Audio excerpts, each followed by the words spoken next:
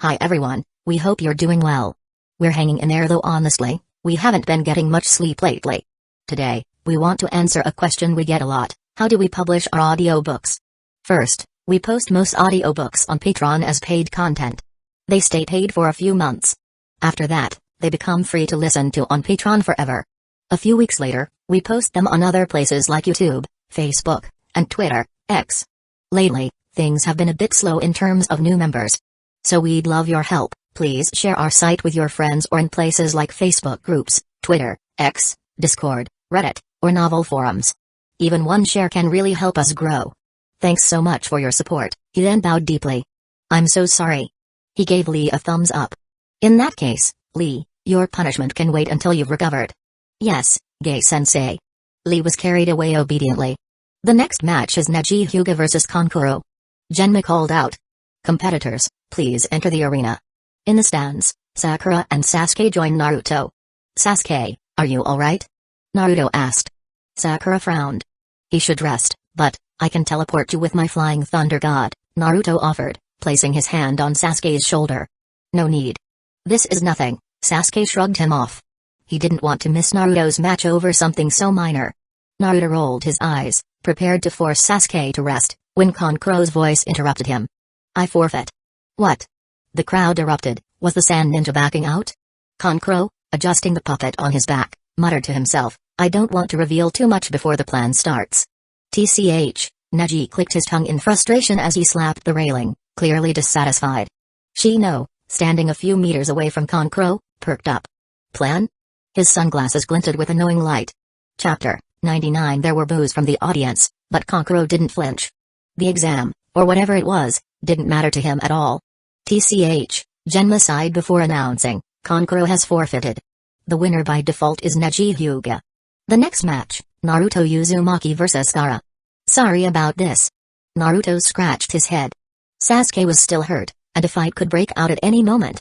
He didn't have time to explain, but he really should have given them a heads up. Sakura, keep an eye on Sasuke. You two stick with Kakashi-sensei. There could be trouble soon. At this point, even Sakura was more battle-ready. Worst case, a fight breaks out, and they'll just get out of there. Naruto gave some quick instructions and left, leaving Sasuke and Sakura looking a bit lost. The crowd quieted down as the match was about to begin. Many had come specifically to see this battle. Even though Naruto, the son of the fourth Hokage, and Gaara, the son of the Kazekage, didn't fully represent their villages, the outcome between them would be enough to influence people's opinions about the two villages' strength. Naruto-kun. In the stands, Hinata clasped her hands together and silently cheered for Naruto. Her face turned red as she suddenly recalled something. Hanabi glanced at her sister, feeling a bit exasperated. Unless Naruto was taken down by that gourd baby, it seemed Hinata's feelings would remain hopeless. Gaara descended the stairs, saying nothing. His killing intent was palpable, and the cruel smile on his face grew wider. He had learned some things about Naruto, the son of the fourth Hokage, strong in his own right. Mother will like his blood, Gaara thought.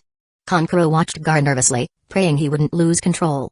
If Kimimaro were here, he would probably mock him, being afraid of his younger brother. You're the most pathetic older brother, he would say. Naruto walked down the opposite stairs slowly, conversing with Kurama as he went. Hey, Big Fox, do you think Shukaku has noticed you? Him? TCH, not a chance, Kurama scoffed. His sensory abilities can't be that bad, right? Naruto asked, surprised that Shukaku couldn't sense Kurama at such a short distance. It's not his sensory skills, our sealing technique is just that advanced, Kurama replied with pride. The Ninetales felt a surge of smugness. Shukaku's half-baked seal was barely holding up, while Naruto's seal was rock solid, fully controlling him. Kurama couldn't help but feel a bit melancholic. Over the years, Naruto's inner world had transformed into lush mountains and grasslands, a testament to how strong their bond had grown. Yet Kurama was conflicted. Should a tail beast feel proud that its seal was so effective? And why did he say our sealing technique, anyway? Naruto, thinking little of it, asked, do you want to say hello to him? Not now. Let him have his fun for a bit. Then I'll give him a nice surprise, Kurama said, recalling the old stories Naruto used to tell him. As they both entered the arena, Gaara's gaze sharpened, and the smile on his face twisted even further. Naruto sighed, thinking, this guy looks cool but might be suffering from chronic insomnia. After this battle, will he turn into the caring guy we see in Shippuden?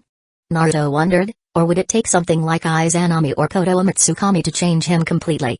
But then again, those techniques don't seem like a part of Gaara's toolkit. Seeing the two combatants take their positions, Genma raised his arm. Begin. As soon as the words left his mouth, the cork on Gaara's gourd shot out, hitting the ground with a thud. Sand began pouring from the gourd, seeping into the ground, preparing to create a desert-like battlefield, Gaara's home turf. Naruto frowned, not about to let this environmental damage slide. He pulled 3 special kunai from his pouch and tossed them. It was his way of saying hello to this eco-terrorist. 1 kunai flew directly toward Gaara, while the other 2 angled toward his flanks. Gaara remained unmoving as the sand automatically rose to block the middle kunai. Naruto couldn't help but compare the feeling to fighting an Elden Ring boss. He grabbed the kunai midair and with his left hand, threw it backwards to set a return point. His right hand formed a Rasengan and thrust it into the sand wall. The sand exploded outward from the impact, some splashing onto Gaara's face. Gaara was surprised by Naruto's speed. Still, he stood firm, crossing his arms while controlling the sand to surge toward Naruto. But Naruto was already on Gaara's left side. One hand threw a kunai into the ground, while his other fist smashed into Gaara's cheek. His sand shield didn't react to the kunai and was too slow to block the punch.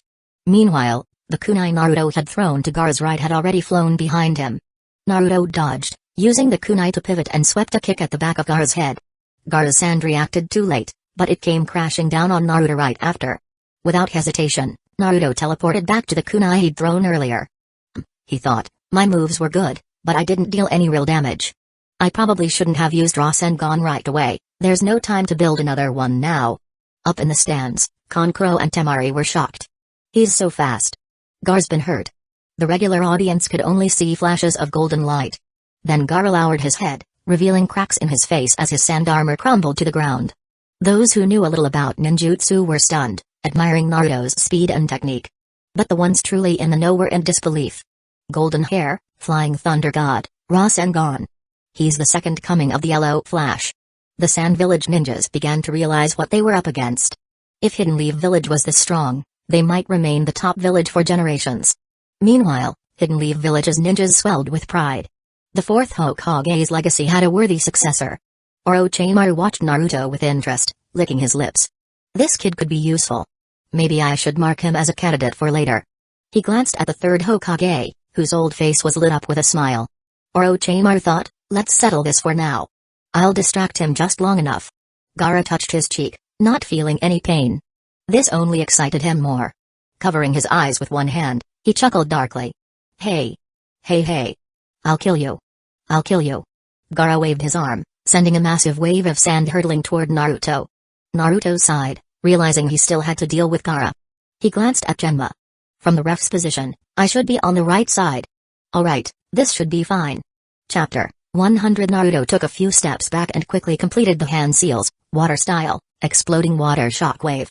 A massive tidal wave, wide enough to cover the entire arena and towering over 10 meters, rose in front of Naruto and crashed into Gaara's sand wave, completely overwhelming it. After all, the water was several times higher than Gaara's sand. It was like an adult bullying a child. Naruto was now planning to learn a first-hand technique from Kisame Hoshigaki, often referred to as the monster of the hidden mist. He started by using the lake's surface to create a battlefield advantage. The scale of Naruto's water style shocked almost everyone present. Kankuro and the others, worried for Gaara, were reminded of the terrified voices of the unlucky Grass Village ninjas back in the Forest of Death. Do you call this thing a water-style jutsu? It wasn't good, the attack signal hadn't been given yet. If Gaara went berserk now, it could ruin everything. Even the Leaf Geinin, who knew Naruto well, was stunned by the size of the waves. They had heard he was skilled in water style, but this was over the top. Had he made a summoning contract with the sea itself? The audience, unaware of the truth, was equally incredulous. They thought the Uchiha Kid's fire style was terrifying, but this was on another level. Especially the senior Geinin from other villages, they felt embarrassed. Were Hidden Leaf Village's Geinin standards this high now? Should they all go back to the academy? The enormous wave finally crashed down, and Gaara's sand had no effect beyond muddying the water. After the turbulent waters calmed, the arena had transformed into a lake, and Gaara had disappeared beneath the surface. Genma, the referee, had already retreated to the wall. The senbon in his mouth twitched as he muttered to himself, is Naruto attacking the referee? Damn, I should penalize him. Minato and the 3rd Hokage looked at the terrified audience in the front row from the high platform. They were relieved that the seats were elevated from the arena. Naruto's gone too far. What powerful chakra! It's as expected, considering who his mother is, said the Kazekage, admiring the red-haired figure in the distance. Meanwhile, Kushina was laughing and slapping Kakashi on the back. That's it. Great job, Naruto. That's how you use ninjutsu, hit him hard. Kakashi winced in pain from her enthusiastic backslap, his masked face betraying his helplessness. He thought to himself, ninjutsu really shouldn't be used like this. Asuma's cigarette had fallen from his mouth, his thoughts mirroring Kakashi's. Meanwhile, Gay, who had just returned after seeing Lee off, was deep in thought. Suddenly, he clapped his hands together in realization. So that's it. He's the fourth Hokage's son. Kakashi rolled his eyes at his best friend. You've met him so many times, Gay. In the arena, Naruto opened his mini-map through sensory ninjutsu and realized Gaara hadn't moved. He was still at the bottom of the water. Looking up, Naruto noticed a knife floating in the air, staring right at him. It was Gaara's Sand Eye, a scouting ninjutsu that transmitted visual information directly to his brain. Though the sight was unnerving, Naruto's first thought was how badly he wanted to learn that trick. Naruto resisted the urge to use the transformation jutsu to mess with Gaara and lift his spirits. It would be too risky with so many people around, and he might get himself killed if they found out. In the end, Naruto sent a shadow clone to investigate. As for why he didn't use water, well, he was used to it. Fortunately, he had dispatched the more mischievous clones as scouts. The kunai thrown earlier had already been washed away by the water, leaving the clone to dive down. 10 seconds later, the clone's memory returned. There was a sphere at the bottom, like an eggshell. When the clone tried to break it open, spikes shot out and destroyed him. Is this thing waterproof? Naruto wondered. He regretted not knowing techniques like Kisame's water shark bombs or the 5 feeding shark for underwater combat. There was still time to learn that jutsu. He could always drag Sasuke along to track down Kisame later. Before Naruto could decide on his next move, a splash broke the surface of the water. Gaara emerged, half his face covered in sand, transforming into the one tail. His eyes were like copper coins, and one of his arms had turned into a massive sand appendage. Naruto stared curiously. Is this the first stage of his transformation? Why doesn't the sand arm absorb water? Gaara's voice came out cold and sinister. You're strong. You're worth killing. And when I kill you, I'll finally feel alive. With that, Gaara's sand arm lunged at Naruto. Though the audience didn't fully understand the situation, they felt something big was about to go down. They focused intensely on the fight. But Naruto was struggling to stay awake. His eyelids drooped, and soon, one by one, the audience members began falling asleep under Gaara's Genjutsu. The elite ninja snapped out of it quickly, like Neji and Hayashi, who shielded Hinata and Hanabi, using their Byakugan to survey the area. And Buu, led by Itachi, sprang into action, engaging the sound and sand ninja who had suddenly appeared to attack. Gay and Asuma also joined the fray, while Kakashi protected Sasuke and Sakura, blocking enemy attacks one by one. Sasuke and Sakura stared at the chaos, unable to process what was happening. Was this the change Naruto had warned them about? A sound ninja snuck past Kakashi, rushing towards Sasuke and Sakura. He thought to himself, a weak, injured girl? One hit should be enough. Before he could finish the thought, he was embedded in the ground. Sakura rubbed her wrist. Don't underestimate me. Inner Sakura, Shanaro. Finally, it's my turn to protect Sasuke. Kushina rushed over to Minato, relaying news from the village's east, west, and north gates, brought to her by Naruto's shadow clones. Large serpent-like summoning beasts have appeared in all 3 directions, along with dozens of sand ninjas attacking the village. There was no news from the south yet, but Naruto knew Izumo and Kotetsu were on guard duty there today. Minato stood up abruptly, but before he could speak, the third Hokage, unaware of the unfolding plot, turned in shock toward the Kazekage. Kazekage. You. Now. Seizing the moment of distraction, the Kazekage grabbed the third Hokage and leapt to the roof. 4 of his 5 guards reverted to their true forms, the Sound 4, and erected the 4 Violet Flames formation. The last one followed closely behind. The plan to destroy Hidden Leaf Village had officially begun. Chapter 101 Naruto dodged Gaara's attack and instantly used the Flying Thunder God Jutsu to teleport near Kushina and Minato, assisting his family with the marked kunai. Such a quick response was second nature to him. Dad. Naruto called out without hesitation. Shadow Guard, assist the Anbu in clearing out the enemies in the arena. Minato commanded. Yes. The shinobi behind Minato dispersed swiftly. Naruto, follow the plan. First, evacuate all the spectators, Minato instructed rapidly. Your mother and I will handle the enemy. You're responsible for luring Gaara out of the village. Although we can handle him, it's too dangerous if Shukaku goes on a rampage inside the village. Naruto nodded confidently and patted his chest. No problem. I have a plan to deal with the giant snakes outside the village. You and Mom should focus on protecting the third Hokage. Don't worry, leave it to me, Minato affirmed resolutely.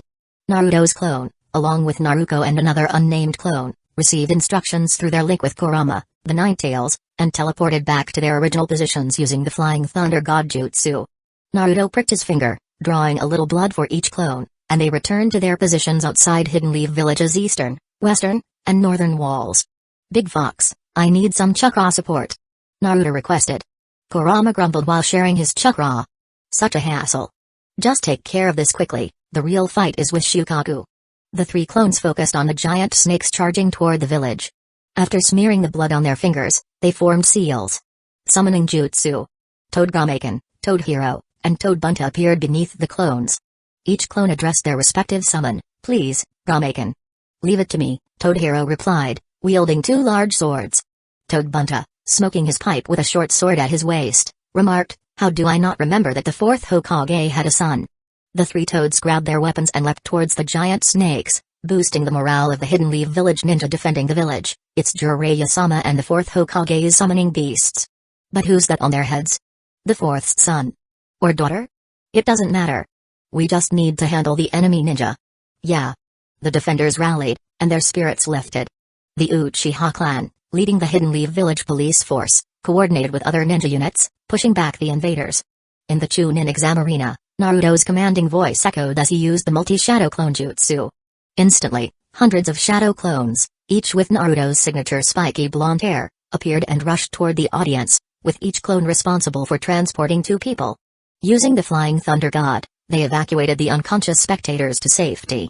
The Uzumaki Logistics Company, known for its efficiency, is now transporting people instead of goods. Perhaps it should be called a passenger transportation company instead. Ahem. One clone, acting on a request from Hiashi Hyuga, transported Hinata, Hanabi, and Hisashi back to the Hyuga compound, earning the clone the unofficial title of personal chauffeur. As the head of the Hyuga clan, Hiashi stayed in the arena to fight, while Hisashi gathered others from their clan to defend the village. The Hyuga clan was deeply grateful to the fourth Hokage for his support. Another clone took Sasuke and Sakura to the hospital and returned with Tsunade and Jiraiya. Neji, however, declined Naruto's offer to evacuate him. My opponent is still here, he said seriously. Still holding a grudge over Kankuro avoiding their previous fight, Neji was determined to settle the score now that they were enemies. Gaara, meanwhile, was losing control, struggling against Shukaku's influence. Naruto glanced at Temari and Kankuro, who were trying to take Gaara away. If that's the case, I'll leave his teammates to you and focus on Gaara, Naruto said. He kicked Shikamaru, who was pretending to be under a Genjutsu, waking him up. Don't slack off now. Ask Shino to help. Shikamaru sighed, dusting himself off. How troublesome.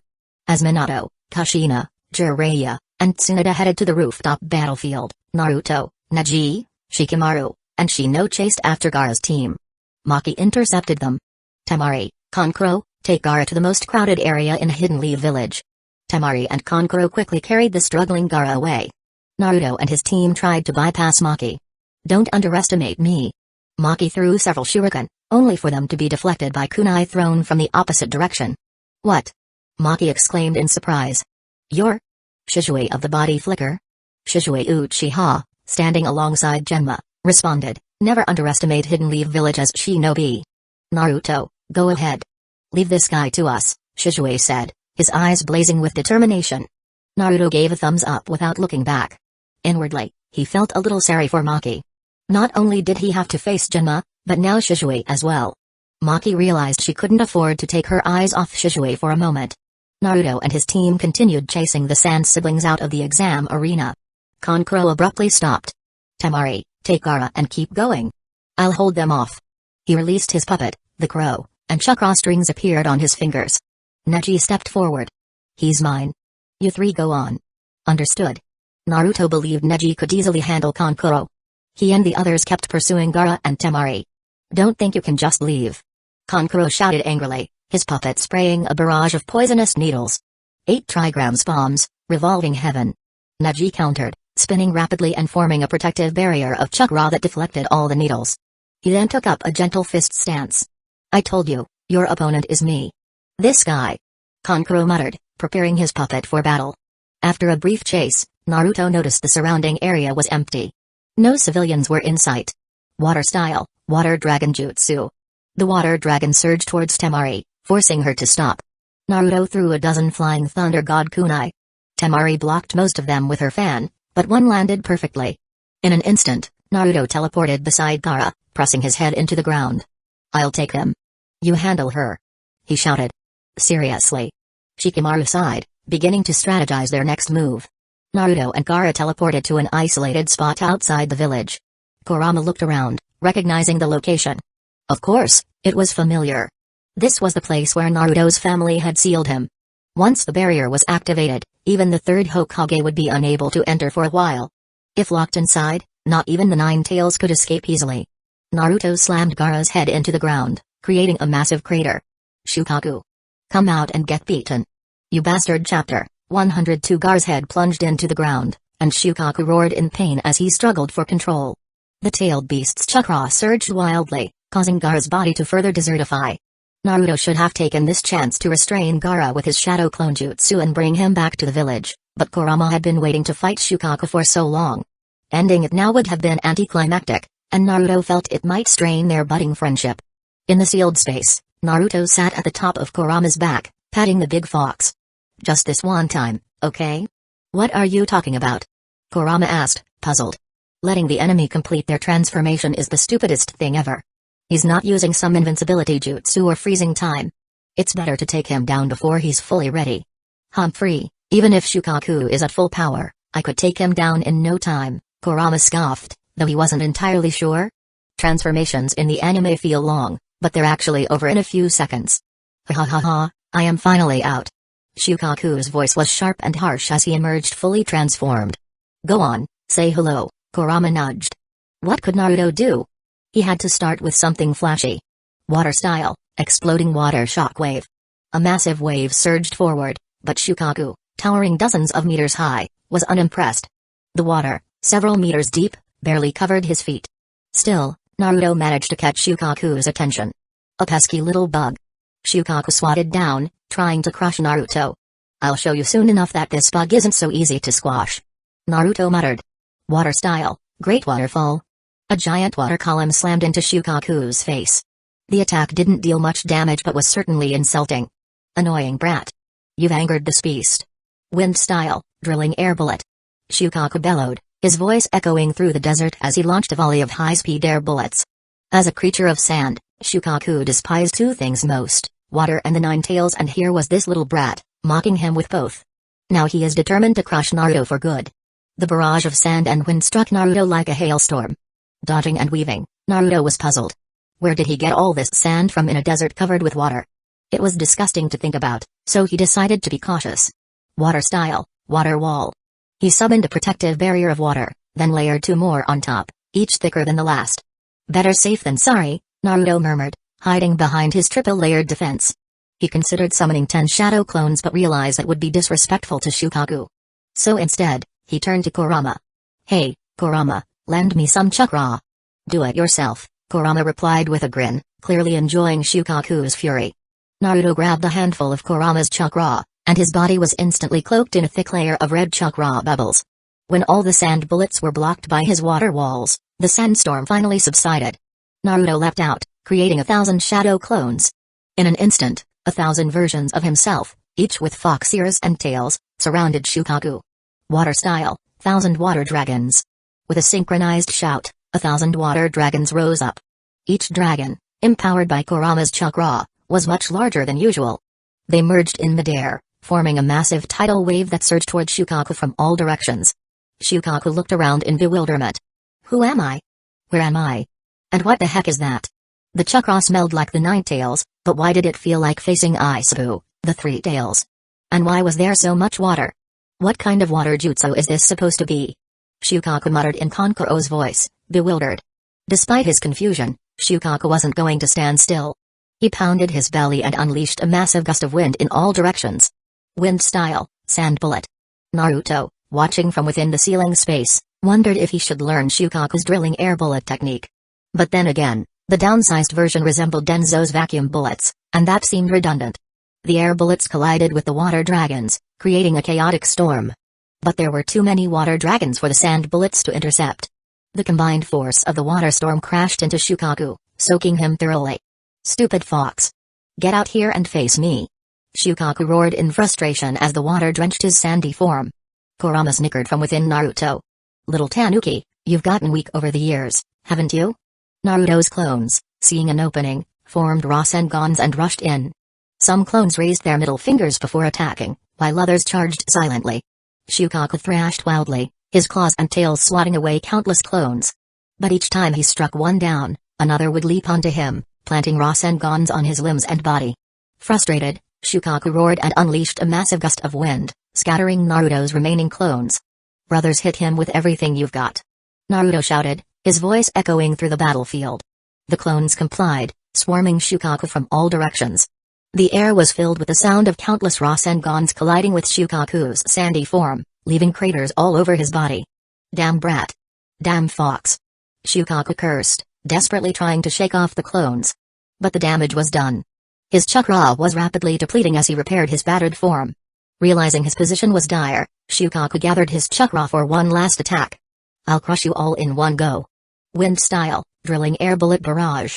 Naruto watched as the giant raccoon gathered chakra in his mouth, forming a massive purple-black sphere. Kurama, still in control of Naruto's body, wasn't fazed. He grinned and burst out more tails, the chakra cloak thickening as it reached 5 tails. "Let's see who's got the better ball." Kurama roared, gathering his chakra for a tail beast bomb. The two attacks collided midair, creating a massive explosion that rocked the entire area. The shockwave flattened trees and sent water spraying everywhere. For a moment, the entire battlefield was engulfed in a blinding flash of light and a deafening roar. When the dust settled, both Naruto and Shukaku stood panting, the ground around them scorched and cratered. Shukaku had lost a layer of sandy skin and looked worse for wear, while Naruto, now in his six-tailed form, was still raring to go. "Had enough, Tanuki?" Kurama taunted, his voice dripping with mockery. Shukaku roared in defiance, but before he could launch another attack, he faltered. Gaara, buried deep within, was losing consciousness, his control over Shukaku slipping. "Stupid fox!" Shukaku growled, his voice fading as his massive form began to crumble. He shrank rapidly, revealing Gaara, unconscious and severely drained, lying in the sand. "Well, that was anticlimactic," Kurama muttered, retracting his chakra. "All that power and you still went down like a chump." Naruto, back in control, grimaced as the pain hit him. His body was scorched and battered from the intense chakra, but he managed to grin. 4 to 8 tails. "Never again," he muttered, his voice strained. Kurama huffed, clearly annoyed. "You're too weak. Can't even handle full power for long. How am I supposed to have fun?" "It's not all my fault," Naruto retorted. "We just need more practice." He limped over to Gaara, summoning chains of chakra to bind him securely. He wasn't taking any chances. After sealing Gaara's chakra, Naruto heaved a sigh of relief. "You'll be fine, Gaara. You just need some rest." He glanced around, making sure there were no threats left, then began the long walk back to the village, carrying Gaara on his back. The battle wasn't over yet, but this skirmish had been a good warm-up. With Shukaku subdued, Naruto was ready to face whatever came next. He just hoped that others were holding their own. There were still battles raging all over the village, and he needed to be there. Chapter 103. Inside the examination room laid a group of defeated shinobi, unable to continue fighting. Among them were Hidden Lee village ninjas and shinobi from the other village. The stark difference was that all the Hidden Lee village ninjas had Katsu, the slug summon, resting on their backs, continuously healing their injuries. This gave them the advantage of rejoining the battle, a testament to having an exceptional medical ninja on their side. Meanwhile, dozens of shinobi continued to clash in the arena. With most of the spectators evacuated due to Naruto's actions, the stands were now nearly empty, a situation the village could hardly explain. The most eye-catching battle was between Baki and Genma, with Shizue supporting from the shadows. It was only a matter of time before Baki would be overwhelmed. Itachi, an Anbu captain, demonstrated his prowess as well. He refrained from using extravagant fire-style jutsu like Sasuke. Instead, he skillfully utilized each jutsu and shuriken with precision, perfectly synchronized with his Sharingan. He combined intelligence and finesse, making even the smallest jutsu effective. Furthermore, when his opponent wasn't Sasuke, Itachi's hand signs were so fast they were almost imperceptible. He truly lived up to his reputation of hitting 7 targets in an instant. On another front, Gai and Kakashi teamed up. One is a taijutsu master, the other an all-rounder adept in both offense and defense. Years of rivalry and camaraderie have made their coordination seamless. In this intense fight, Kakashi might have had fleeting thoughts of Kurenai. Overall, Hidden Leaf Village had the upper hand, and there was little concern about the ongoing skirmish in the arena. Naruto couldn't comprehend the scene unfolding inside the barrier atop the roof. The two sides' lineups were as follows: our side, 3rd Hokage, Hiruzen Sarutobi, 4th Hokage, Minato Namikaze Kushina Uzumaki, the Ninetales Jinchuriki Jiraiya, the Toad Sage Tsunade Senshu, the Slug Princess. This formidable team had attackers, defenders, assassins, and even healers. Their lineup was so balanced that even if Madara Uchiha were resurrected, he would think twice before challenging them. Opposition: 1st Hokage, Hashirama Senju, 2nd Hokage, Tobirama Senju Raza, the 4th Kazekage Orochimaru, the Snake Sannin, and Sai, incapacitated on the ground with 3 of them revived through Edo Tensei. The lineup seemed absurd. It was like a team of 4 elite shinobi carrying a rookie. Naruto hadn't left a shadow clone behind, so he was clueless about what transpired while he was away. Fortunately, Kurama, the Ninetales, had witnessed everything and narrated the events to him. Despite Kurama's grumbling towards the resurrected Hashirama, Naruto managed to pacify him with his trademark line, "The past is the past, Kurama. Everyone's dead and gone." Kurama then began recounting what had happened after Naruto's departure. Orochimaru had kidnapped the 3rd Hokage and escaped to the roof, ordering the Sound Four to erect the 4 Violet Flames formation, with Sai trailing behind. Confident in his victory, Orochimaru shed his disguise as the Kazekage, reverting to his original form. In the shocked gaze of the 3rd Hokage, Orochimaru shared a twisted reunion between teacher and student, showcasing his pride, the reanimation jutsu. Orochimaru was now using a female body, embodying the sinister Snake Sage. When Orochimaru moved to kill Hiruzen with a sadistic smile, Minato and Kushina burst onto the scene. Orochimaru, caught off guard, saw Minato deflect his kunai and save Hiruzen while Kushina landed a powerful punch on him, sending him sprawling. Naruto fondly thought of naming this combo the scrambled egg set with tomato, if only it weren't his mother in action. Minato's naming sense has affected him. After regaining his composure, Orochimaru shed his damaged body, emerging anew, and wiped his face with his tongue. The Flying Thunder God Jutsu? Impressive, Minato. You did manage to enter the barrier. But the jutsu requires a mark, doesn't it? Minato held his kunai calmly. You know well, Orochimaru. That's true. Suspiciously glancing at Sai, Orochimaru wondered if Danzo had leaked his plans. But I chose this location on the info. There shouldn't be any marks here. The only possibility is that you marked the old man himself. Hiruzen looked puzzled.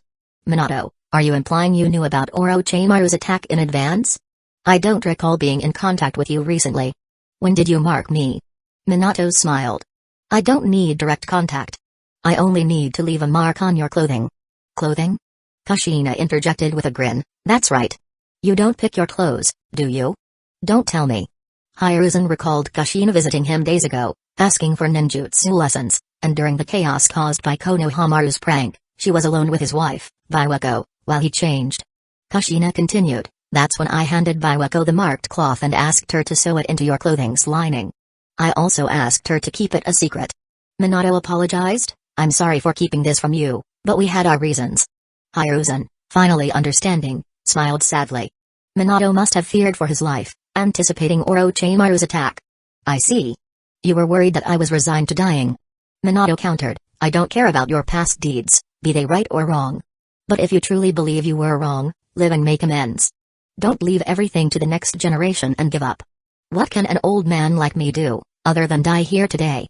Hiruzen lamented. You're a master of ninjutsu. Your knowledge is invaluable. If you could train more exceptional shinobi like Jiraiya-sensei, it would be a tremendous service. If that's the case, then I'll fight for Hidden Leaf Village for the rest of my life. But let's hope there aren't too many more like Jiraiya. Determined, Hiruzen turned to Orochimaru. Orochimaru, I won't let you continue down this path.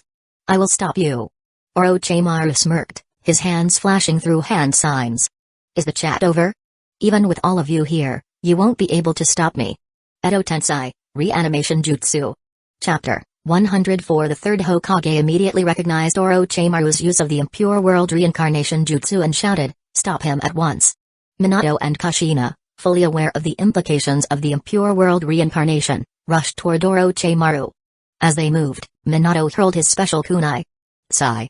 Orochimaru commanded, knowing that even if Sai could only buy him a second, he is still a useful tool sent by Danzō.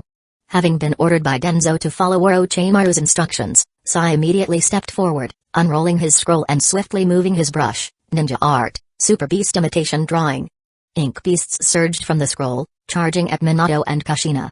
However, Kushina, cloaked in red chakra, stepped forward and unleashed a flurry of attacks. Under her strikes, the ink beasts shattered into pools of ink. After losing his ink clone, Sai was knocked back, unconscious, as he hit the ground. But the brief distraction had worked. Minato's flying thunder god kunai was now embedded in the coffin of the fourth Kazekage. The coffin lid creaked open, and Hashirama, Tobirama, and Raza stepped out. "What's happening?" Raza asked, looking confused, his last memory being of Orochimaru assassinating him. "Is that you, Saru?" Hashirama exclaimed with surprise, recognizing the third Hokage. "I never expected you to live long enough to look like that. Lord First, Lord Second."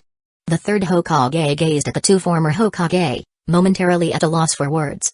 "It seems many years have passed. How is Hidden Leaf Village? Is everything alright?" Hashirama asked, glancing at Minato and Kushina's forehead protectors. "Ah, you must be from Hidden Leaf Village. That red hair and nine-tails chakra, are you from Mido's clan?" Though the timing wasn't ideal, Minato politely introduced himself, "Lord First, Lord Second, I am the fourth Hokage. This is my wife, Kushina, from the Uzumaki clan." "The fourth Hokage? You're quite young and accomplished," Hashirama exclaimed. "I never imagined the Hokage title would be passed down to a fourth generation. Back when Madara and I founded Hidden Leaf Village, enough, brother. Pay attention to the situation." Tobirama interrupted, cutting off his brother's rumbling. "Huh?" Hashirama blinked, looking confused. "What is going on?"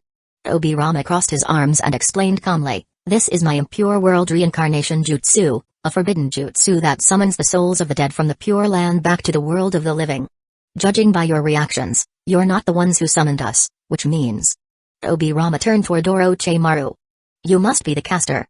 It seems we've been brought here to fight Hidden Leaf Village." Such calm reasoning, truly the second Hokage, the creator of countless jutsu. Orochimaru praised. Few shinobi in the world could earn his admiration, but Tobirama was undoubtedly one of them. "I told you not to dabble in these forbidden techniques," Hashirama scolded his brother. "And now, even after death, you're causing trouble for the younger generation." "Quiet, brother. It's only because you died too early," Tobirama retorted, scolding his unreliable sibling. "You had to fight Madara one-on-one, also drag me and sister-in-law along. Couldn't we have just defeated him together? In the end, both sides suffered, and I was left to clean up your mess."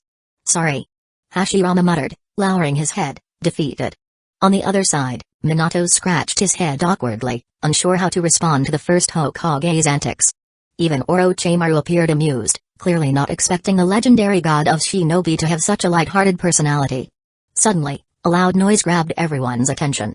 Tsunade, standing outside the barrier, her forehead veins bulging in anger, slammed her fist into the roof, shaking the entire building. She roared, "Orochimaru, you bastard! How dare you desecrate the dead!" "Minato!" Jiraiya called out, seeing Tsunade's rage nearing a breaking point. "Understood," Minato replied, using the Flying Thunder God to appear outside the barrier and pull both Tsunade and Jiraiya inside. "Oh? The Flying Thunder God jutsu?" Tobirama said with a hint of pride. "You seem to have mastered it better than I did." Upon seeing Tsunade, Hashirama brightened up. "Ah, Tsunade. You've gotten so old. With that temper of yours, I imagine it's been difficult finding a boyfriend, right? And you're still..." "Shut up." Tsunade snapped, her face flushing with anger. "Stay in the Pure Land and stop bothering the living." "Sorry." Hashirama quickly apologized again, his earlier majesty completely gone. "Let's end this," Orochimaru said, driving kunai with talismans into the bodies of Hashirama, Tobirama, and Raza. The three began losing their consciousness, their expressions dulling. With their last words, "Hashirama, please stop us, Saru and fourth Hokage. Tobirama, forgive us for the trouble, but I trust you can handle it. Raza, damn it, Orochimaru." Raza was the unluckiest. Just as he understood the situation, he lost control again. His only thought was, why did Hidden Leaf Village's civil strife have to involve me and my village? Curse you, Orochimaru. Why did I ever trust you? Orochimaru, now fully in control, smiled wickedly. Tsunade, if you assist me, I can show you others who have passed away. Tsunade froze, immediately thinking of two people. Enough, Orochimaru, don't make this worse. Jiraiya pleaded, though he knew it was futile. Orochimaru ignored him, continuing, Tsunade, don't you want to see him? Or your brother, Nawaki? Tsunade hesitated, her voice softening. Yes, I do want to see them, even if just for a moment. Tsunade, Jiraiya called gently, his voice full of concern. But not like this, Tsunade declared firmly. This village holds their dreams and the people I care about. Her tone hardened. I will never forgive you for desecrating the village and the dead. With those words, Tsunade remembered Dankato and Nawaki's smiling faces, along with the dreams they had fought for. She then glanced at the blonde boy outside the barrier. Heavenly foot of pain. Boom. The roof exploded, leaving a massive hole as tiles and wood rained down. Orochimaru leapt back, narrowly avoiding the blow, as he commanded the three reanimated Hokage to retreat. Sai, still unconscious from Kushina's earlier attack, remained motionless in the corner. Meanwhile, Hashirama clasped his hands together, preparing his next move, wood-style, deep forest emergence.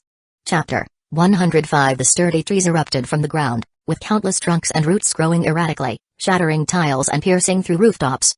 The vegetation not only covered the massive hole that Tsunade had created but also quickly spread around, intertwining and engulfing Hidden Leaf Village. Despite the grave situation, Naruto couldn't help but feel a bit bemused. These roots looked almost like tentacles, conjuring up some less than heroic imagery. Minato, with his exceptional reflexes and speed, swiftly evaded the attack and charged forward. Tsunade and Kushina dodged as best they could. When evasion wasn't an option, they simply smashed through the obstacles in their path with brute force. Jiraiya, meanwhile, used a variety of jutsu, such as the Rasengan and Fire Style, Great Fireball Jutsu, to push forward. The situation was most challenging for Hiruzen Sarutobi, the third Hokage. At over 70 years old, his physical condition had drastically declined. Despite his vast experience and theoretical knowledge, he hadn't engaged in active combat for a decade, leaving him rusty. Fortunately, Konohamaru's daily pranks had kept him somewhat active. But even so, after a few skirmishes, the third Hokage was ensnared by the tree roots. Tobirama Senju seized the opportunity and lunged at him.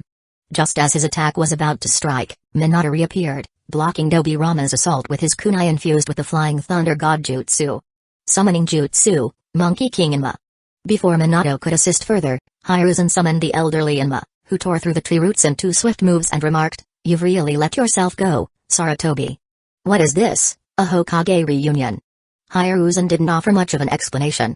His only thought was to stop Orochimaru. Enough chatter, Inma. Transform into the adamantine staff. Understanding the urgency, Inma transformed into a long staff with a black center and golden ends, flying straight into Hiruzen's grasp. Outside the barrier, Naruto watched as the condensed version of Shinrage Senjutsu descended, feeling relieved that Hashirama's chakra reserves were not fully unleashed. He mused that the knowledge and interference he had brought might have prevented Orochimaru from perfecting the Edo Tensei, impure world reincarnation. After all, if Orochimaru had managed to perfect the technique, both the first and second Hokage might have broken free of his control, which would have likely put Orochimaru in an even worse position. For now, the battlefield didn't seem too overwhelming. Naruto wondered how Aunt Snake, Orochimaru, would plan to escape and if they could prolong her stay with some good hospitality from Hidden Leaf Village. Back on the battlefield, the stalemate didn't last long. Tobirama quickly completed his hand seals, water style, water colliding wave. A massive water surge rose around him, forming a tidal wave aimed directly at Hiruzen. Kushina stepped up, forming the same seals. "I know this one too," she declared, launching her water style, water colliding wave to counter Tobirama's. The two waves collided, and though Kushina's was launched later, its intensity overpowered Tobirama's. The clash ended with a diminished wave flowing harmlessly through the gaps in the trees, into the hole Tsunade had created earlier. If Tobirama's consciousness hadn't been suppressed, he might have protested. And poor Raza, the fourth Kazekage, wasn't faring any better. Without prior preparation for gold dust, he found himself in a difficult position, as the forestation added to his woes. Raza initially considered mining gold from beneath the large hole, but Tobirama's water flood ruined that plan. His efforts had only gathered enough gold dust to fill Gar's gourd, leaving him feeling targeted by all of Hidden Leaf Village. Yet, as an Edo Tensei with no emotions, he could only silently continue panning for gold, preparing for the battle. Orochimaru, however, wasn't idle. He opened his mouth, summoning a snake, which then revealed the legendary Kusanagi sword. This sword was no ordinary blade, its sharpness could even make Inma, in his adamantine staff form, wary. Moreover, it could be remotely controlled, reacting to even the slightest finger movement. Orochimaru charged into the woods, disappearing before making a sudden beeline toward the third Hokage. Naruto sensed a strange chakra presence beside Orochimaru as he hid in the woods. Kushina, too, sensed it, alerting everyone to be cautious of the forest. While Jiraiya scouted for Raza, Tsunade was busy clashing with her grandfather, Hashirama. During the water clash between Tobirama and Kushina, Minato used the Flying Thunder God Jutsu to appear beside Tobirama, slamming a Rasengan into his chest. For an imperfect Eto Tensei body, Tobirama's durability was nowhere near his original form. The attack disrupted Tobirama's jutsu, sending him flying, but his chest wound quickly began to regenerate. Orochimaru sneered, "These Eto Tensei are practically immortal. No matter the injury, they'll recover, and even if you kill me, the caster, the jutsu won't end. So, what will you do?" Hiruzen swung the staff with resolve. "Orochimaru, it's my responsibility to let you stray this far. Today, I'll correct that mistake. Acting tough at your age? You'd be better off letting me finish you off." Orochimaru dodged Hiruzen's strike, countering with his sword. Minato, observing Tobirama's rapid recovery, decided, "We can't kill him directly. We have to seal him."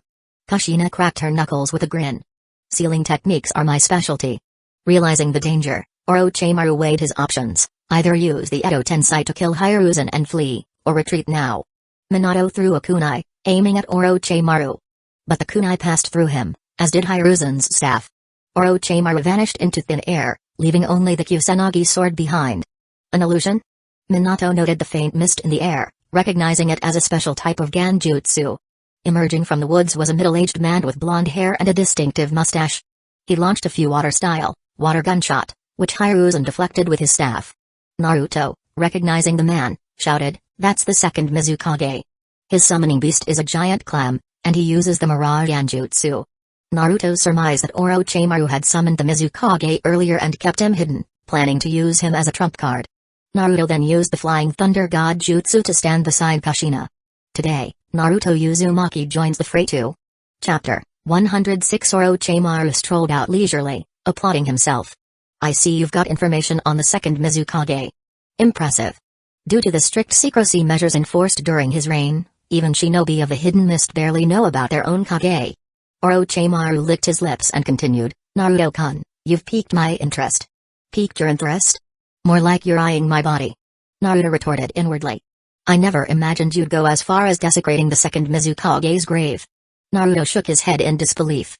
He knew Orochimaru's subordinates weren't as adept as Kabuto at espionage, let alone grave robbing. "I can't believe you managed to find the grave, let alone perform the impure world reincarnation. You're aware of the conditions for the impure world reincarnation?" Orochimaru's eyes widened. "That's not something a mere genin should know. I know a lot of things, including how to achieve immortality. Want to catch me and find out more?" Naruto baited, hoping to buy some time. "Fascinating, but Orochimaru's words were abruptly cut off. "Found you." Minato's eyes glowed with orange Sage Mode markings as he raised his hand. "Sage Art, Super Light Wheel Rasen Shuriken." The Rasen Shuriken, enhanced with Sage Chakra, tore through the illusions of Orochimaru and the second Mizukage, slicing through trees and exploding in midair. The air was filled with countless tiny wind blades. The giant clam, which had been hiding invisibly, finally revealed itself as the Rasen Shuriken shattered its shell, causing it to disperse into smoke. Simultaneously, the illusions of Orochimaru and the second Mizukage vanished. A large eye appeared on the Monkey King Inma's staff as the third Hokage looked puzzled. "What kind of arrow was that?" Naruto walked over and curiously poked the staff. "It's called the Super Light Wheel Rasen Shuriken." Inma's eyes widened. "You even remembered the name?" "Of course. I think Dad chose a pretty cool name this time," Naruto grinned. The third Hokage chuckled. "Like father, like son." Boom. Boom. Explosions echoed in the distance as Jiraiya fought Raza within the barrier. Since the battleground was confined, Raza couldn't summon his massive gold dust waves as he did against Gaara in the desert. Instead, he resorted to precise attacks and defenses with limited gold dust. From another direction, Tsunade's roars and the sound of wood splintering indicated a fierce battle with Hashirama.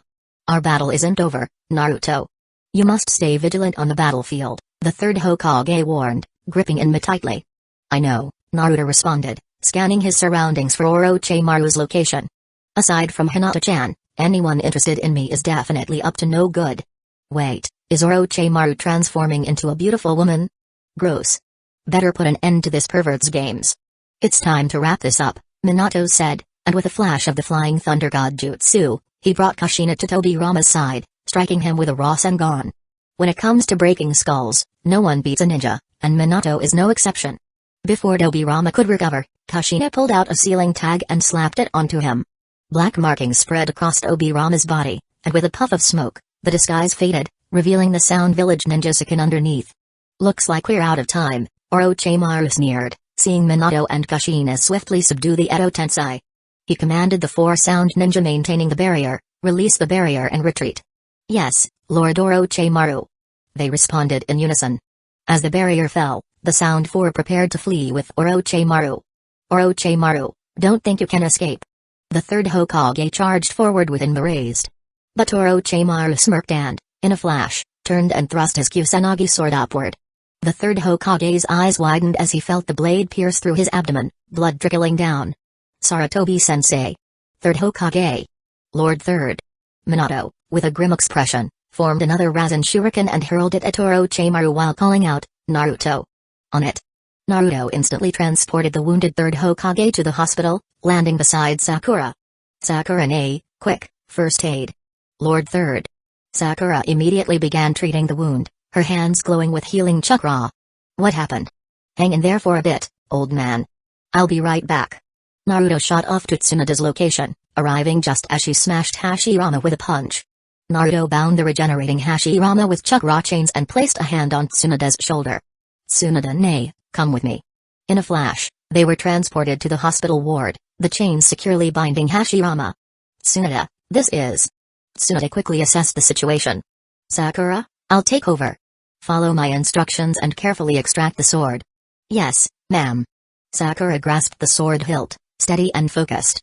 Naruto watched anxiously as they carefully removed the blade. The bleeding stopped, and Sandai's condition stabilized. How is he? He'll live, but he needs rest. He's not as young as he used to be. Tsunada wiped her brow and muttered, seriously, why is he still fighting on the front lines? Relieved, Naruto turned to deal with Hashirama, who was still regenerating. Drawing intricate sealing marks over Hashirama's body, Naruto completed the seal, turning the body to dust and revealing the Sound Ninja Teyuya. Isn't this one of the Sound 4? What's going on? Sakura was still puzzled. I'll explain later. For now, take care of the 3rd. Tsunada, let's go. Orochimaru won't get away with this. Returning to the battlefield, they found the Sound 4 unconscious, Raza already sealed, with the sacrificial body being Jirobo.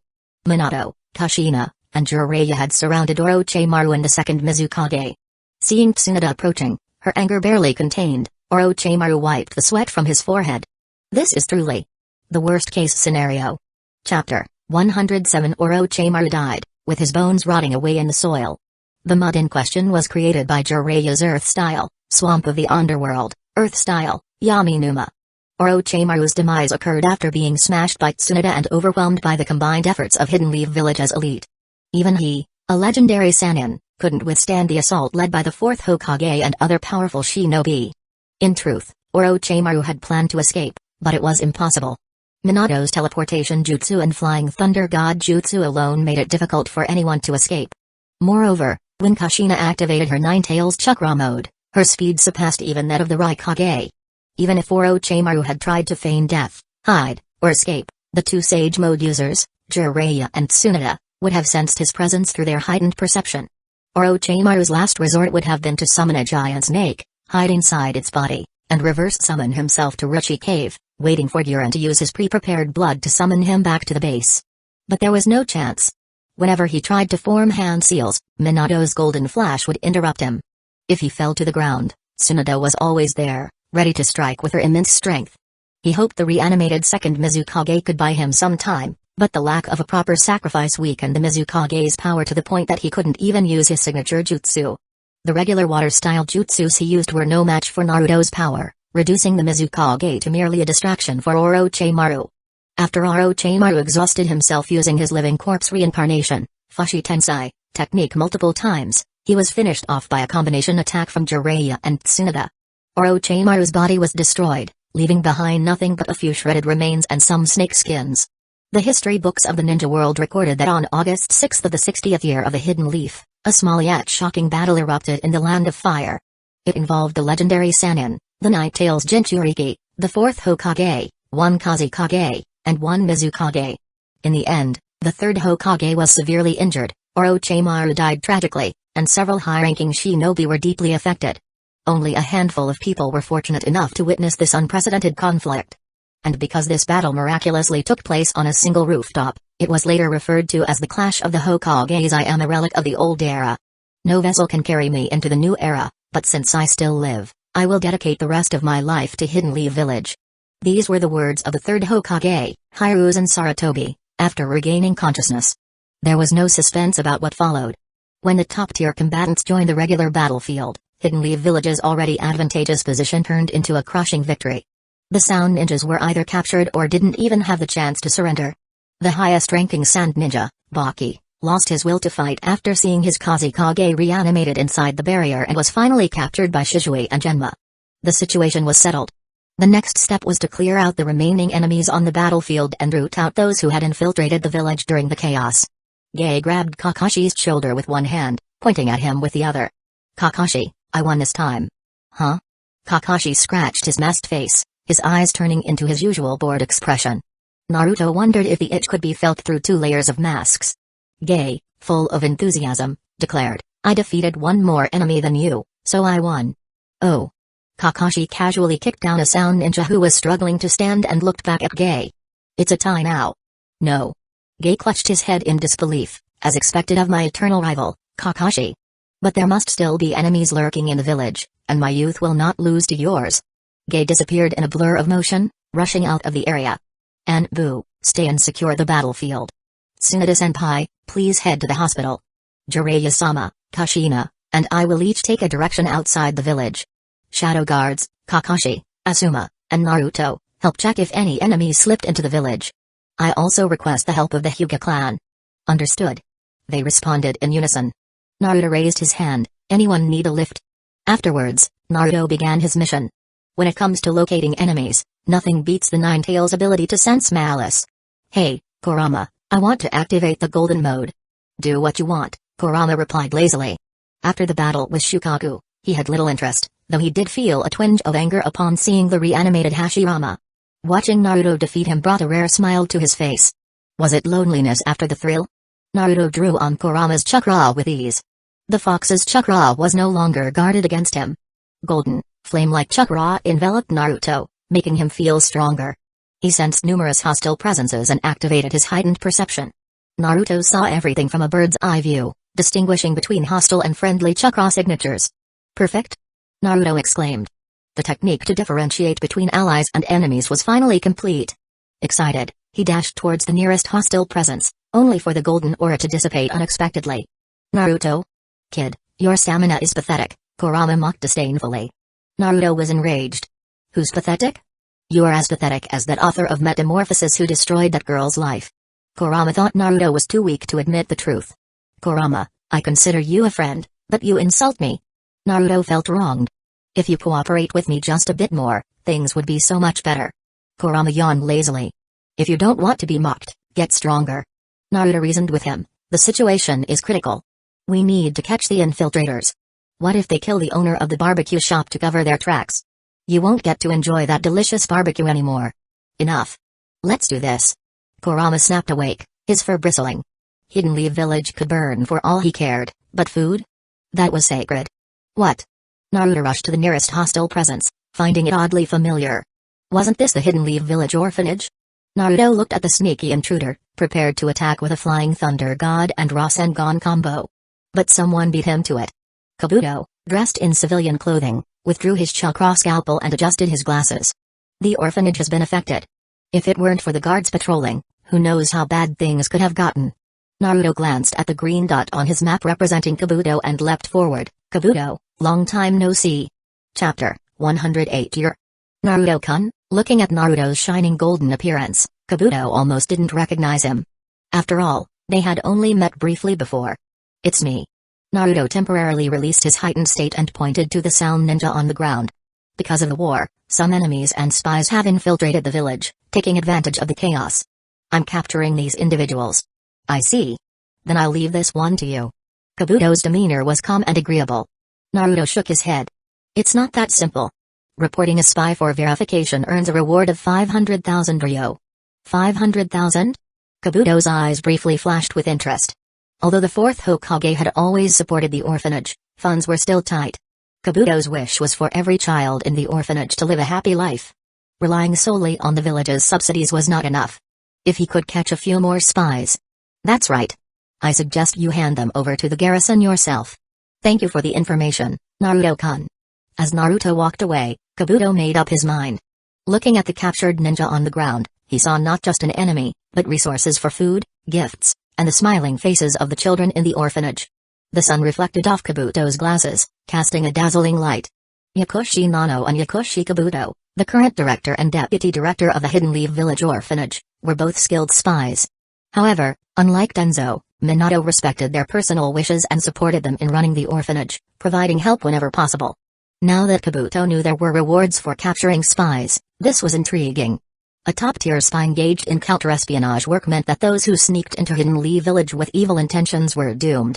On the battlefield outside the village, 3 giant serpents were being overpowered by 3 massive toads. Eventually, they were defeated and vanished in a puff of smoke.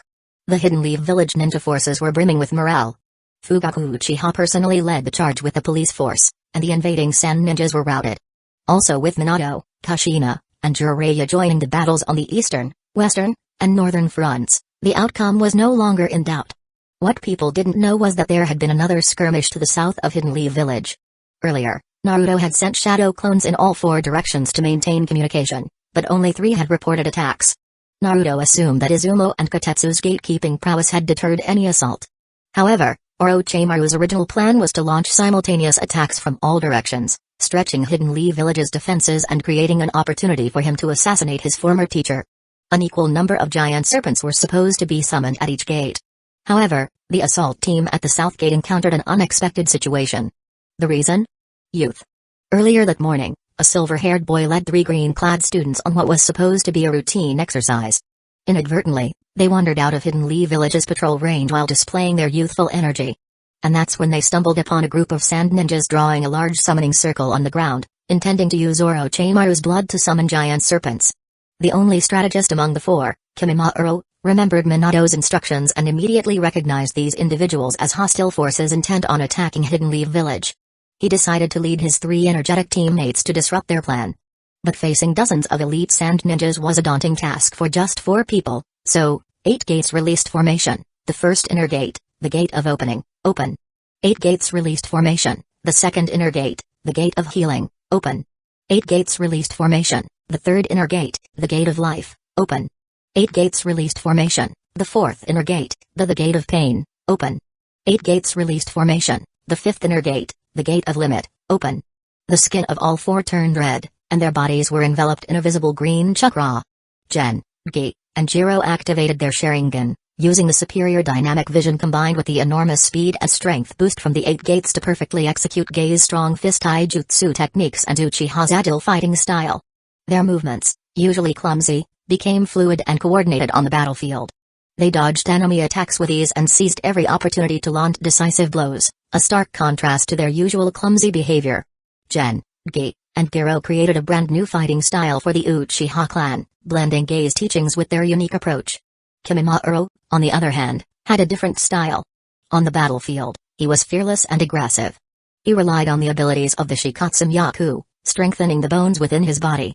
He didn't worry about breaking a few bones, he could always reattach or regrow them if needed. He was like a heavy tank, bulldozing through enemies. Anyone who couldn't outpace him was doomed. Gen, Gi, and Giro were 4 years older than Lee, and Kimimaro was 2 years older. Physically, they were stronger than Lee and had been practicing the 8 gates technique much longer. So, unlike Lee, who couldn't sustain the 5th gate for long, their bodies could endure the strain and complete a quick assault. Given a few more years of training, they might even unlock the 6th gate and use techniques like the Morning Peacock. Later, when reinforcements arrived, they were stunned by the carnage left behind. They could only wish the fallen sand ninjas a peaceful rest and hope that the next life wouldn't be so unforgiving. While Hidden Leaf Village's ninjas were working to wrap up the war, Shimura Danzō was busy. Danzō-sama, we have confirmed that the third Hokage was severely injured by Orochimaru. Although Tsunade saved his life, Orochimaru was killed in the battle, and all his subordinates were captured, including Sai. Yamanaka-fu knelt respectfully on one knee after his report. When Danzō heard that the third Hokage had been critically wounded, he relaxed his grip on his cane. But hearing about Sai's capture made him clench it again. After a moment of silence, he gestured for Yamanaka-fu to leave and murmured to himself, failed. Orochimaru's death was just the loss of a pawn. However, Sai's capture was more troubling. Although he had placed the binding tongue curse on Sai, the expertise of Minato and Kushina in sealing techniques meant they might be able to break it. He needed to eliminate this potential threat, but how? Perhaps he should use Root's poison or have Fu manipulate a guard? As he pondered, the door suddenly burst open. Mikado Hamura and Utatane Koharu stormed in. Danzo, you've gone too far. Hamura shouted angrily. Koharu also looked enraged. Danzo remained unfazed and responded coolly, I don't know what you're talking about. Still playing dumb. Hamura threw a file onto Danzo's desk. Look at this. Danzo was silent for a moment before opening the file. It contained evidence of his secret dealings with Orochimaru and the information he had leaked about Hidden Leaf Village's barrier and security forces. So, you know everything. Danzo looked up at his old friends with dark eyes. A bold idea formed in his mind. Chapter 109 Danzo, what exactly are you trying to do? Hamura Mikado asked, holding his high-ranking position. Although he could be somewhat self-serving, he would never betray the village's intelligence. Everything I do is for Hidden Leaf Village. Even when cornered, Danzo didn't waver in his conviction. Koharu Utatane also couldn't accept Danzo's actions and retorted sarcastically, for Hidden Leaf Village? Is colluding with rogue ninjas for Hidden Leaf Village too? Is selling the village's secrets part of that plan? Danzo, holding a cane in one hand and keeping the other behind his back, made a few subtle gestures and said calmly, it seems I'll have to give you a proper explanation today. Of course, Hamura started, but suddenly his eyes widened as he felt a kunai pierce his chest. In shock, he stammered, Koharu, why? Koharu didn't respond, her cold gaze fixed on him. That's my explanation, Danzo said as he approached Hamura, looking him in the eye. You're too weak, just like Hiruzen. You allowed the fourth Hokage to make so many reckless decisions. Hidden Leaf Village will fall under your leadership. Only by making me Hokage can we truly uphold Lord Tobirama's legacy. You. How could you? Hamura hadn't expected Danzo's ambition to replace Minato and become Hokage, and that he'd go so far as to kill him. Judging by Koharu's behavior, had she succumbed to a mind control jutsu? If so, then perhaps. During the Chunin exams, the village was invaded, 2 of its advisors were assassinated, and even the third Hokage was gravely injured. All this was the result of the fourth Hokage's negligence. Danzo thought bitterly. If I was Hokage, none of this would have happened. You'll never succeed, Hamura gasped, his eyes losing their light as he collapsed to the ground. His lips moved faintly, his voice barely audible, even in death, I didn't expect to trouble Hidden Leaf Village like this. I've truly failed the village. About 300 meters outside the Shimura residence, Naruto observed the 3 red dots marking Danzo's house on his mini-map and noticed 2 green dots that had just disappeared. He frowned in thought. Initially, he sensed something malicious and assumed enemies had arrived to capture people, but it seemed Danzo and his subordinates had just killed 2 people. Naruto looked at the gate of Danzo's home and briefly considered blasting it with a tail beast bomb, but he knew that doing so would label him a rogue ninja. As for sneaking in to investigate, Naruto wasn't too confident in his stealth abilities. It'd be risky if Danzo had prepared for him. Better consult Dad first. After seeing the situation on various battlefields had been resolved, Minato returned to the office. He'd been busy for some time, but after hearing Naruto's report, his expression grew serious. You're saying Danzo might have killed 2 of his comrades? Yeah, but I don't have concrete evidence, Naruto admitted before an idea struck him. Wait, the 4 from Sai's group and the Sound 4 are still alive, right? We can interrogate them first. Ibiki already questioned Sai, but he's under Danzo's binding tongue curse seal. It seems Danzo is involved, but we couldn't get much out of him, Minato replied thoughtfully. As for the other 4, they're likely Orochimaru's loyalists and have refused to talk. They even insist that Orochimaru isn't dead. The binding tongue curse seal is a jutsu Danzo uses to control his subordinates. It's placed on the tongue and paralyzes the entire body if they attempt to reveal any information about Danzo. Naruto had a bold idea, maybe Mom can try breaking the seal. Or we could have someone from the Yamanaka clan try probing his mind. Minato chuckled slightly, That's not exactly what we meant by breaking into his mind. But no matter. I've already started looking into that, and we should have some results soon. Ignoring his humor, Naruto continued, there's something else. I have a feeling Orochimaru isn't entirely dead. Why's that? Minato asked, puzzled. Both Jiraiya and Tsunade confirmed his body, it wasn't a fake death. Naruto thought for a moment before responding, it's just a gut feeling, but that guy has too much mastery of forbidden jutsu. Even if his body was destroyed or his soul sealed, I can't shake the feeling that he might come back through some other means. Don't the Sound 4 and Anko still bear his curse marks? They could be a way for him to return. Minato nodded thoughtfully. I've examined Anko's curse mark. It's essentially a combination of sealing techniques and natural energy. I've sealed it off to prevent it from drawing energy from her or the environment, so it's harmless for now. As for the Sound 4, we'll deal with their curse marks later. If Inoichi can extract useful information about Orochimaru from their minds, I'll send a team to eliminate his remaining strongholds. As the father and son discussed further, the office door swung open abruptly, and Kushina stormed in, dragging someone behind her with chains. Minato blinked. Kushina? Who's this? Clenching her fists, Kushina's red hair seemed to lift with her anger. I'm not sure, but I know for a fact Danzo sent him. I'm going to throttle that old man. Minato quickly intervened, don't act impulsively. Tell me what happened first. Taking a deep breath, Kushina explained, I was trying to break the binding tongue seal on Sai when he was suddenly poisoned. That's when I sensed this guy sneaking around and caught him. After one punch, though, I started showing symptoms of poisoning myself. Minato's concern deepened. Poison? How are you now? Kushina raised her hand and smiled slightly. I'm fine now, not even a scar. Tsunade got to me in time and cleared out the poison. Minato inspected her hand with concern, and only after confirming she was truly fine did he relax. Feeling slightly flustered, Kushina muttered, Naruto's watching. Naruto, seeing his parents' affection, felt a tinge of longing for Hinata. Should I take my leave? Chapter 110. Fortunately, Minato didn't forget his purpose and asked, how is Sai? Kushina replied sternly, he's been poisoned longer than I have, and Shizuna's doing her best to save him. When it comes to this type of poisonous insect, I know someone. Minato and Shibuya had been teammates for some time, and Minato knew quite a bit about the Aburame clan. Who? Kushina asked. Minato thought for a moment and said, Shibuya's son, Shino, has special antibodies in his body, allowing him to raise nano-sized venomous insects instead of the usual parasitic ones. He once had a cousin who was taken away by Danzo and forced into root. Kushina, knowing the story of this unfortunate child, softened and asked, then what should we do? Remove the cursed tongue eradication seal, then have Shibuya and Shino confirm his condition. Of course, we should get him to share any crucial information first. Naruto still had tasks to complete. Hidden Leaf Village was bustling from top to bottom, and his presence was needed everywhere. With Naruto being efficient, physically strong, and always dependable, there was no shortage of work for him. So, Naruto began his new business, Uzumaki errands, anywhere in the village, within seconds. After Shibuya and Shino understood the situation, they brought Naruto along to lead the way. Shino and Trun had been cousins and close friends when they were younger. People en route undergo Danzo's self-erasure training. Root operatives have no names, no emotions, no past, and no future. Their only goal is to fulfill their mission, supporting Hidden Leaf Village's roots, which are deeply embedded in the village's will. It sounded similar to how Zabuza trained his followers, aiming to turn them into emotionless tools. However, suppressing emotions and memories isn't easy. Zabuza had failed, and so would Danzo. In the end, after everyone's efforts, Togen's memories began to resurface, but it would take time for him to fully recover. Shino was the most excited.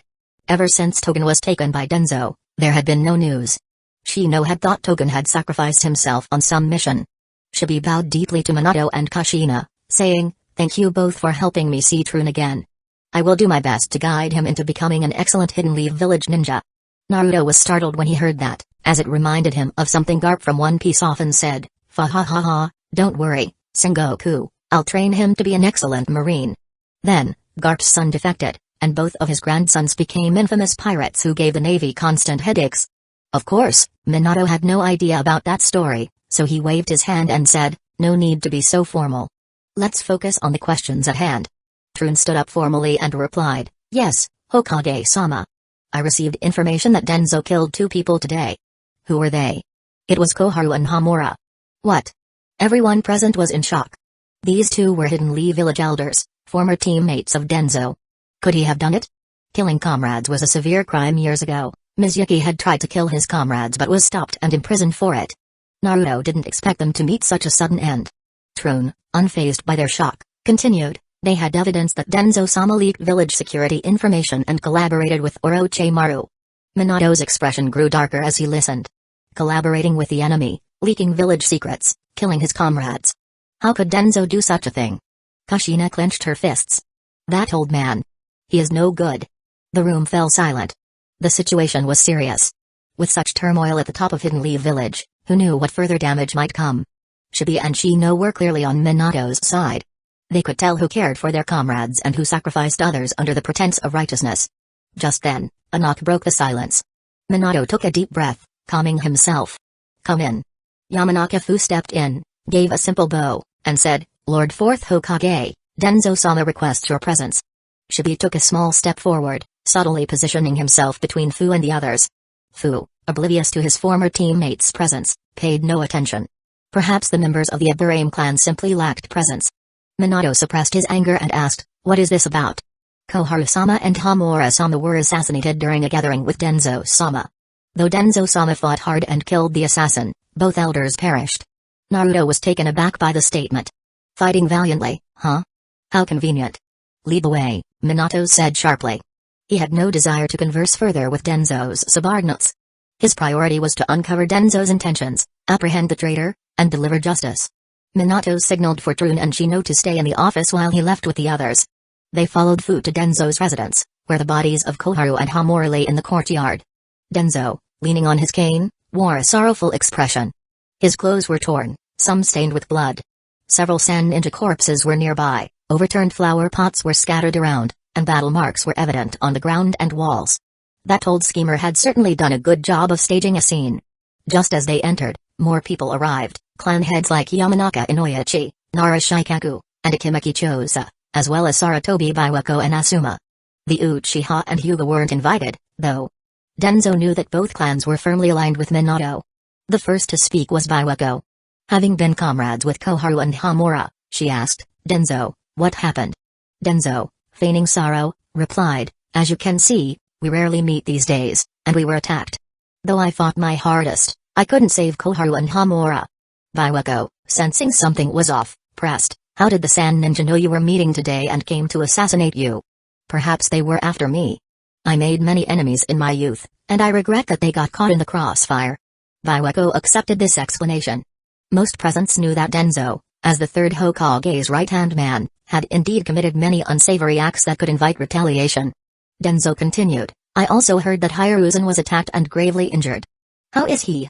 Hueco responded, he's in no immediate danger but will need time to recover. That's good. I recall Hiruzen attended the Chunin exams earlier today. The fourth Hokage should have been there too. Tell me, Hokage-sama, why were there so many attacks today? Danzō looked at Minato with veiled accusation. Everyone could sense something was amiss. Danzō appeared to be shifting the blame onto Minato. Chapter 111. Hueco had no patience for formalities, so she asked directly, Danzō, what are you trying to say? Danzō saw that Minato had remained silent, and his tone grew more aggressive. The Hokage is supposed to protect his comrades, yet the third Hokage was gravely injured due to his negligence, and both advisors were assassinated. Shouldn't you be ashamed? Minato looked Danzō in the eye and replied, yes, I should be ashamed as Hokage for not uncovering your treachery sooner. Danzō attempted to continue manipulating the situation. Does the fourth Hokage want to blame me for failing to protect Hamura and Koharu? If so, enough, Danzō.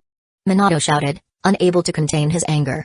I already know about your collusion with Orochimaru, leaking the village's secrets, and murdering the two advisors. Minato then asked, why would you do such a thing? Are you trying to become a Hokage advisor or even Hokage yourself? Or do you expect me to end my life in shame like White Fang did? Danzō wished Minato would indeed end his life, but he couldn't say that aloud, nor could he admit to his crimes. Instead, he deflected, do you, as Hokage, only slander your comrades to avoid responsibility? Minato, having already anticipated Danzō's intentions, refused to continue the argument. Fugaku has already testified to your crimes. Will you still deny it? Danzō felt a chill run down his spine at the mention of the Uchiha leader's name. He tried to argue, that's just one person's testimony. Minato turned toward Yamanaka Inoyachi and asked, Inoyachi, What were the findings of your investigation of the 4 sound ninjas? Inoichi stood up and reported, we found memories of Orochimaru exchanging information with Danzo's subordinates. Danzo remained defiant. Oh? My subordinates acted on their own. I did not know of this. At that moment, an Anbu operative arrived to report, Lord Hokage, Sai has stabilized after emergency treatment. Minato gestured for the Anbu to step back and replied, once we interrogate Sai, we will know whether he acted alone or on your orders. What do you have to say now, Danzo?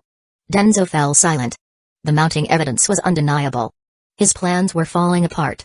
Yes, I did it, Danzo admitted through clenched teeth. His hand tightened around his cane before he let it drop to the ground as though surrendering. But I did it all for Hidden Leaf Village. Wind, do it. As soon as Danzo's voice fell, a puppet made of straw, wielding a sickle, dropped from the ceiling, attacking Naruto. Without thinking, Naruto launched a Rasengan at the puppet. Don't touch it. That's the mind-body puppet curse. Inoichi warned. But it was too late. Naruto's Rasengan struck the puppet, sending it flying. At the same time, Naruto's consciousness was suddenly trapped inside the puppet's body.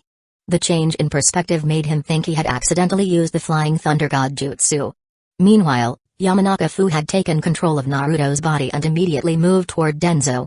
Danzo placed a kunai to Naruto's throat, but in the next moment, Fu suffered a backlash. The Night-Tail seal inside Naruto had never been fully secured, and Fu was suddenly overwhelmed by Kurama's malicious chakra. Though his consciousness returned to his own body, Fu remained unconscious. Naruto's consciousness returned to his body, and Kurama mocked him. So weak, letting a pathetic jutsu like that get the better of you. Angered, Naruto activated his Kibai chakra mode. A chakra arm extended from his shoulder to block the kunai, while another condensed a Rasengan and slammed it into Danzo's chest. Gah! Danzo had thought Naruto was the weakest link and the person Minato would most care about, hoping to use him as leverage. Instead, Naruto's attack sent him flying, coughing up blood. Before Danzo could hit the ground, Kushina's fist was already in his face. How dare you take my son hostage? Her fiery red hair flared with fury as she pummeled Danzo, leaving him unrecognizable, until he suddenly vanished. In stunned silence, Danzo reappeared outside the group, completely unscathed, and bolted for the village gates. That's Izanagi! Minato exclaimed. It allows him to rewrite reality at the cost of a Sharingan. Danzo had activated Izanagi just before Kushina's assault, giving him a brief window to escape. He was convinced that if he could flee, armed with Hidden Leaf Village's secrets, he could make a comeback. But things didn't go as planned. Before he could reach the gate, Minato was already upon him, pinning him to the ground. You harmed Hidden Leaf Village, you threatened my family, I won't let you escape. Seeing Danzo still resist, Minato extended his hand. Rasengan! Danzo screamed, you'll regret this, 4th Hokage. With his last strength, Danzo tore open his robes, and blood poured from his body, forming a black seal that expanded into a sphere. For Hidden Leaf Village's future, even in death, I won't allow someone so naive to continue as Hokage. Minato immediately released Danzo and shouted, everyone, retreat. Danzo had inscribed the 4 black seals onto himself, a forbidden jutsu that seals everything around him into the void upon his death. At Minato's command, everyone retreated to safety.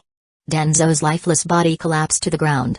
Within a sphere of tens of meters, everything was erased, land, air, and even the gates of his home. And thus, in the shadows of the shinobi world, Shimura Danzo's life came to an end. Amidst the destruction, Minato stood silent for a moment before giving orders. I will publicly announce Danzo's crimes, and we will give the advisors a proper burial. Shizune coordinated with Jiraiya-sama to assess Hidden Leaf Village's casualties and losses. Inoichi, assist the police force in calming the villagers. Yes. Both men responded in unison. Lady Hueco, please explain the situation to the guests in the shelters. Understood. Asuma, I'll need you to lead Team 10 to the daimyo's residence to report the incident. Leave it to me. After giving his orders, Minato watched as everyone dispersed, leaving Naruto and Kushina by his side. Naruto suddenly remembered something important.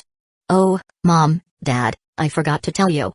I had Shukaku's Jinchuriki stay at our house for a bit. What? Chapter 112 Naruto was punched by Kushina, and he solemnly explained the truth to her. The summary was essentially this: what is a Jinchuriki? It's like being a ticking time bomb. Even with numerous sealing techniques applied to them, it doesn't always work. I've never heard of a bomb being kept in a private home, even with various security measures.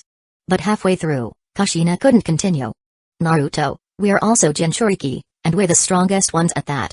To be safe, Kushina decided to return home and check the situation, leaving the cleanup to the Anbu. Naruto sighed, acknowledging that the Anbu were the ultimate utility team.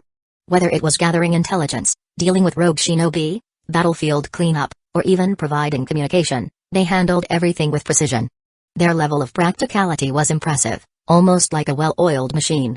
"Welcome back, Lord Fourth, Lady Kushina," Naruto, Hueco greeted them formally. "Dad, Mom." Karen jumped directly into Kushina's arms.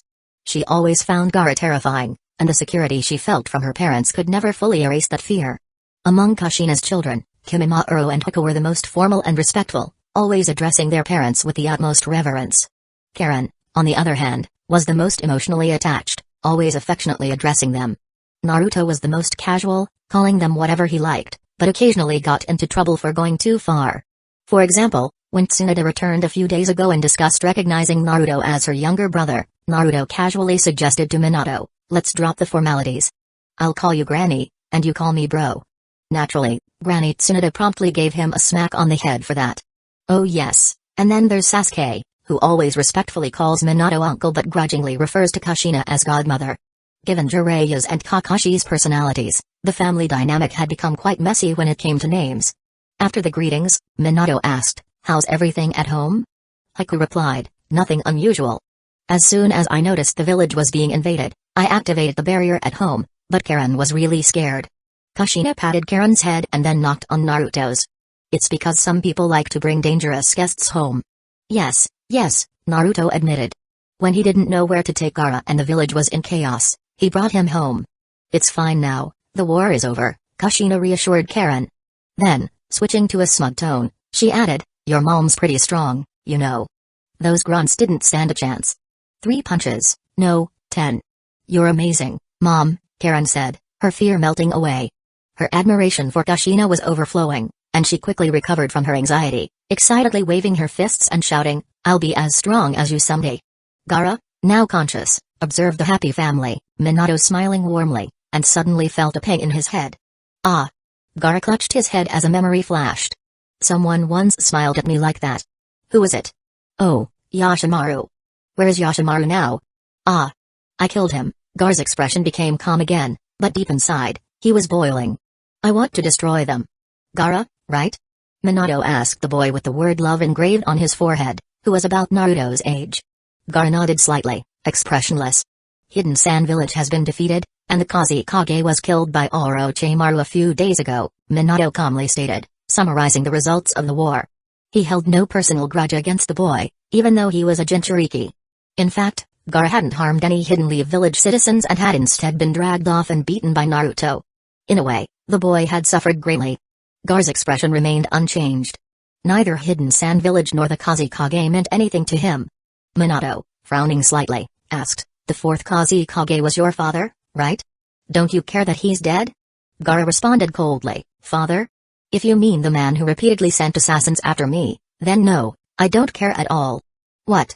Assassins? What's going on?" Minato was astonished. How could a father send assassins to kill his own child? Gaara explained indifferently, "To make me the strongest weapon, my father had a technique performed before I was born to bind the spirit of the One-Tailed to me, the spirit of an ancient monk from Hidden Sand Village. That made me a monster from birth." Minato pondered this, an ancient monk's spirit. Gaara didn't seem to fully understand the concept of tailed beasts and Jinchuriki. Could it be that the Kazekage never told him the truth? Gaara continued, "As Hidden Sand Village's masterpiece, I've always been treated like a tool. But because my mind was unstable, I became a threat. Since I was 6, my father sent assassins after me. To them, I'm just a failed experiment that should be erased." That doesn't sound right, Minato thought. With the Kazekage's power, if he truly wanted to kill Gaara, it shouldn't have taken so much effort. There had to be another purpose behind his actions. Minato's thoughts raced. Then Gaara added, his voice taking on a crazed edge, "I exist to kill everyone but myself, to fight only for myself, to love only myself. I am Shura. That is Gaara." Minato had a clearer picture now. The Kazekage wasn't trying to kill Gaara, he was testing his potential to become the perfect Jinchuriki or sharpening his abilities. But this method was cruel. Forcing a mentally unstable child to face death every day, hated and feared by everyone around him with no one to guide him, after such treatment, it wasn't surprising that Gaara had lost his way. Naruto glanced at Hueco and thought of Kimimaro. Why do people like you always think about the meaning of existence? Does learning ninjutsu stunt philosophical thinking? Hueco noticed Naruto's gaze, tilting his head. Something wrong? Nothing, Naruto replied, avoiding the deeper topic. Karen, listening to Gar's story, clung to Kushina's clothes. He's so terrifying. No, Kushina corrected her. He's so pitiful. Kushina thought, if I hadn't had Granny Mito to guide me, and if I hadn't met Minato, could I have turned out like that? And what about Naruto? He's also the son of a Hokage and a Jinchuriki. If Minato and I hadn't survived 12 years ago, would Naruto have grown up like Gaara alone, feared, and isolated? Fortunately, none of that happened, and right now, Kushina felt truly blessed. Chapter 113 You and Shukaku are not a monster. Kushina gently explained to the poor child, giving him a lesson on the concept of tailed beasts and Jinchuriki. What did you say? This kind of thing. Gaara covered the love symbol on his forehead with one hand. It was the first time someone had said this to him in so many years. Am I not a monster? Of course not. Some people may see us as containers for tailed beasts, but those who truly love us don't. We can still choose the life we want. We? Gaara looked up at Kushina. That's right. Naruto and I also have tailed beasts sealed inside us. Then why do you? A wise woman once told me, maybe it's our fate to be containers for tailed beasts, but before becoming one, we must fill that space with love. And I've already done that. Kushina gazed tenderly at Minato and their children. I am truly happy now, and I don't feel any pain anymore. Love. Gaara recalled his conversations with Yoshimaru. Hey, Yoshimaru, why do people get hungry? Well, it's so they can eat delicious food, right? That's right, the food you cook for me is the best. Hey, Yoshimaru, why don't I have a mother? Well, Gaara-sama, you have me, and I'll always be by your side. Okay. Gaara's expression twisted with emotion. But Yoshimaru told me he lied to me. He said even my mother didn't love me, that there was no one at all. That's not true. Kushina placed her hand gently on Gaara's head and smiled softly. If you want, you can call me Mom. Huh? Gaara was stunned. The warmth on his head was different from the coldness of the sand. Tentatively, he whispered, Mom? Yes, Gaara. Kushina hugged him gently and said, You are not a demon. You're a child I love, Gaara. Naruto, sensing the need to lift the mood, chimed in. Yoshimaru's last words were a lie. He had no choice but to follow the Kazekage's orders. Really? Gaara, who had always felt abandoned, didn't question how Naruto knew these things. He just wanted to confirm that Yoshimaru had lied to him. Yes, there's an old woman named Chio in Hidden Sand Village. She knows the truth, though she may not be willing to share it. Chio-sama? I know her. I'll investigate carefully. If she doesn't cooperate, just let me know. Naruto leaned close to Gaara and whispered mischievously, We'll quietly capture her, bring her to Hidden Leaf Village, and have Uncle Inoichi use his mind-reading jutsu on her. Kushina gave Naruto a light knock on the head.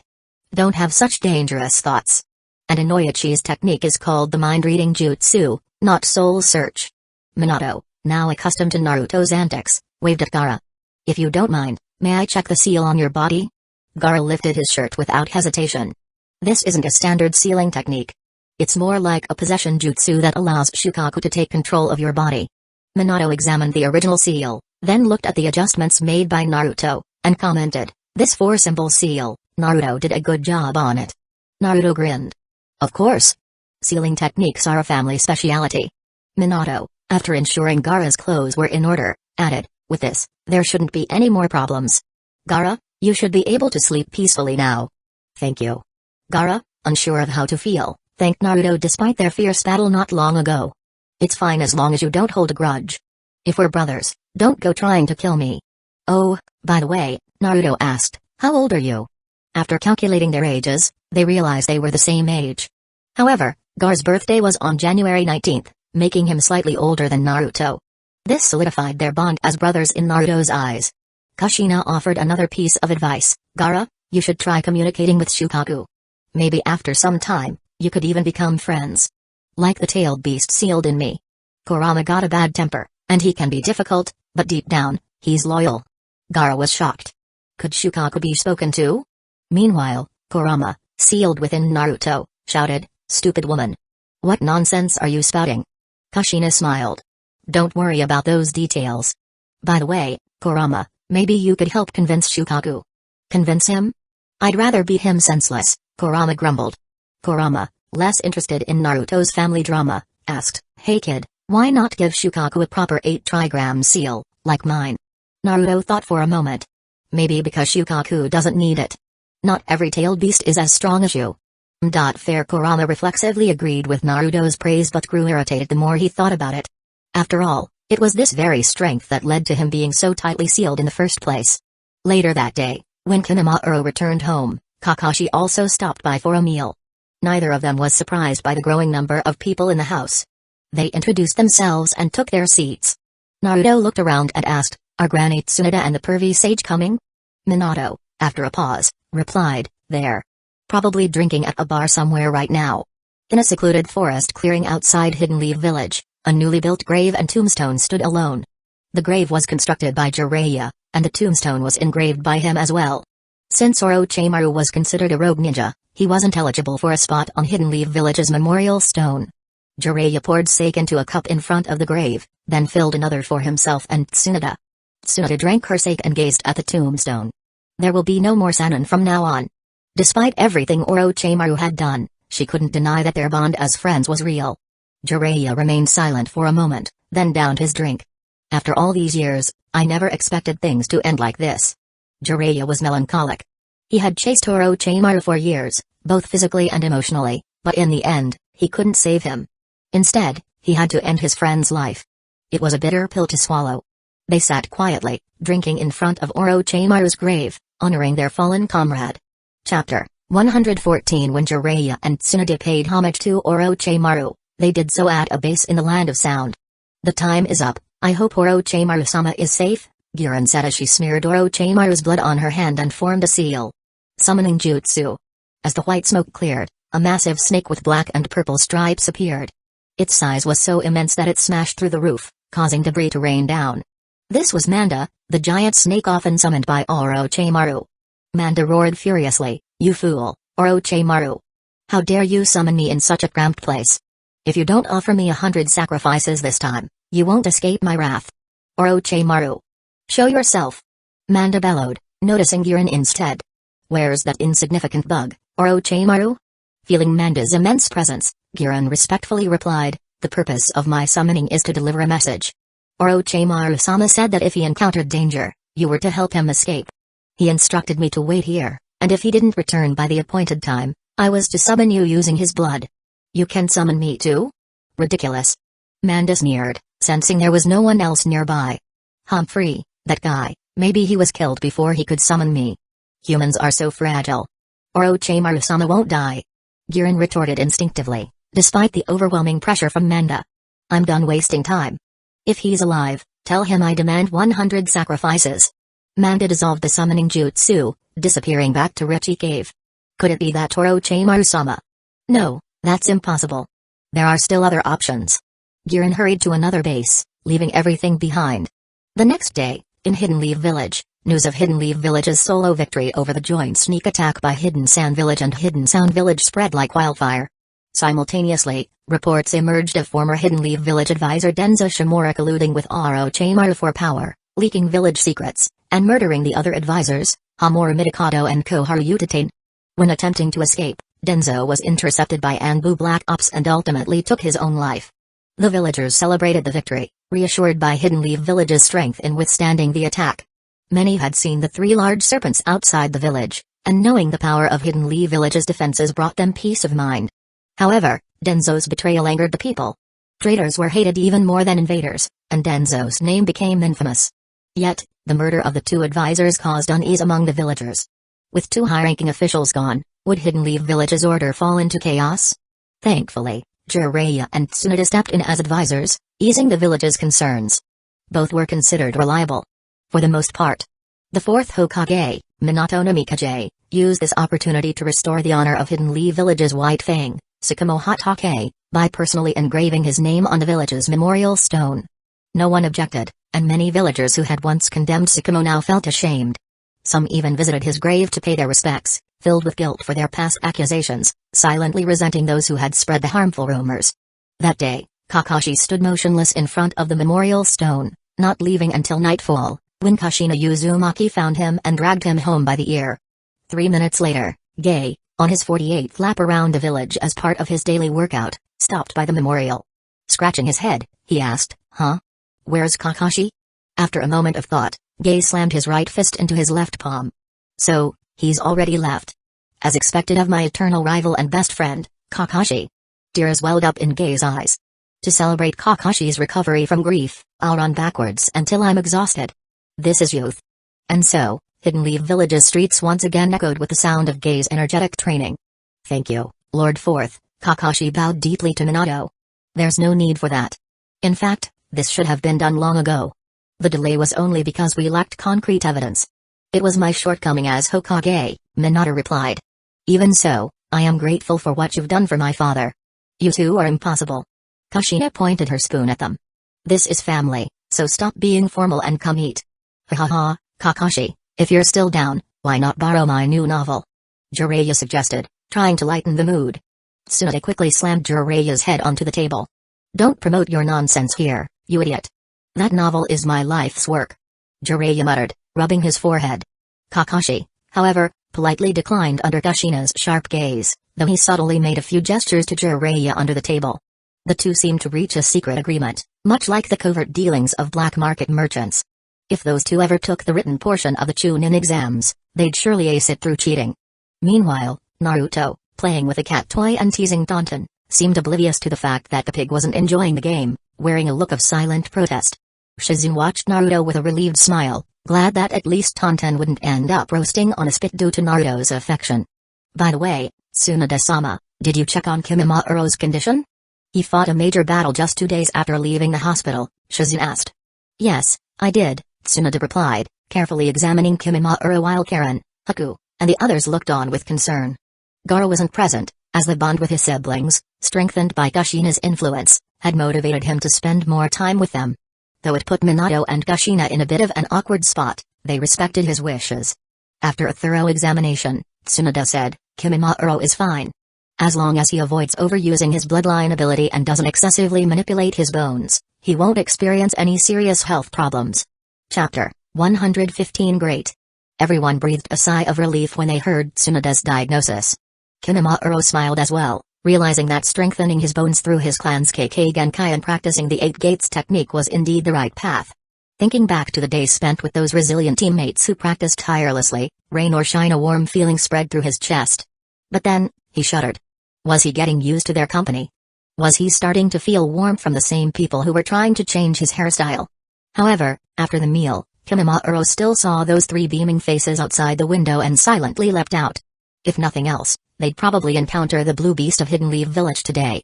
The next morning, as the first light of dawn appeared, the gossip about Danzō had already spread across the village. It was the 2nd day since the villagers had condemned him, and he was repeatedly denounced for his crimes. As the outrage began to fade, stranger rumors about him emerged in Hidden Leaf Village.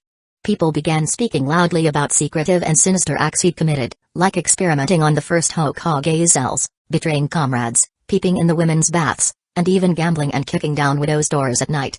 Some of the accusations seemed absurd, but the villagers were convinced by the level of detail, right down to the exact bathhouse he supposedly spied on, the locations of gambling dens, and the identity of his debtors. Naturally, many didn't believe it, but the rumors sparked unusual conversations. Danzo really did such despicable things? Yeah, especially the part about peeping at the women's bathhouse. Wait, where are you going? I'm going to check if it's true, so I can warn the bathhouse owner. I can't let you have all the glory. Let's go together. That day, under the confused gaze of the bathhouse owner, female guests drastically decreased, while male patrons swarmed in, some even falling off walls and rooftops trying to sneak a peek. Jiraiya was heartbroken when he learned of this. How had his favorite scouting spots been exposed? Could Danzo have sent spies to track him? No way, Jiraiya was too skilled at avoiding detection. Regardless, he would have to find new locations for research. Meanwhile, Tsunade sat in her office, listening to Shizune's report on the gossip about Danzo's gambling debts. A strange sense of guilt washed over her. The names of those debtors sounded oddly familiar. After thinking it over, she realized that only a handful of people knew about such matters. Tsunade smirked, cracking her knuckles. Since those rumors seemed to borrow heavily from her own experiences, she had a good idea of who was responsible. It was time to relieve some stress, and she knew just where to find a sandbag. Naruto, of course, was completely innocent of the rumor mongering. He figured the people behind it must be hidden do-gooders. After all, it couldn't have been someone using the shadow clone jutsu to spread misinformation about Danzō, right? Who would be so petty? So bored? If you're so bored, why don't you take Hinata on a date? Kushina suggested, noticing Naruto's idle state. We've been busy, and you haven't had much time for missions. That's a good idea, Naruto agreed and left after pocketing the funds his mother had graciously provided. Boredom was one thing, but Naruto swore by Sasuke's future wife's honor that he had nothing to do with those rumors about Danzō. Meanwhile, Sakura sneezed at the Haruno house before heading to the bathroom. After her shower, she stood in front of the mirror, fixing her long pink hair, but her expression dropped. Still nothing, she sighed, staring down at her unchanged figure. Am I not feminine enough? Maybe I should ask Tsunade-sensei for advice. With a heavy heart, Sakura left home. Naruto and Hinata walked hand in hand through the village, chatting about what had happened since the exams. They passed several shops with banners like 20% off for ninja and 30% off when you enter in uniform. Workers carrying materials occasionally crossed their path. Hey, Hinata, Naruto said, recalling something important. Yes. Remember our promise? Promise? Hinata's cheeks flushed. Yeah, I finally defeated Gaara. Hinata blushed even more, fidgeting with her clothes. That. Wait, did you lie to me? Naruto teased, pretending to be disappointed. No, not at all. Hinata panicked. Naruto-kun, could you close your eyes? Naruto closed his eyes, eagerly waiting. Hinata hesitated but finally mustered the courage to give him a quick peck on the cheek. Naruto grinned triumphantly as he opened his eyes, looking at the now red-faced Hinata. Just the cheek? Hinata stammered, I didn't say where. Alright, we'll save the rest for later, Naruto said, deciding to go easy on her for now. Just then, Naruto spotted Sakura standing near the flower shop. Sakura! He called out. Huh? Oh, hi, Sakura replied, bewildered. I was just on my way to visit Sasuke at the hospital. I'll leave you two alone. Sakura picked up a bouquet and hurried away, flustered. Visiting Sasuke? Naruto remembered his injured friend, who had been hospitalized after taking a knee blow from Rock Lee. Hinata, let's go see Sasuke too. We can visit the third Hokage while we're there. Okay, Hinata agreed. Chapter 116 Naruto and Hinata bought flowers together to visit the hospital. Instead of going to see Sasuke directly, they planned to visit the third Hokage first. Naruto figured he should give Sasuke some time to rest. Nino-Aizen, are you on duty today? Nino was the medical ninja who had helped deliver Naruto alongside Hueco. She had originally been part of Anbu but later transferred to work at the hospital. Naruto was quite familiar with her. It's Naruto. And is that your little girlfriend next to you? Yeah, her name's Hinata, Naruto replied happily. Hello, Nino-san, Hinata greeted politely, though a bit shy.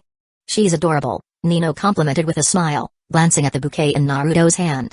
So, who are you visiting today? The third Hokage and Sasuke. Oh, you're here to visit the third Hokage too? Are there a lot of people coming to see him? Of course. The third Hokage was injured protecting the village, and he's far better than Danzo, Nino added, not missing the chance to criticize Danzo. No, you've got it backwards. Half the village was attacked because of him, Naruto thought but kept the complaint to himself. So, which ward is the third Hokage in now? The third Hokage is in room 3601, Nino said after checking the records. Sasuke is in 3602, right next door. Naruto and Hinata headed upstairs. A hospital wasn't exactly the best place for romance.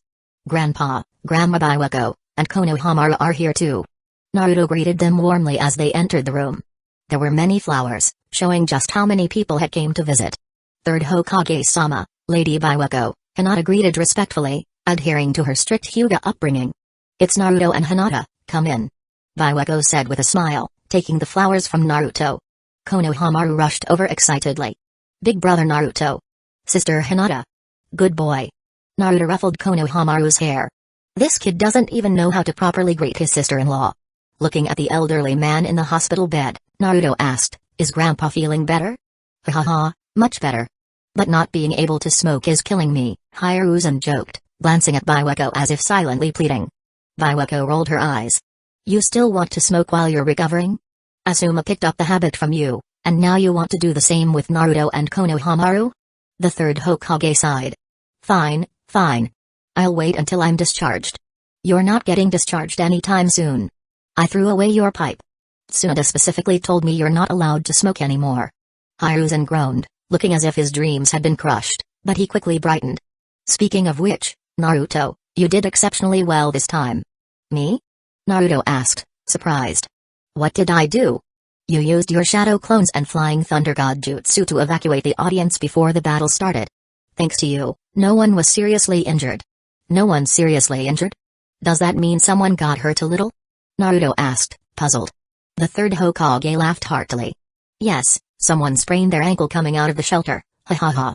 Otherwise, it would have been 0 injuries. Hueco chimed in, because Hidden Leaf Village was able to protect everyone so efficiently, the officials from other villages now have a very high opinion of us.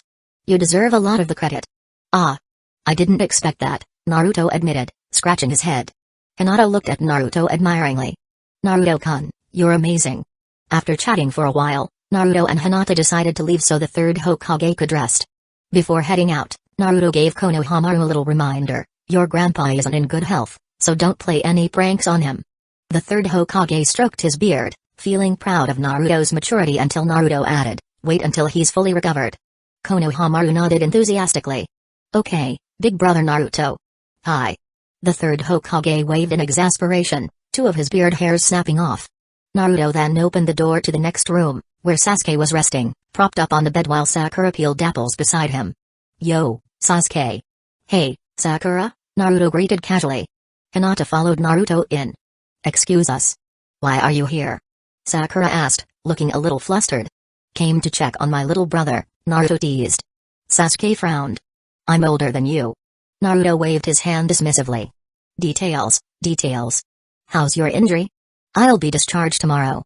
I'll make it to the memorial ceremony, Sasuke said, his tone heavy, thinking of the Uchiha members who had died. Naruto didn't like the somber mood, so he changed the topic. Is Sakura the only one here to take care of you? Sakura put down the knife. Sasuke's mother was here earlier, but she went home to prepare lunch. She asked me to stay with him. Naruto's eyes lit up with mischief. Oh, I see. Just like my mom's friend, huh? Setting things up. Sasuke remained unaffected by Naruto's teasing, but Sakura shifted uncomfortably under his gaze. What are you implying?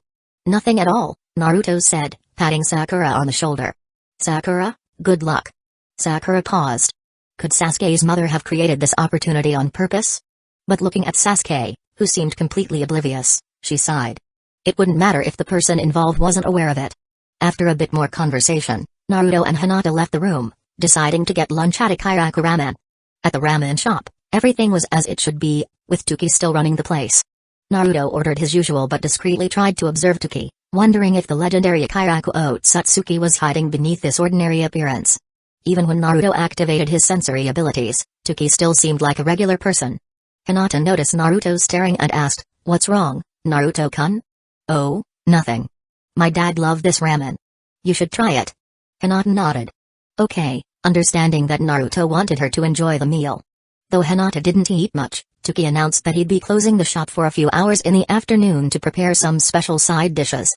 Chapter 117. The following day, a memorial ceremony was held in front of the memorial monument. The 2 advisors who were mutilated, Koharu and Mundo, along with nearly 20 heroes who died protecting Hidden Leaf Village during the conflict, were honored. Even the third Hokage, who had not yet recovered from his injuries, was brought to the ceremony by Hueco in a wheelchair. Beside him stood an elderly, stout man. Okimeki Torafu, like Danzo and others, had been one of the 6 members of the original squad led by the second Hokage. Unlike his teammates, who continued to hold high-ranking positions, Torafu retired early and spent his days at home, enjoying a peaceful life of food and drink. When he heard the tragic news about his 3 old friends, Torafu made the trip to bid them a final farewell. Standing next to the third Hokage, Torafu looked at Minato, Tsunade, and Jiraiya by the memorial monument, then glanced at the accomplished Hidden Leaf Village ninjas like Asuma, Kakashi, and Gai among the crowd, as well as the younger generation, Naruto and Sasuke. He patted the third Hokage on the shoulder and said emotionally, "Hiruzen, our time has passed." "Yes," Hiruzen replied. "Obirama-sensei once taught me to become Hokage and to foster those who would lead the next era. Now, not only has the next generation risen, but even the generation after them has begun to flourish." Torafu sighed. If only Danzo had understood that, things might have been different today. It's such a pity about Koharu and Hamura. Hiruzen fell silent. The betrayal of Danzo, his once close friend, had deeply affected him. He now understood why Jiraiya had wandered the world after Orochimaru's defection. Minato then addressed the crowd, recounting the heroic deeds of the fallen. As a shinobi, many details were necessarily kept confidential. After the speech, everyone offered white flowers as a sign of respect. The families of the deceased wept quietly, proud yet deeply saddened by their loss. Minato ensured that the families of the fallen received the appropriate pensions. Orphaned children were sent to the orphanage, with monthly support until they were grown. Nano Yakushi and Kabuto, who managed the orphanage, gladly accepted these children. With Kabuto's recent earnings and bonuses, the orphanage's funds were more than sufficient. As Hokage, Minato was dedicated to his duty, though some grief could only be healed by time. A few days later, messengers from Hidden Sound Village and Hidden Sand Village arrived in Hidden Leaf Village for negotiations. Hidden Sound Village had little room to maneuver. Having been weak from the beginning, and with Orochimaru having risked and lost most of their elite forces, they were now deeply wounded. Without Hidden Leaf Village's forgiveness, alliance, and protection, they risked being overtaken by neighboring nations. Smaller nations, eager to capitalize on Hidden Leaf Village's strength, might attack, thinking, they dared to offend Hidden Leaf Village and now they want to run? Hidden Sound Village, in a display of humility, offered reasonable compensation for Hidden Leaf Village's losses and promised to assist in eliminating Orochimaru's remaining forces. They also requested the release of their captured shinobi, excluding Orochimaru's most loyal followers. Hidden Leaf Village, appreciating Hidden Sound Village's sincere attitude, did not press them further. Hidden Sound Village, though small and fragile, remained under Hidden Leaf Village's protection. The situation with Hidden Sand Village was different. As one of the 5 major hidden villages, they expected to negotiate from a stronger position than Hidden Sound Village. The leader of Hidden Sand Village's delegation was Granny Chiyo, who had long since retired. She spent her days fishing and playfully feigning death with her brother, Ebizo. Nevertheless, with their Kazekage dead and their leadership in disarray, Hidden Sand Village had no choice but to call her back. Their Kazekage had died mysteriously, his remains found later in the desert. Orochimaru had, as usual, failed to bury him properly. There had once been a hero, Bakura, but rumor had it that she had been killed through Raza's schemes. Then there was Yoshimaru, Gar's uncle, a promising shinobi, but he, too, had fallen victim to Raza's manipulations. As for Baki, he felt too ashamed to lead, especially after one of his prisoners had been returned by Hidden Leaf Village with nothing more than a letter. In the end, the leadership of Hidden Sand Village had no choice but to send Granny Chiyo. From a distance, Naruto observed the Hidden Sand Village delegation. He was eager to try out his new transformation technique on Chiyo, hoping to give Jiraiya a good laugh. Negotiations with Hidden Sand Village were tense. They began by adopting a tough stance, hoping to pay less or nothing at all and perhaps even gain some advantage. Based on Chiyo's long experience, Hidden Leaf Village's foreign policy had historically been lenient. In the first Hokage's era, one could attack Hidden Leaf Village and beg for forgiveness, and as long as Madara Uchiha wasn't involved, Hashirama might not only forgive but even offer help. In the second Hokage's era, Hidden Leaf Village's stance became slightly more assertive. However, Tobirama still adhered to his brother's philosophy of peace. As long as mistakes were admitted, the consequences wouldn't be too severe. During the third Hokage's time, Hidden Sand Village thrived by exploiting Hidden Leaf Village's generosity. When they ran out of funds, they would attack Hidden Leaf Village, and even in defeat, they could often negotiate favorable terms. However, under the fourth Hokage, Minato, Chiyo's plan for a tough stance quickly fell apart. Minato, despite his calm and friendly demeanor, was unyielding. Hidden Sand Village had harmed Hidden Leaf Village, and they would have to pay the price. With Minato, Tsunade, and Jiraiya sitting across from her, Chiyo realized that no amount of toughness could work. Any one of these formidable shinobi could defeat the entire Hidden Sand Village delegation. As Chiyo left the conference room, she observed Hidden Leaf Village as bustling streets and sighed. Times had indeed changed. Hidden Leaf Village, under Minato's leadership, was stronger than ever. What would become of Hidden Sand Village? Reflecting on Hidden Sand Village's self-serving leadership, Chiyo felt a wave of despair. Their leadership was starting to resemble Hidden Leaf Village's old, divided council. She shook her head. Perhaps it was time to leave the future of the village to the next Kazekage. But once again, a headache loomed. There seemed to be no suitable candidates left. The final alliance treaty was dictated entirely by Hidden Leaf Village. Though Hidden Sand Village remained one of the 5 great nations in name, it was clear that from now on, they would be dependent on Hidden Leaf Village in every way. Chiyo left the negotiations thinking she would likely be viewed as a failure in Hidden Sand Village upon her return. Chapter 118. After negotiations, Hidden Leaf Village released the captives from Hidden Sand Village, including Gaara and his siblings, Temari and Kankuro. Only the family knew about Gaara recognizing his relatives in Hidden Leaf Village, and this was not made public. To the outside world, it simply appeared that the Hokage family had a close relationship with them. After all, the three were the children of the late fourth Kazekage, so it made sense for the Hokage to show concern for them. Temari and Kankuro struggled to accept this at first, but after seeing Gaara change from a terrifying killing machine into a more compassionate person, they were genuinely grateful to the Hokage family. However, unlike Gaara, who had long been deprived of love, they had no intention of recognizing relatives in Hidden Leaf Village.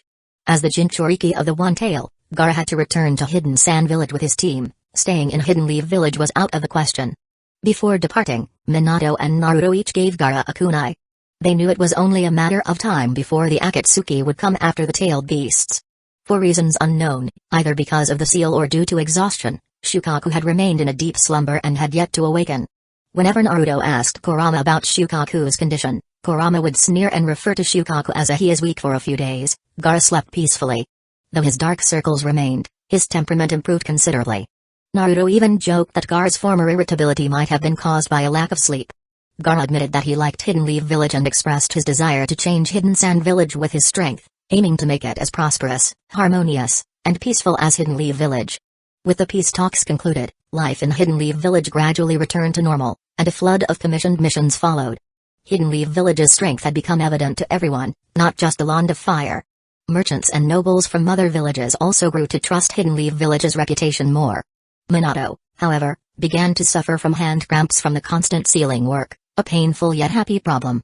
Of course, the lower-ranking ninjas couldn't stay idle for long. Even Naruto was assigned new missions. During this period, Minato officially incorporated Hueco into Hidden Leaf Village's ninja squad.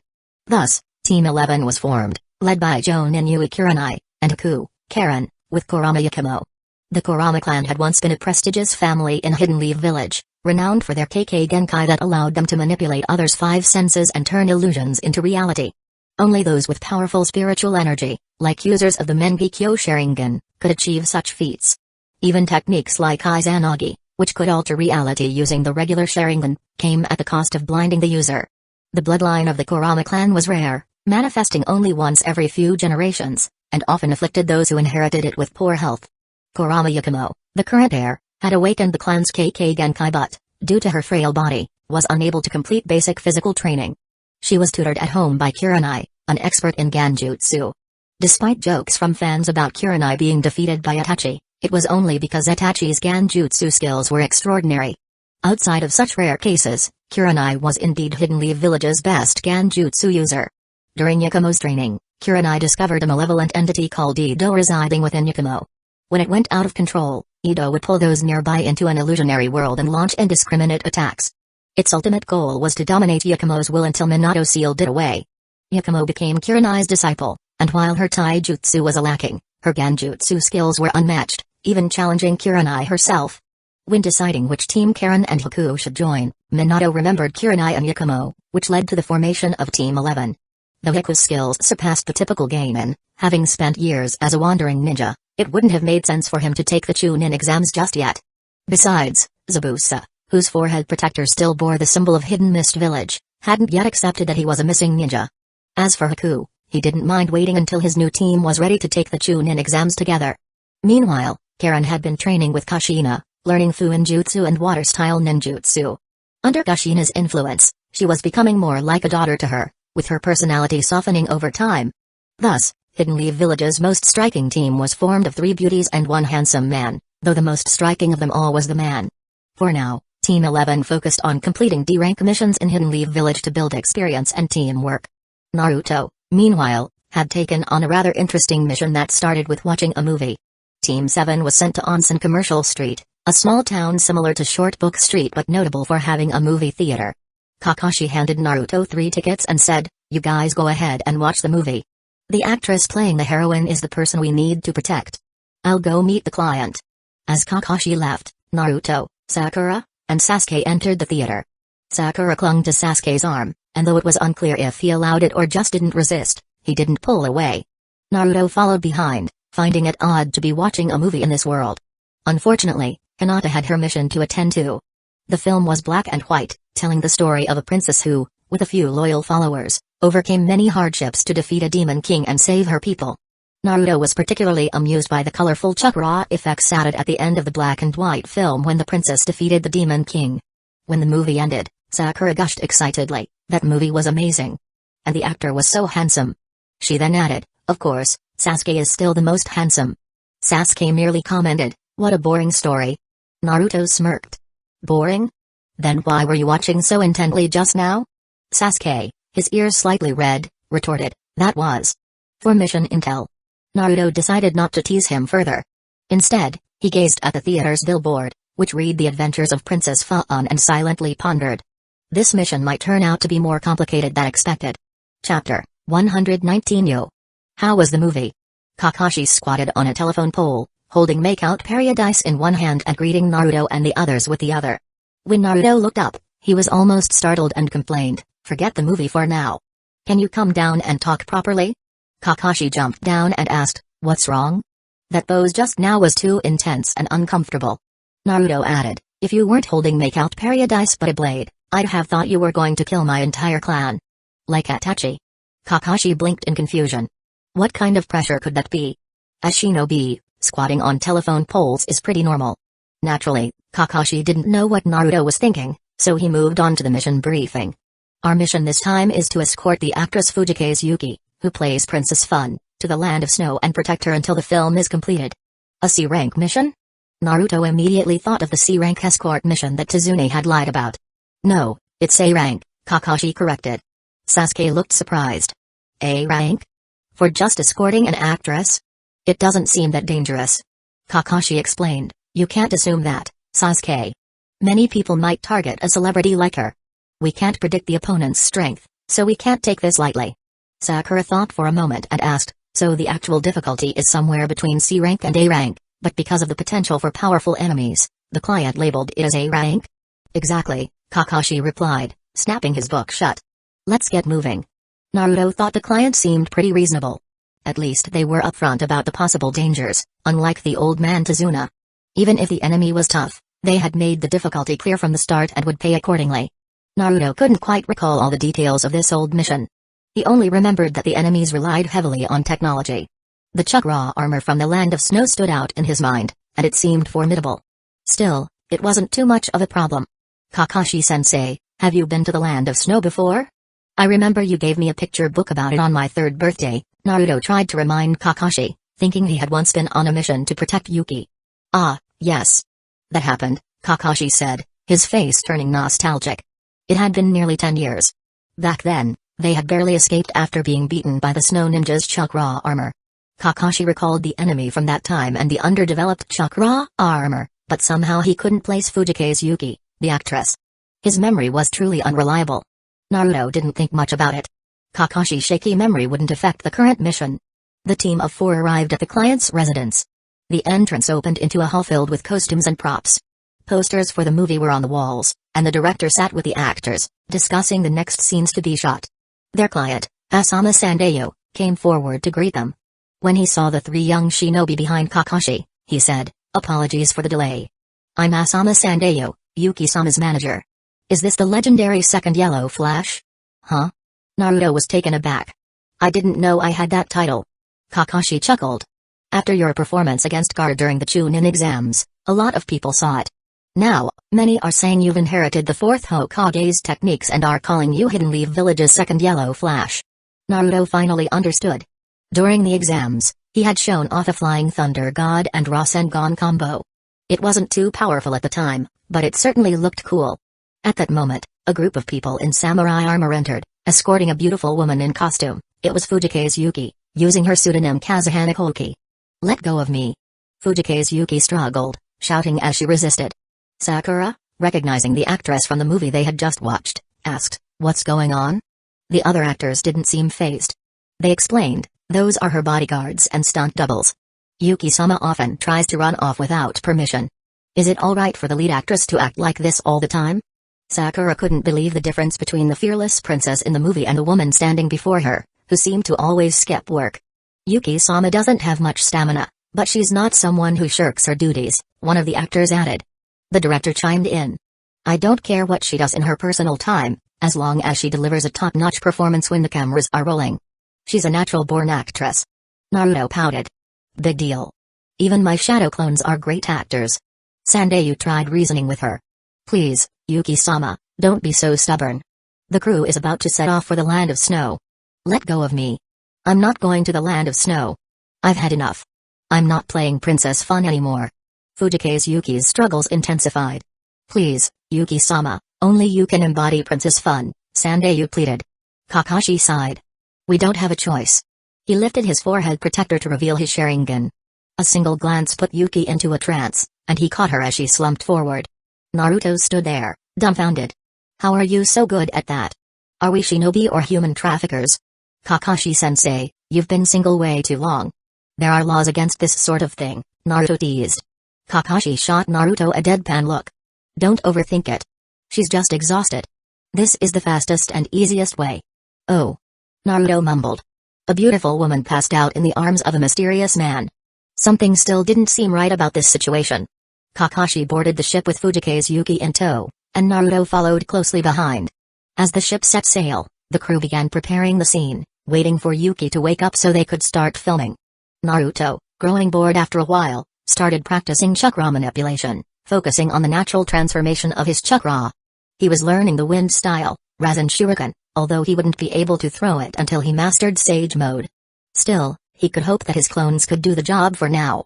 Sasuke was practicing the natural transformation of his lightning chakra. Recently, Kakashi had developed a new lightning jutsu based on Chidori, but Sasuke's control wasn't strong enough yet. Kakashi had advised Sasuke to keep honing his nature transformation. Maybe in the future, Sasuke could develop a lightning jutsu that suited him better. Meanwhile, Sakura was studying medical books as usual. Tsunade had assigned her a significant amount of reading, many of which she needed to memorize completely. As for Kakashi, he wandered off to a quiet corner, likely up to something unknown. Naruto, of course, didn't bother asking. Chapter 120 Why am I here? After waking up, Yuki rushed out of the room and shouted from the railing beside the boat. Sandayu Asama quickly approached to explain the situation to her. Although Yuki still wanted to run away, she eventually gave in. Resignedly, she followed the staff to change clothes and apply makeup, preparing to start filming.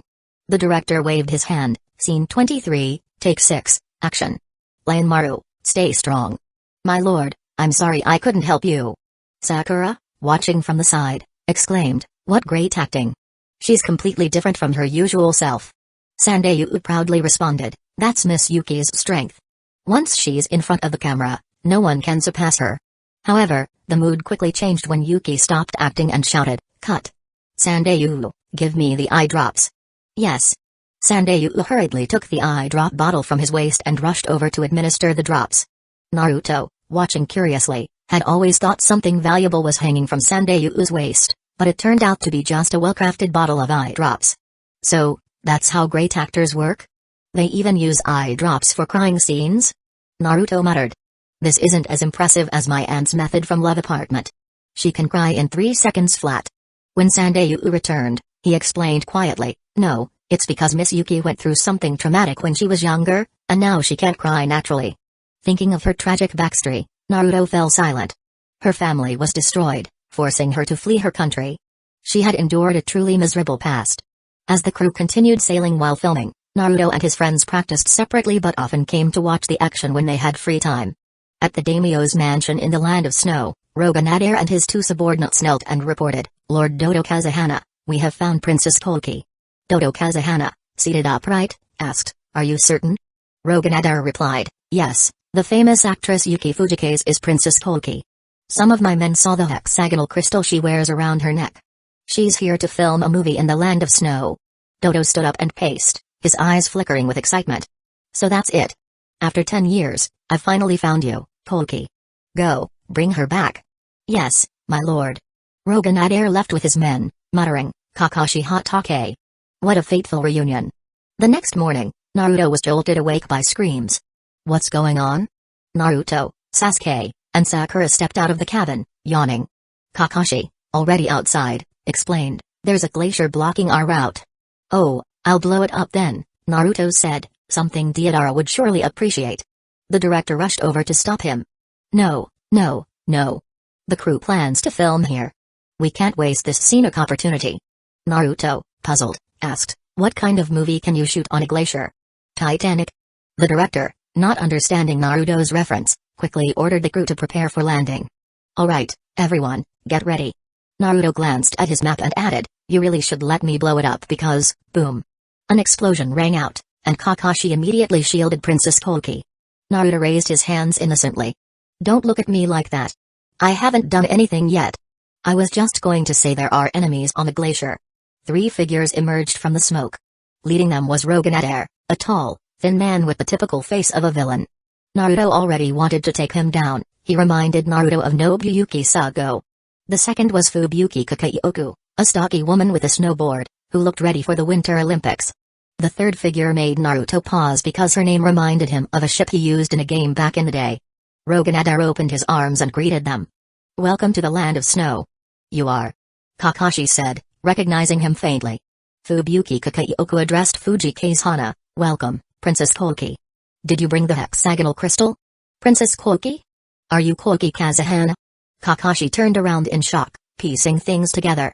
Whether due to the long passage of time or Hidden Leaf Village's intelligence team being overwhelmed, Kakashi didn't immediately recognize the princess he had once escorted. At that moment, Princess Koki was paralyzed with fear on the deck. Seeing Roganadair had brought back memories of the fire that destroyed her home. That overwhelming despair resurfaced, urging her to flee, but fear left her too weak to move. Kakashi jumped off the boat. Leave them to me. One for each of us. Naruto interrupted, feeling that Kakashi would take on all 3 if given the chance. Sasuke leapt down beside Naruto, ready for action. Alright, Kakashi acknowledged. He realized his students were no longer kids in need of constant protection. Sakura, stay with Princess Koki. Sakura nodded, knowing her role as a medical ninja. She wouldn't charge unless necessary, though she was far stronger than the average medic. Oh? Not running away this time, Kakashi Hatake? Roganadair taunted Kakashi. Naruto turned and asked, has he beaten you before? His special armor gave me trouble last time, so I can't afford to be careless. Naruto glanced at Kakashi's forehead protector. If you'd used your Sharingan when you said that, I'd believe you more. Roganadair smirked and boasted, remember this armor. It's much stronger than it was 10 years ago. It amplifies chakra, strengthens jutsu, forms a chakra shield, and can even generate reverse phase chakra that cancels yours. No ninjutsu or ganjutsu will work. PFFT. Naruto scoffed.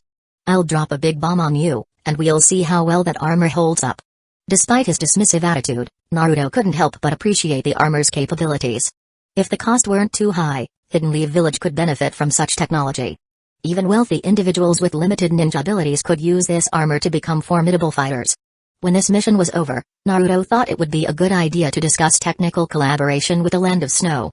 Their technology chakra armor, trains, airships, geothermal generators could significantly boost Hidden Leaf Village, and possibly even raise the GDP of the entire Land of Fire. Deep in thought, Naruto suddenly froze.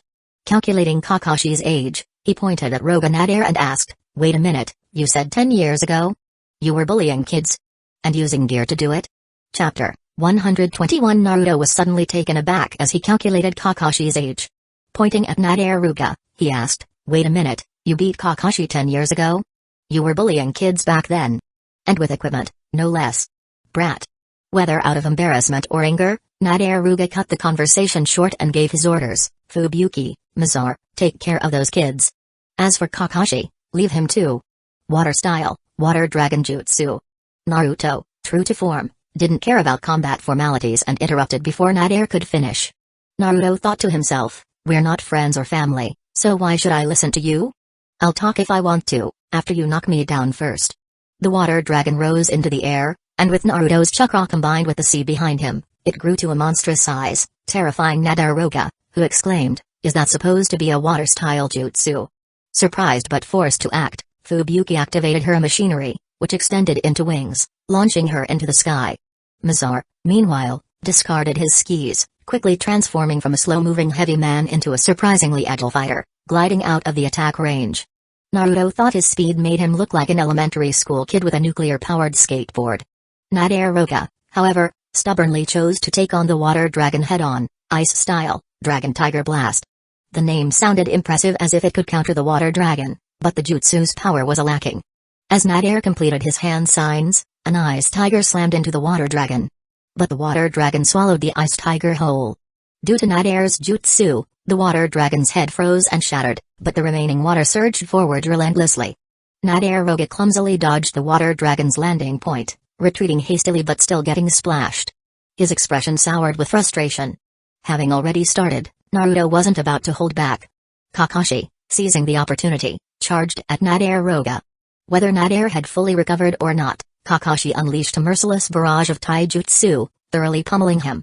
Meanwhile, Fubuki, who had taken to the air, dove straight towards Sasuke, perhaps drawn to his looks. But Sasuke, never one to be swayed, immediately responded with a fierce fireball, followed by a barrage of kunai and shuriken. As metal clashed near Sasuke, Mazor, quick on his skis, dashed toward Naruto, arms bent as if preparing to grab him in a chokehold. Why does this move look like the Raikage and Killer Bee's lightning plow hot knife? Naruto mused as he dodged. Mazor, meanwhile, slid several meters past him. Turning in a quick semicircle on his skis, Mazor faced Naruto again. His robotic arm extended, shooting a claw toward him. Naruto recognized the move. Is that Blitzcrank's rocket grab? Or maybe Pudge's meat hook? And why do they all look as bloated as him? Naruto grabbed the flying claws rope with one hand while forming a Rasengan in the other. As Mazor pulled him in, Naruto slammed the Rasengan into the circular device on Mazor's chest, like Iron Man's arc reactor. The Rasengan hit its mark, cracking the core, though just barely. Normally, this impact would send someone flying, but Mazor stood firm and kicked Naruto away. This armor's defense against pure chakra attacks is impressive, Naruto thought, rubbing his stomach. I guess I should leave risky moves like that to my shadow clones. As for why he didn't use Kurama's chakra, the big fox had already complained, you want to waste my chakra on this garbage? Not happening. Shadow clone jutsu. 10 shadow clones appeared around Naruto, though one immediately slipped on the ice, smashing its head on a shard and disappearing. Naruto and the remaining clones face-palmed. It was embarrassing, good thing that clone didn't have a name, or it might have been too ashamed to show up again. Naruto's antics cut off the compliment Mazor was about to give him. Mazor thought to himself, if I lose to this kid, I'd die of embarrassment. What's the use of shadow clones? Mazor yelled. Especially ones clumsy enough to trip on their own. Get him, guys. Naruto shouted, and the clones rushed forward with Rasengans, too lazy to even use the Flying Thunder God Jutsu. Mazor wasn't afraid. He skated forward, using his robotic arm to destroy the first clone while another tripped over its own feet. But in doing so, he lost his balance. He fell onto another clone, crushing it, but quickly stood up, only to find himself surrounded by the remaining 7 clones. One clone, number 001, not quick enough to show off, yelled, "Suck your mom." He dodged Mazor's punch and slammed his Rasengan into the robotic arm. The other clones followed, either aiming at Mazor's limbs to disable him or going for his core to land a lethal blow. When fighting someone like Mazor, there was no need for honor. Against one person. We're a group of clones. Against an army? Still a group of clones. Without his skis, Mazor's mobility was severely limited. His heavy armor and bulky body made him slow in both movement and reaction, no match for Naruto's superior genes. So, all 7 Rasengans landed squarely on him. While they didn't summon a dragon, the attacks still shattered his armor. Mazor, the formidable ninja, was down for the count. Having finished the battle, Naruto looked over at Sasuke's fight and sighed, Sasuke is giving it all. Sasuke had tied Fubuki to an icicle using steel wires, one of her wings broken and showing scorch marks. At the other end of the wire, Sasuke held the thread in his mouth, forming hand signs, fire style, dragon flame jutsu. Flames traveled along the wire, igniting Fubuki's armor. She screamed in pain as her armor could withstand chakra but not high temperatures. It was no wonder. She was bound to an icicle at sub-zero temperatures, while flames hundreds of degrees hot approached from the front. Screaming was the only logical reaction. Sasuke knew how to play his cards. Chapter 122. There's probably nothing wrong with Sasuke. Kakashi's side is doing great. It was an impressive physical duel. When the opportunity arose, the water dragon and the ice dragon clashed fiercely. Night Air is quite powerful, having been able to hold his ground against Kakashi for so long. Kakashi is a master of chakra control. When using ninjutsu, he selects his techniques based on the environment and chooses the most suitable time to release them. This is the result of copying so many different jutsu, allowing him to maximize every ounce of his chakra. He's quick-witted and cautious in combat. These are the traits of a skilled Hidden Lee village ninja, and it's not just because his limited chakra forces him to make careful calculations. Naruto couldn't tell if Kakashi was growing anxious because his students had already finished their battles or if he had figured out all of Nadare's moves and the capabilities of his armor. Naruto watched as the two fighters exchanged blows and then distanced themselves. Kakashi raised his headband, revealing his Sharingan, and simultaneously made the same hand signs as Nadare, ice style, giant beluga. Two enormous Naru-like beluga whales, larger than the boat the crew had taken, rose from the sea and collided above the glacier. The beluga made of ice shattered, sending shards of ice everywhere, and the entire glacier trembled. Copying again, Kakashi? The same jutsu won't determine the winner. Nadare seemed to have seen Kakashi's Sharingan long ago and spoke with disdain for the imitation. Who knows? Kakashi suddenly vanished from his position, his speed increasing in an instant, and kicked Nadare in the chin before he could react. Nadare was sent flying, and Kakashi followed him, staying close like a shadow, both of them suspended in midair, like falling leaves. Panicking, Nadare exclaimed, "This is Leaf Shadow Dance." Kakashi threw steel wires from each of his hands, binding Nadare's arms tightly to his sides, preventing him from moving. And now, Front Lotus. Kakashi grabbed Nadare's body, adjusted his position, and began spinning rapidly, head first toward the ground. As they neared impact, Kakashi jumped away, landing safely. Meanwhile, Nadare crashed into the ice, his legs sticking out, kicking twice before falling still. You rely too much on that armor. Even if regular ninjutsu and ganjutsu don't work, ninjas still have taijutsu.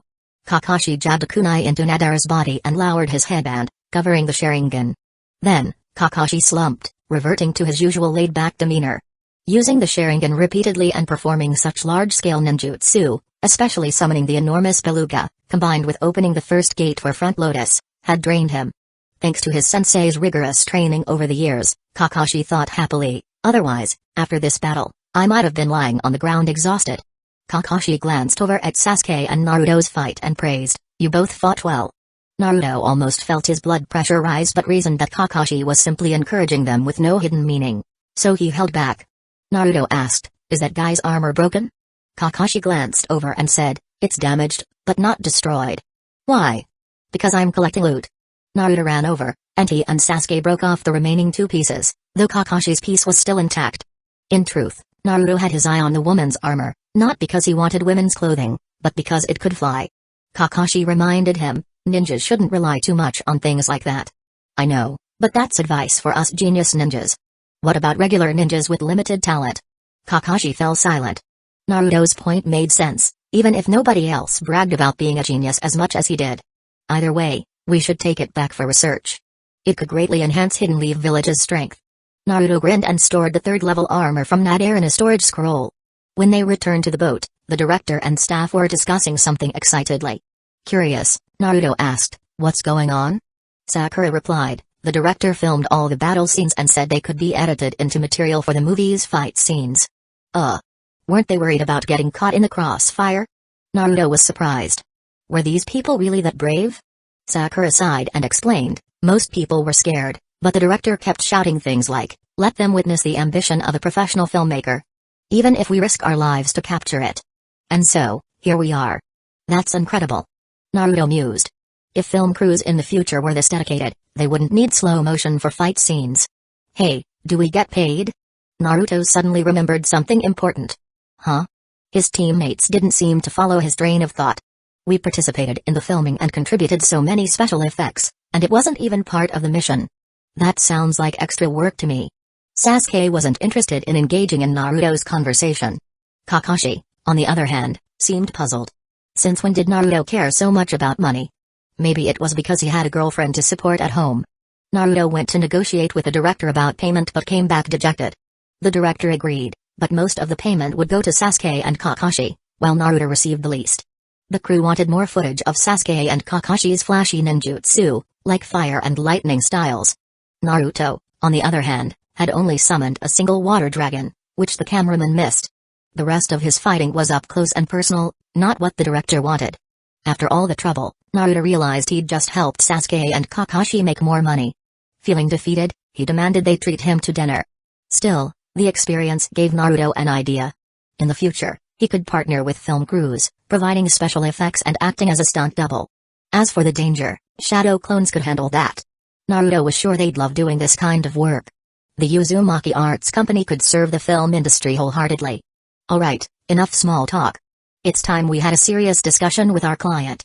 Escorting an actress and guarding a princess who also happened to be the princess of a fallen country had changed the nature of this mission. There was now the delicate matter of not interfering in the internal affairs of other nations. Still, it couldn't be said that Sandayu Asama had lied about the mission. After all, Fujikaze Yuki was an actress, that was simply the stage name of Princess Koki Kazahana. And considering the strength of the Snow Country's ninjas, applying for a knee-rank mission seemed appropriate, as long as the situation didn't escalate further. Now, whether to continue the mission or abandon it would depend on Sandayu's attitude. Kakashi sighed. All he had wanted was a simple escort mission. How had things become so complicated? Chapter 123. In the cabin, Kakashi found Sandayu Asama and Princess Koki Kazahana, who were still shivering. He said, "Mr. Sandayu, could you explain the situation? If we don't have proper information about our protection target, things will become more complicated." Sandayu bowed slightly and replied, "I apologize for concealing part of my identity. I was once a minister of the Land of Snow, and I served Princess Koki's father, Kazahana Saosetsu." Sandayu then recounted the story of the former daimyo, Kazahana Saosetsu, who was deeply passionate about constructing grand wonders. Unfortunately, his extravagant projects drained the country's finances. 10 years ago, his younger brother, Kazahana Dodo, hired a rogue ninja from the Snow Ninja to stage a coup. In the rebellion, the Land of Snow was seized by force, and Princess Koki vanished. Sandayu and a few loyalists to the late daimyo survived by sheer luck. One day, Sandayu discovered that the actress Fuji Yuki was, in fact, their long-lost princess.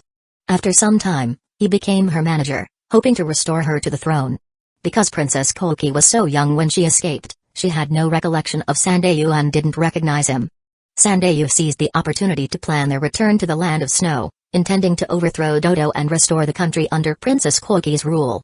It sounds like an inspiring plan, but if analyzed rationally, it feels off. Kazahana Saosetsu squandered the country's resources and was deposed by Kazahana Dodo, who couldn't tolerate the mismanagement anymore. Now, Saosetsu's loyalists aim to reinstall Saosetsu's descendant on the throne, even though this descendant, Princess Koki, clearly lacks the will to fight. Dodo, on the other hand, is after the hexagonal crystal that Princess Koki possesses. He needs it to unlock the Kazahana family's treasure, which he intends to use to develop military power and make the Land of Snow equal to the 5 great nations. So, who's the villain here? Naruto, deeply moved by the story, suddenly blurted out, "Wait. Is this protection mission turning into a mission to restore a whole country?" After revealing his identity, Sandayu's tone became more resolute. "No, your only responsibility is to protect the princess. The rest will be handled by me and the others." Sandayu spoke with conviction. "Along with 50 samurai, including myself, we will defeat Kazahana Dodo and reclaim the Land of Snow." 50 people? Naruto was skeptical. "You think 50 people can win a war? That's not enough for even one round of kunai being thrown. Back in the day, even the farmers in my village put up a better fight when they argued over irrigation. Your plan for restoring the country is way too reckless." Sandayu remained unfazed. "Princess, I will help you become the new ruler, even if it costs me my life." "I refuse." Princess Koki replied sharply. "Stop this nonsense. I never wanted this, I'm just an actress now. I've waited too long for your return, Your Highness. That's your problem. No matter what you do, you won't win against Kazahana Dodo." Naruto found the conversation eerily familiar. It was just like something Inari, Tazuna's grandson, would say. "But the people of the Land of Snow." Sandayu began, but Princess Koki, haunted by the memories of her father's death and the burning of her home, cut him off. "Sandayu, don't you care about what I want? Besides, the director and crew don't want to continue this anymore." The director suddenly appeared, exclaiming, "What are you talking about? Of course, we're continuing. I never dreamed I'd have a real princess playing a princess in my film. This movie will be a historic masterpiece." This director is crazy for the movie, Naruto thought while looking at the ongoing drama. "The princess just needs to wait for the news of my victory," Sandayu declared confidently. "I don't want to go back to that nightmare," Princess Koki retorted. At this impasse, Kakashi intervened, delivering the final blow. "In reality, Kazahana Dodo already knows who you are, Princess Koki. You no longer have a choice." Now that her identity was exposed, Kazahana Dodo would undoubtedly send more assassins after her, whether to seize the hexagonal crystal or eliminate future threats. Princess Koki huddled in a corner, clutching her knees and tightening the quilt around her. In this cold and indifferent world, the quilt was the only thing providing her a shred of comfort. She knew there was no turning back, but fear still held her heart. The team stepped out, leaving her alone with her thoughts. As for their mission, it would continue as planned. Their initial goal was to protect Princess Koki during the filming of The Land of Snow. Although she was revealed to be a princess, the film would still proceed, right? Except, this feature film had now become more like a documentary, and if it went wrong, people could die. After taking some extra shots on the glacier, the cruise ship circumnavigated the ice and pressed onward toward the Land of Snow. A day later, they arrived. They followed Sandayu to his secret base, traveling by steam-powered sledge, which Naruto found perplexing. But he was starting to get used to all this strange technology. It wasn't long before they reached a mountainside. Sandayu gave a signal, and soon, a hidden door opened. Inside, Naruto took in his surroundings. The cave was unique narrow at first, barely allowing anyone to squeeze through, but then it opened up after several dozen steps. Dozens of samurai, some with swords at their waists and others with spears in hand, stood scattered around. They all seemed a bit old. Mr. Sandayu? Is that Princess Koki? A ragtag group saluted sporadically. No matter how Naruto looked at them, they all seemed like an unorganized rabble. Naruto couldn't help but ask, what exactly is your plan here? Sandayu's confidence didn't waver. With the momentum of our troops, all we need to do is break through the city gate, defeat Kazekage, and restore the princess to power. Hiss. You don't have superior numbers or better equipment. I thought you had some grand strategy, but this is it? You're way too optimistic. Naruto whispered to Kakashi, do you think this plan has a chance? Kakashi sighed, not even a little. Naruto relaxed, it wasn't him who was abnormal, nor was the world itself. It was just that Sandayu's plan was downright absurd. Naruto thought for a moment and said, should we lend them a hand? Kakashi, recalling Desuna's last mission, asked, are you planning to ask for more money? You guessed it. But that's not the point. Honestly, I'm just really interested in their technology. Kakashi raised an eyebrow, what exactly do you have in mind?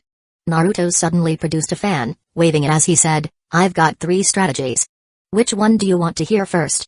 Chapter 124. Kakashi looked at Naruto skeptically, not expecting him to come up with a reliable plan, and asked, let's be honest, what's the best course of action? Naruto stroked an imaginary beard and said, the best strategy is simple, I transform, send him a K-boom, and turn the whole palace into a flat land. It's straightforward, rough, and efficient. I doubt his armor can withstand it. Kakashi immediately understood what Naruto meant by sending the big Ivan and rejected the idea. No. This is an S-rank mission, not a village-destroying one. That kind of move would turn all the villages against Hidden Leaf Village. Naruto, undeterred, continued, okay, plan B, I sneak in and give them a limited edition of the Ninetales Rampage at the Snow King's Palace. We all know people go berserk when provoked. If they provoke me, I can't be blamed for it, right? Hidden Leaf Village won't take the heat. Kakashi shook his head again. That won't work either. Hidden Leaf Village's Jinchuriki going berserk in the Snow King's Palace? That'd be impossible to justify. Don't come up with plans that sound like something a terrorist group would do. Naruto smacked his lips in disappointment.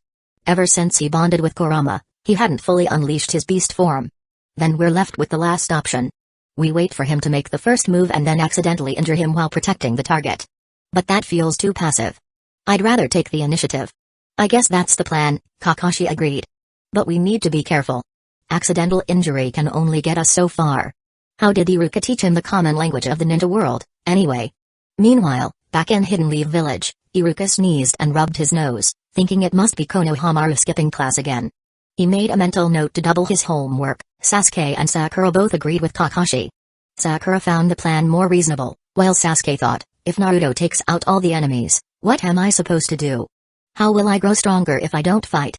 With their plan settled, they followed Santeifu's group out of the cave, heading toward the palace. Before long, a train arrived, stopping just a short distance from them. Naruto, ever the opportunist, thought to himself, this is exactly the kind of thing we should introduce in the Land of Fire. Want to get rich? Build roads first. Everyone stayed alert, watching the train closely. A film crew immediately rushed to a good vantage point, laying down a thick white cloth to blend into the snow and start filming. Their efficiency almost rivaled that of Shinobi. Doto emerged from the front of the train, arms spread wide and sneered, it's been a long time, Koki. Let me take a good look at you. Koki instinctively clutched the hexagonal crystal around her neck, biting her lip, unable to speak. Sandayu drew his sword, stepped forward and shouted, Dodo. Do you know how long we've waited for this moment? 50 of us, including me, Sandayu Asama, are here to avenge the late king, His Majesty Kazahana Sasetsu. Oh. Dozens of warriors raised their weapons in agreement. Dodo looked disdainfully at the ragtag group of old, weak, and injured warriors. "Ah, Sandayu, you're still alive?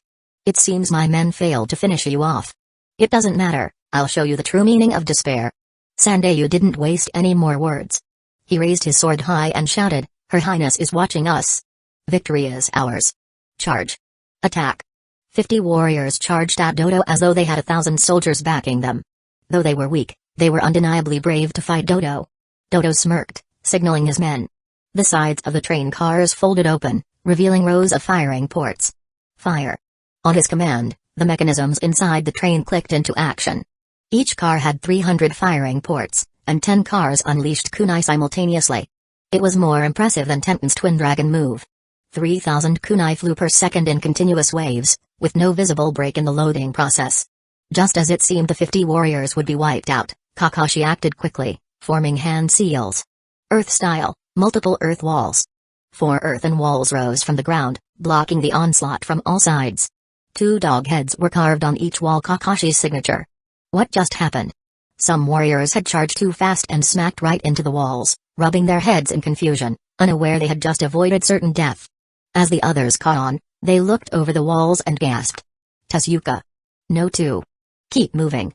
Several unlucky warriors outside the protective walls were turned into human pincushions within moments. Their flimsy armor couldn't stand up to the kunai barrage. Damn it. Sandayu, along with the surviving warriors, watched helplessly as their comrades fell. Once the attack ceased, Kakashi, Naruto, Sakura, and Sasuke jumped up onto the Earth's walls. Naruto took one glance at the damage. The mechanism was so powerful that even the carvings of the dogs' heads were barely recognizable. Well, look who it is. Dodo exclaimed, recognizing Kakashi instantly.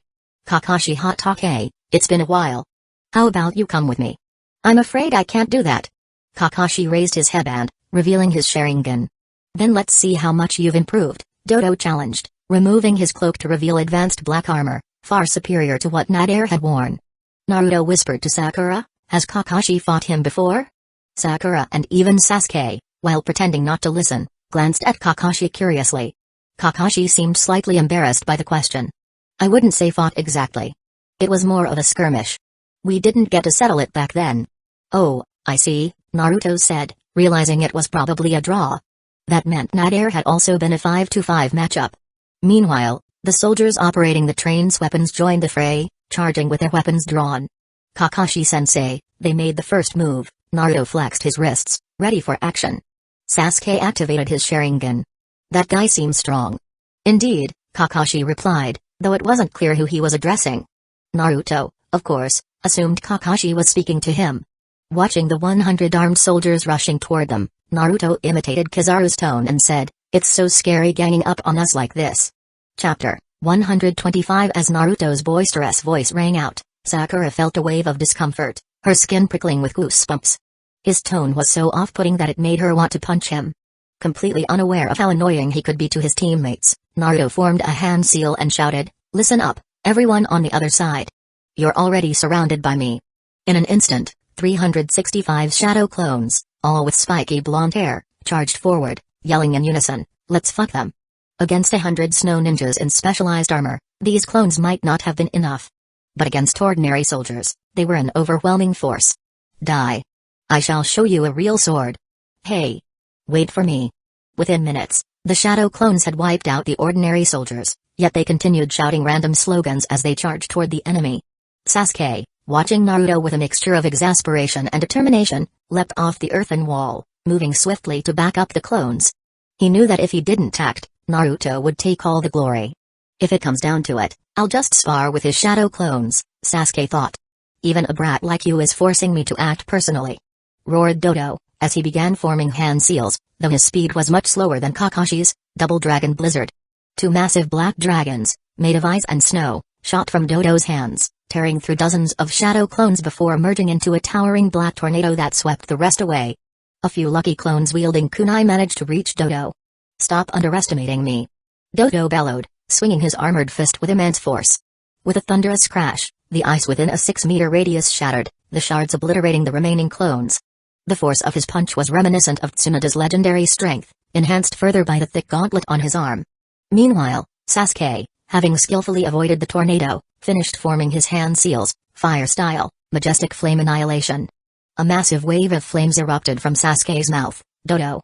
The battlefield glowed crimson with fire, but Dodo remained calm, arms crossed in confidence. Just 10 centimeters from his armor, an invisible barrier shielded him from the flames. Not bad, kid. This fire's enough to keep me warm, he taunted. Sasuke, now far more mature than in his academy days, wasted no time with boasts about his clan. He shouted just 2 words, Chidori. Dodo, distracted by the crackling sound of lightning, peered through the fading flames and spotted Sasuke, now a blur of thunder. But it was too late. Sasuke closed the distance and thrust his lightning-infused hand toward Dodo. At first, the invisible barrier held strong, but Sasuke pushed harder, his Chidori sparking violently until a crack finally appeared in Dodo's armor. Reacting too late, Dodo swung a punch at Sasuke.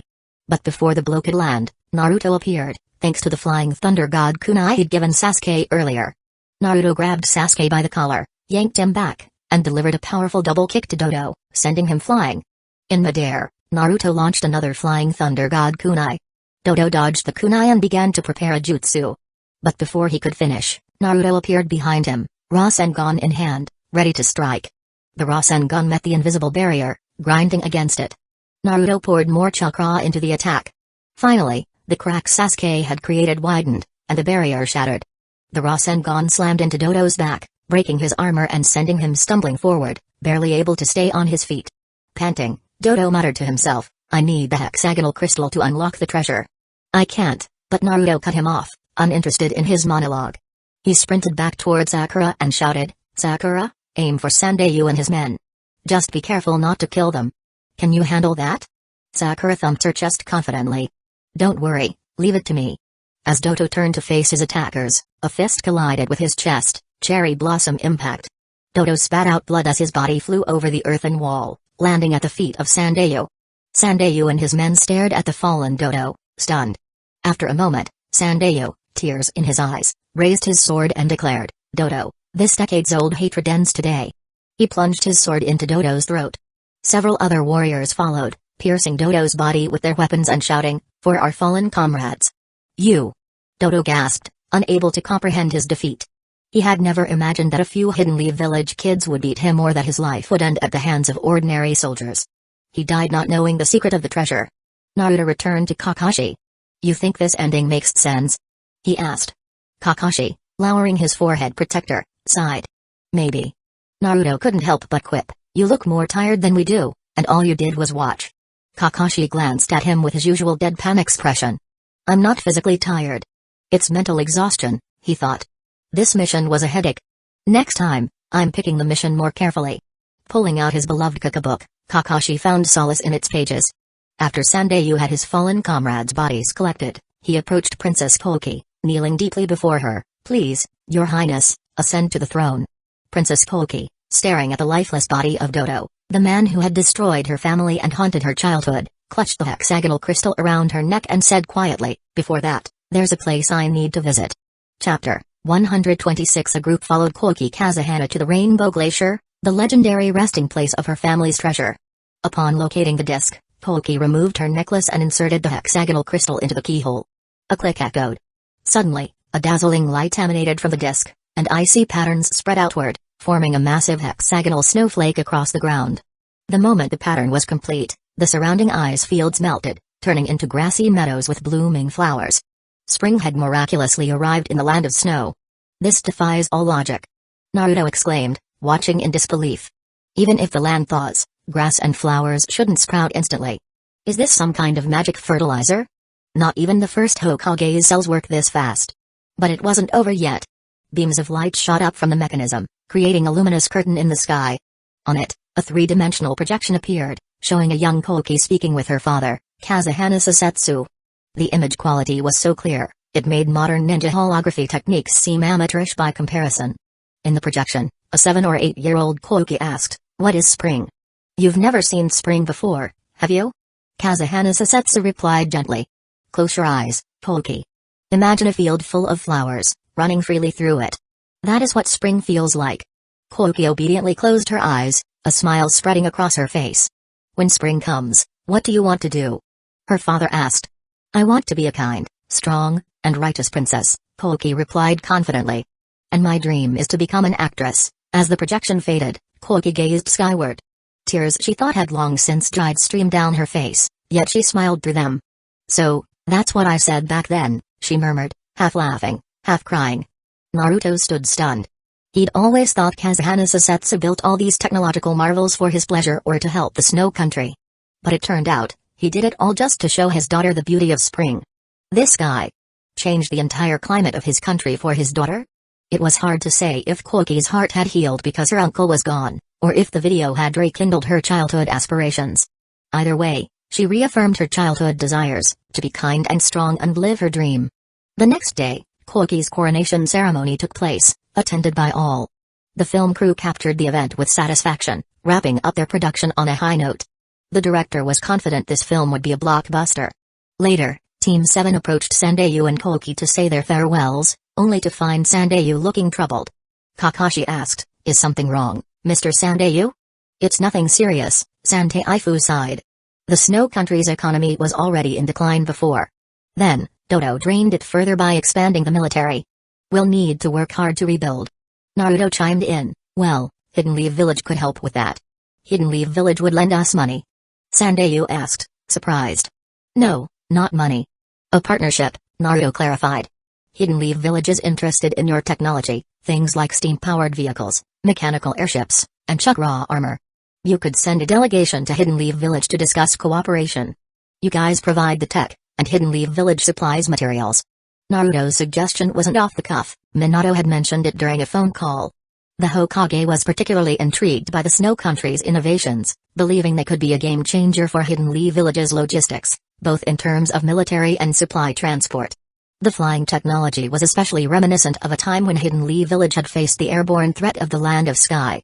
Sandayu and Koki exchanged glances, then nodded with smiles. "This is excellent news. We'll send someone to Hidden Leaf Village soon to negotiate."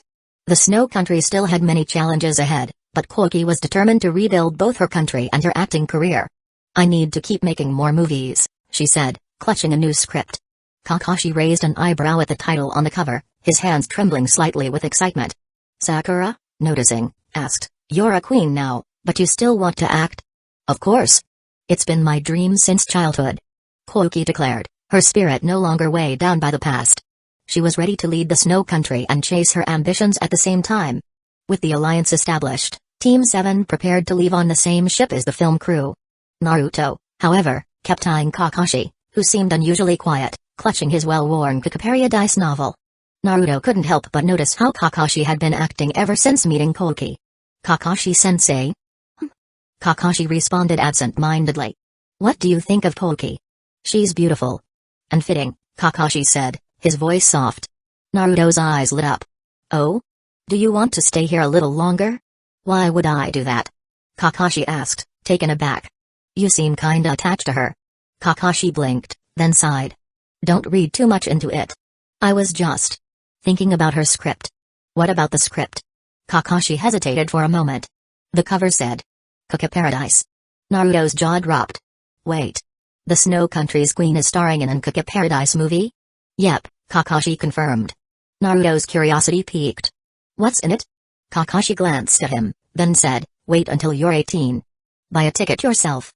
"Ugh, fine," Naruto groaned, rolling his eyes. "By 18, I'll be married anyway. Who needs this stuff?" Despite Naruto's prodding, Kakashi returned to his book, his attention fully restored.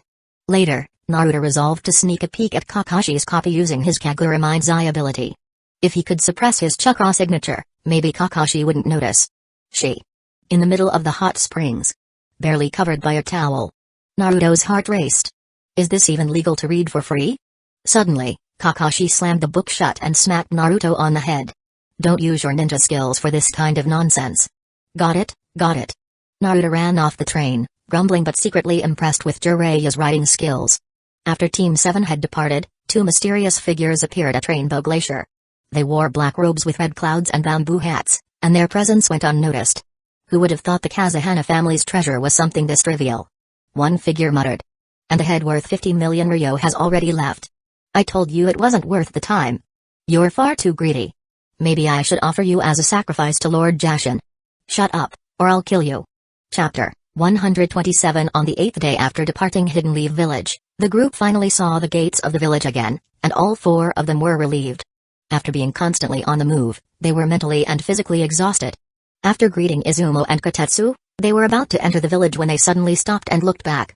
3 gaunt, yellow-faced individuals were running toward Hidden Leaf Village. Just before they reached the gate, they collapsed.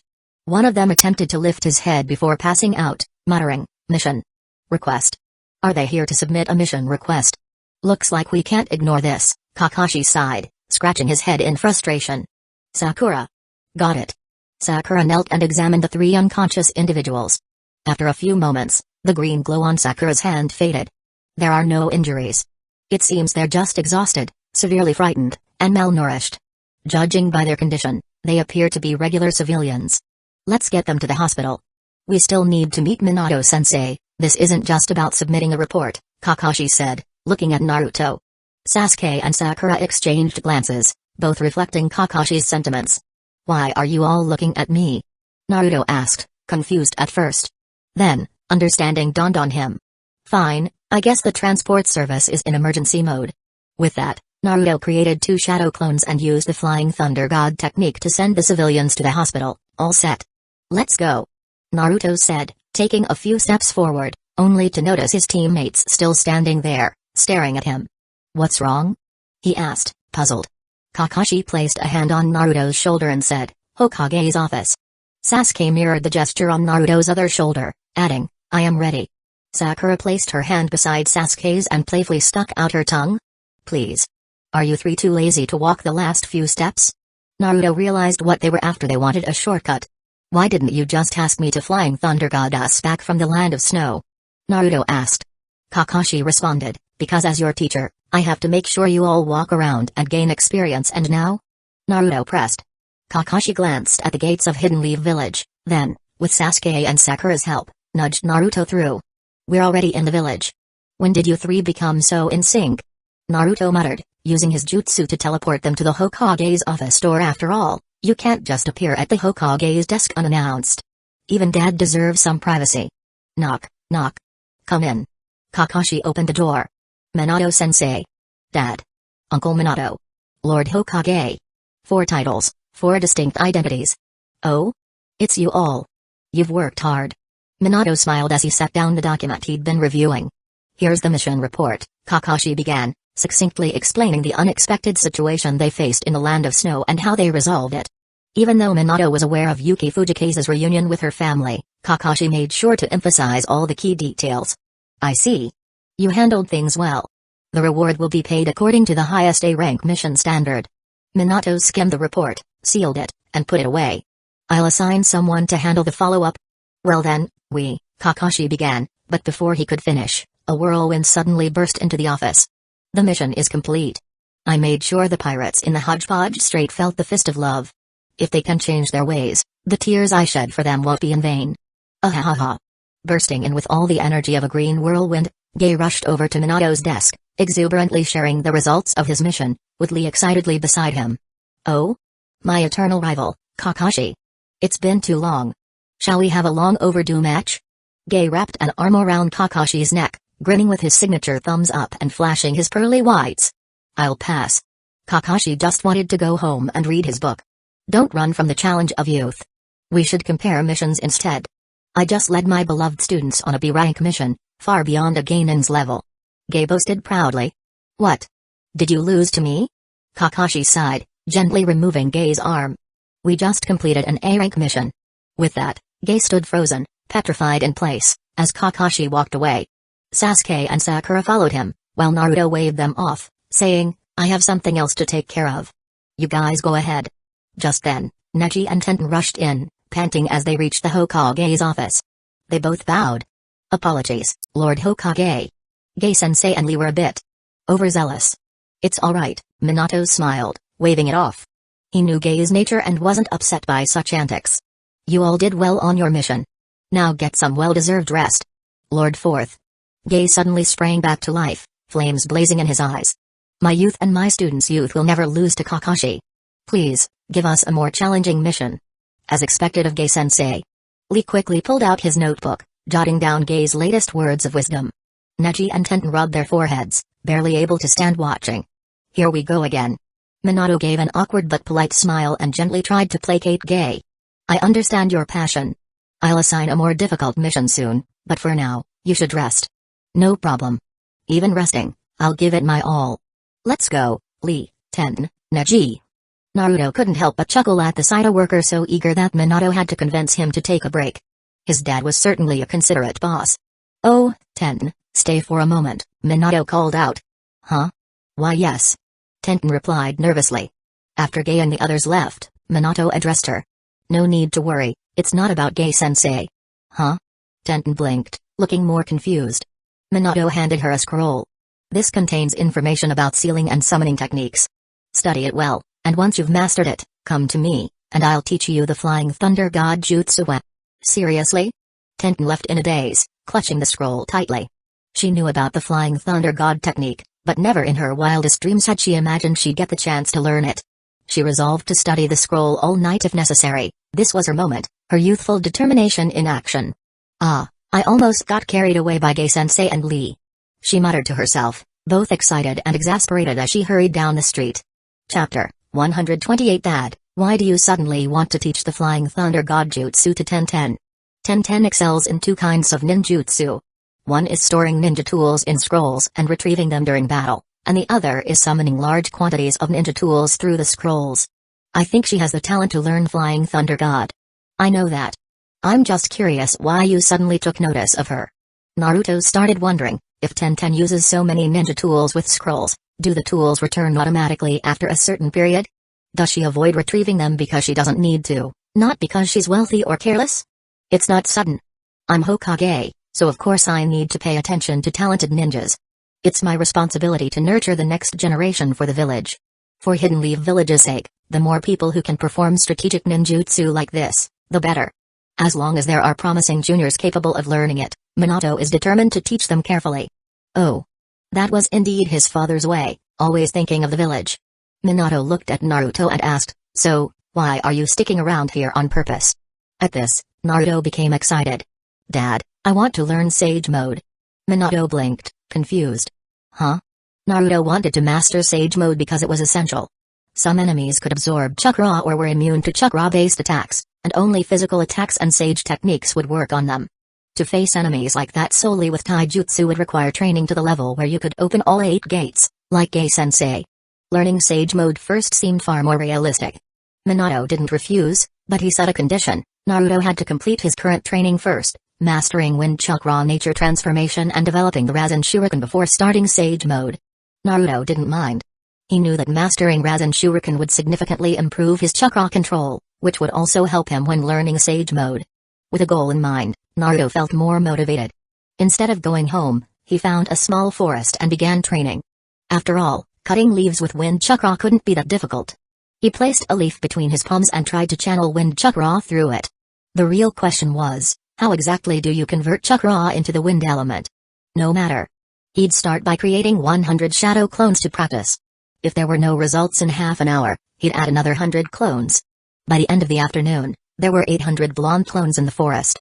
Finally, one clone managed to put a small cut in a leaf, then it dispersed itself without emotion. The remaining clones, after receiving the memory, slapped their foreheads in frustration. Clone number 001 groaned, damn, he beat me to it again. I will kill that bastard next time. Although the start had been difficult, once they had a model to follow, the remaining clones quickly learned how to cut the leaves with chakra before dispersing themselves. Hundreds of memories flooded Naruto's brain, causing a terrible headache. He plopped down on the ground, feeling like he had been doing high-level math problems for days on end.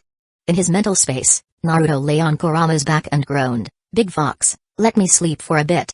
Can you take me back? In past battles, Naruto often used numerous clones, but they only lasted a few minutes or seconds. The impact on his mind wasn't as severe as it was now after such prolonged use. Kurama adjusted his position to prevent Naruto from falling and gently took control of Naruto's body. What a mess, Kurama muttered. Using Naruto's body, Kurama headed home. Along the way, his nose twitched, and he took out Naruto's small frog wallet. After all the training, you're probably hungry. No idea how long he'll sleep, but let's get some food. An hour later, Kurama had Naruto home, tucked into bed, and returned to his sealed space to sleep contentedly. The next morning, Naruto woke up around 8, yawning as he stepped out of his bedroom. He noticed Minato sitting in a chair, pretending to read a newspaper but glancing at Kushina, who stood nearby, arms crossed and holding a spoon, glaring at Naruto. Morning, Mom, Dad. Naruto instantly sensed the tense atmosphere. Kinamaru and the others were gone, probably out on missions. Why was Dad still home? Kushina tapped Naruto on the nose with the spoon and sighed.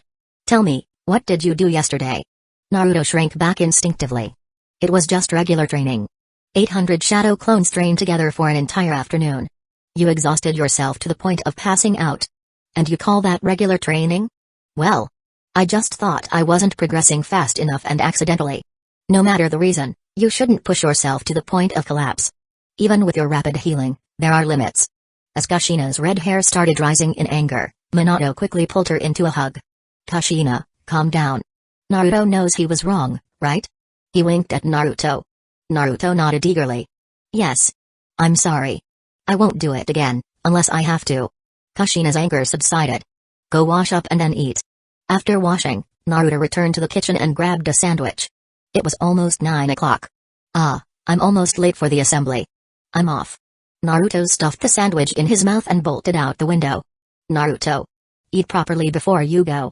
Kushina shouted after him, her red hair floating ominously. Naruto didn't stick around. Minato briefly considered slipping away too, but sensing the serious consequences of doing so, he sheepishly picked up his newspaper and pretended to be deeply interested. Chapter 129. After sneaking out of the house, Naruto ate his sandwich in a few bites and jumped onto the roof in his usual ninja style. Suddenly, several familiar figures came into view. Naruto jumped down, picked up Hinata, and turned around. Hinata, did you miss me? Ah, Naruto-kun. Hinata responded, shy and happy. You're back. Yeah, I just got back yesterday, Naruto said as he greeted the other two. Yo, Akamaru, Shino, long time no see. Woof. Akamaru barked happily, wagging his tail while lying on Naruto's head. Kiba grumbled, hey, Naruto, even Shino noticed me, but you're ignoring me on purpose. Shino adjusted his sunglasses and said, Kiba, don't take it personally. People can only focus on so many things. We should just be glad Naruto's back. If you want to know why. Because he called you but didn't call me. You always go on forever. Kiba interrupted, jumping in frustration. Shino didn't respond, his expression unchanged. He simply thought it had been a while since he'd sparred with Kiba. Since his control over the bugs had improved recently, perhaps he'd practice with Kiba after today's mission. Those two haven't changed at all, Naruto said, taking Hinata's hand and following behind the pair. They have a close bond, Hinata commented, unfazed by their usual interaction. She then asked, Naruto-kun, are you going to the gathering too? Is it alright if you come with us? Naruto shrugged. It's fine, I'll just tag along. Huh? But I didn't tell you where we're going, Hinata replied, confused. Doesn't matter. Wherever you go, I'll drop by, Naruto answered casually. After accompanying Hinata to her destination, Naruto slipped away before Kushina arrived. Watching Kiba jump ahead, Naruto thought, maybe he'll end up getting scolded in my place today, hope everyone's alright. By the time Naruto reached the training ground, Sasuke's morning practice was nearly finished. Sakura, who was leaning against a tree, raised her head from her book and asked, Naruto, why are you late? Naruto pulled his forehead protector down to cover one eye, mimicking Kakashi's lazy tone. I lost my way on the road of life.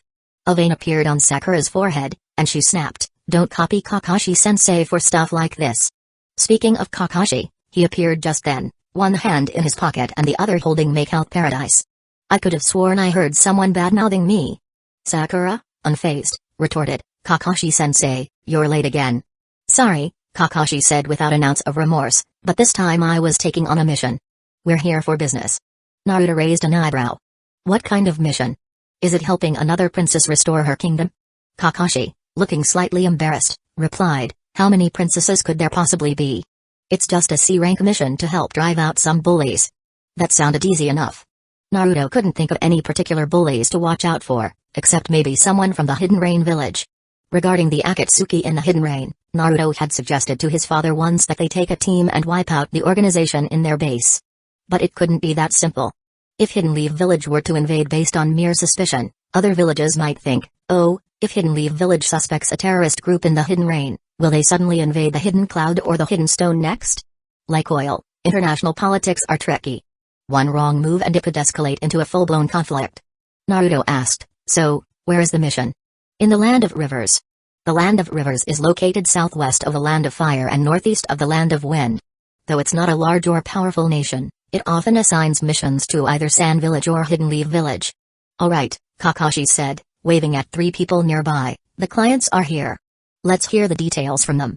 Sakura looked surprised. "Wait, aren't you the 3 who fainted at the village entrance yesterday?" "Yes, that was us," one of them, Ryujuk, said. "We're so grateful for your help." The 6 assistants bowed in gratitude. Kakashi nodded. "No need to thank us. Please explain the mission in more detail." "Certainly. We're villagers from the Katabami gold mine in the Land of Rivers," Ryujuk began. "Although we were heavily taxed and oppressed by the local officials, life was still manageable." Ryujuk's face darkened as he continued. "But then a group of rogues calling themselves Kurosaki family drove out the officials and seized the mine. They kill indiscriminately. Just the other day, they buried our companion Kanpachi alive. If this goes on, the entire village will be wiped out. We risked our lives to escape. Please, you must expel them." The 3 villagers pleaded in unison. Sakura clenched her fist and smashed a nearby tree with a punch. "That's outrageous." Naruto whistled in surprise. Something about the situation felt off. "What did you say the family's name was again?" "The Kurosaki family," Ryujuk replied. Naruto pressed further. "Do you know the name of their leader?" Ryujuk thought for a moment. "I believe his name is Riga." Kakashi's eyes widened. "Riga Kurisuke? Who's that?" Sakura and Sasuke asked, unfamiliar with the name. "Riga Kurisuke," Kakashi explained. "Like Momokizabusa, he's one of the 7 ninja swordsmen of the mist. He wields the thunder sword, and it's said he can harness lightning from the sky for his attacks." Kakashi rubbed his temples.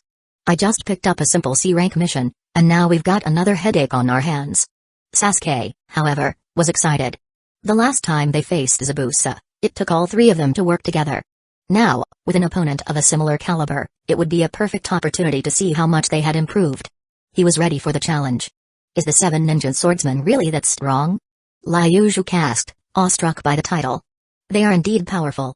They once boasted that the 7 of them could take down an entire nation," Naruto said, adding in his head, "though later, some of them were beaten by Gay's dad, leaving only the 3 lucky treasures. Fortunately, our team took on the mission." Naruto shuddered at the thought of Hinata's team or his brother's team taking it on, though, come to think of it, they'd probably be fine too. Naruto mused over how strong Hidden Leaf Village's teams had become. Kakashi agreed. "This mission has escalated beyond a simple C rank. At least an E rank now." Ryujuk and his companions were horrified, imagining 7 people who could destroy a country. They fell to their knees and begged, "It doesn't matter. As long as you can save our village, please help us." Naruto felt a bit guilty. It almost felt like they were extorting money from the villagers. Kakashi helped them up. "There's no need for that, Mr. Ryujuk. If it's just Riga, we can handle it. Let's set out and gather more information as soon as possible." Naruto thought Kakashi was being too modest.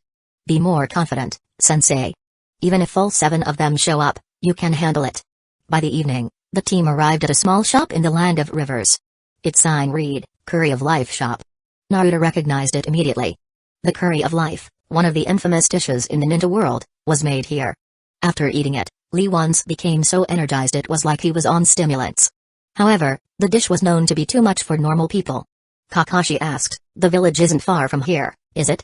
"Right," Ryujuk confirmed. "Just 3 or 4 kilometers west of here, by the gold mine." "Alright, let's rest here for now and gather more information tonight," Kakashi decided. Chapter 130. The owner of the Curry of Life shop is Granny Sancho, a petite woman standing around 1.3 to 1.4 meters tall, wearing a small light yellow hat and round frame reading glasses. She appears to be a very cute and kind old lady. After everyone took their seats at the table, Kakashi spoke up, "Speaking of which, I once heard Gay mention this place, saying there's a type of curry of life here that can make one's blood boil." Granny Sancho remembered Gay and smiled. "Oh, you're talking about that energetic young man. He once ran for 3 days and nights straight with a child, even managing to run in his sleep." Kakashi thought for a moment, chuckling, "Yeah, that sounds about right. Only Gay could pull off something like that." With enthusiasm, Granny Sancho asked, "So, would you like to try their favorite curry of life? After eating it, you'll feel revitalized.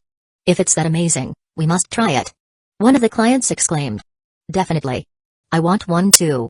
Before Kakashi could respond, the 3 clients eagerly spoke up. Alright, let's get one as well, Kakashi agreed, though he couldn't help but think that anything Gai recommended with such passion usually turned out to be intense. But food couldn't be that bad, right? As a ninja who had seen and experienced strange things for years, Kakashi figured it couldn't be worse than some of the other odd meals he'd encountered. Besides, Gai was still alive, wasn't he? Naruto, however, remained silent. Knowing the truth, he was eagerly waiting to see how the others would react once they tasted it. Granny Sancho stepped up onto a small bench, stirring the curry in a large soup pot with a long-handled spoon. The enticing aroma filled the air, drifting over to the dining table. The 7 of them couldn't help but swallow in anticipation. Even Naruto, who knew better, had to admit it smelled wonderful. Could it be that he had misremembered? Maybe curry wasn't so bad after all. Finally, Granny Sancho brought the curry to the table. Each person received a plate, and once again, everyone swallowed, though this time out of apprehension. Half of the plate was filled with white rice, while the other half held black curry, bubbling ominously. It looked more like an alchemist's concoction than food. Everyone exchanged nervous glances, unsure who would take the first bite. Granny Sancho smiled encouragingly. Go ahead, try it. It's wonderful. No one wanted to disappoint the kind old lady, and the fragrance from earlier gave them a shred of hope. Maybe, just maybe, it tasted better than it looked. After one last glance between them, they all decided to dig in together. Naruto scooped up a spoonful of curry, blowing on it as if it were too hot. But before he could even try, the 3 clients who had been so eager moments ago were already sprawled across the table, groaning in agony. Sakura clutched her chest in shock. Using her medical knowledge, she quickly deduced that it wasn't poisonous. In fact, it seemed to be some sort of powerful tonic. But why was it so spicy? It felt as though her mouth and throat were engulfed in flames. Soon, Sakura started hallucinating, mumbling, hee hee, 1 Sasuke, 2 Sasukes, 3 Sasukes. Sasuke, already overwhelmed by the heat, felt like his body had turned into a blazing inferno.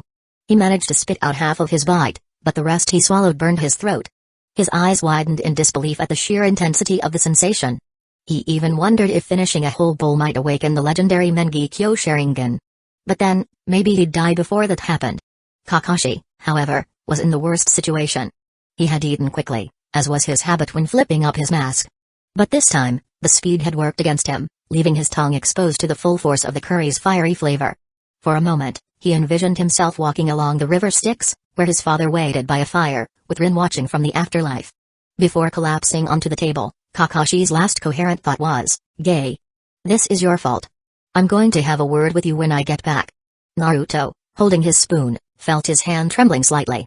If even Kakashi couldn't handle it, this curry might be far more dangerous than he had anticipated. I, Naruto Uzumaki, will never surrender to this. He muttered, about to put down the spoon.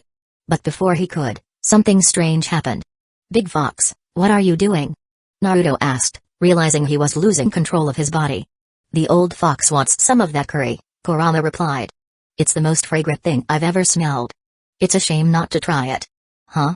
Naruto was confused. You said whoever wants to eat it can have it, right? Well, I want it. No way. You'll make me suffer the consequences. Naruto protested. Bah, they were too weak to handle it. I'll use chakra to fortify your body, Kurama said dismissively. No. I refuse. Naruto tried to resist, but it was no use. Kurama had already taken over. With a flash of tails, Kurama suppressed Naruto's will, forcing him to take a large mouthful of the curry. After 3 seconds, Kurama released control, diving into the lake in the sealed space, gulping down water as if his life depended on it. If Naruto had time to laugh, he might have thought Kurama's frantic drinking looked like Kuafu chasing the sun in desperation. But now, all he could feel was the burning sensation stabbing through his tongue, mouth, and throat. Clutching his throat, Naruto collapsed onto the table, whispering weakly, Big Fox. I thought we were friends. Meanwhile, in the sealed space, Kurama shut the door, cutting off all shared sensations with Naruto. Gazing up at the sky, he muttered, humans are terrifying. I'll never take control of his body again. I swear on my tails. On that day, Granny Sancho used 1 pot of curry to take down an entire squad that could have defeated Kaguya Otsutsuki, earning herself an impressive victory. An hour later, the group had finally recovered, each of them having gulped down plenty of water. Kakashi, ever the elite ninja, hadn't forgotten their mission despite the ordeal. He turned to their client, Ryujuk, and said, let's take a break here, and then we'll head to the village to gather information. Right, Ryujuk replied. Granny Sancho, who was busy washing dishes, overheard and asked, Are you heading to the village near the mine? Do you know something about it, Granny? Kakashi inquired. Granny Sancho's tone turned somber. I had a son, Karashi. He joined the Kurosaki family recently. If possible, I'd like to ask you to bring him back. Chapter 131 Granny Sancho's son was originally a frail young man and was often bullied by fellow villagers. Since Gay and Lee passed by the store during their training, Granny Sancho would often say to her son, if you were as hardworking as they are, you wouldn't be bullied anymore. Perhaps hearing it too often, Karashi impulsively ran off to join the Kurosaki family. Granny Sancho's request was simple, and Kakashi readily agreed. That night, the four of them approached the mine's entrance. Naruto volunteered to gather information since it was something new to him, and he wanted to give it a try. Kakashi, Sasuke, and Sakura waited in place. About 10 minutes later, Naruto returned, dragging a man in a black robe. Got it, Kakashi-sensei, Naruto said as he threw the man to the ground and continued, the leader here is indeed called Rikirasuki. He wields a peculiar dual sword that is said to control lightning. There are 22 members in total. The ordinary members wear black robes and use concealed swords. He added, 10 watchmen patrol nightly, and their quarters are on the mountainside, not far from the house. Also, Rikirasuki has a creepy hobby. He loves holding funerals, even burying people alive when no one has died. The guy's a total maniac. The information is detailed, but... Kakashi nodded before pointing at the beaten man on the ground. What happened to him? He got beaten up, Naruto replied nonchalantly. Isn't that how you get information? You fight, then they talk. Is that really what that means? Kakashi sighed, rubbing his forehead. How exactly did Iruka teach you the ninja world's common language? Sakura shook her head. Iruka-sensei didn't teach him that. Sasuke agreed with a nod, and the others followed suit. Kakashi knelt. What's your name? Karashi, the young man stammered, trembling. Naruto wondered about the coincidence. Had he just happened to catch Granny Sancho's son? Kakashi also felt surprised by their luck. Do you know Granny Sancho? Karashi panicked. I only took revenge on those who bullied me. Please don't harm my mother, she doesn't know anything. Kakashi stared at him for a moment. He can be saved. Let's take him back to the curry shop. Okay, I'll send a clone, Naruto offered. Clone number 001 saluted. The world's strongest and smartest clone is here. Mission accepted.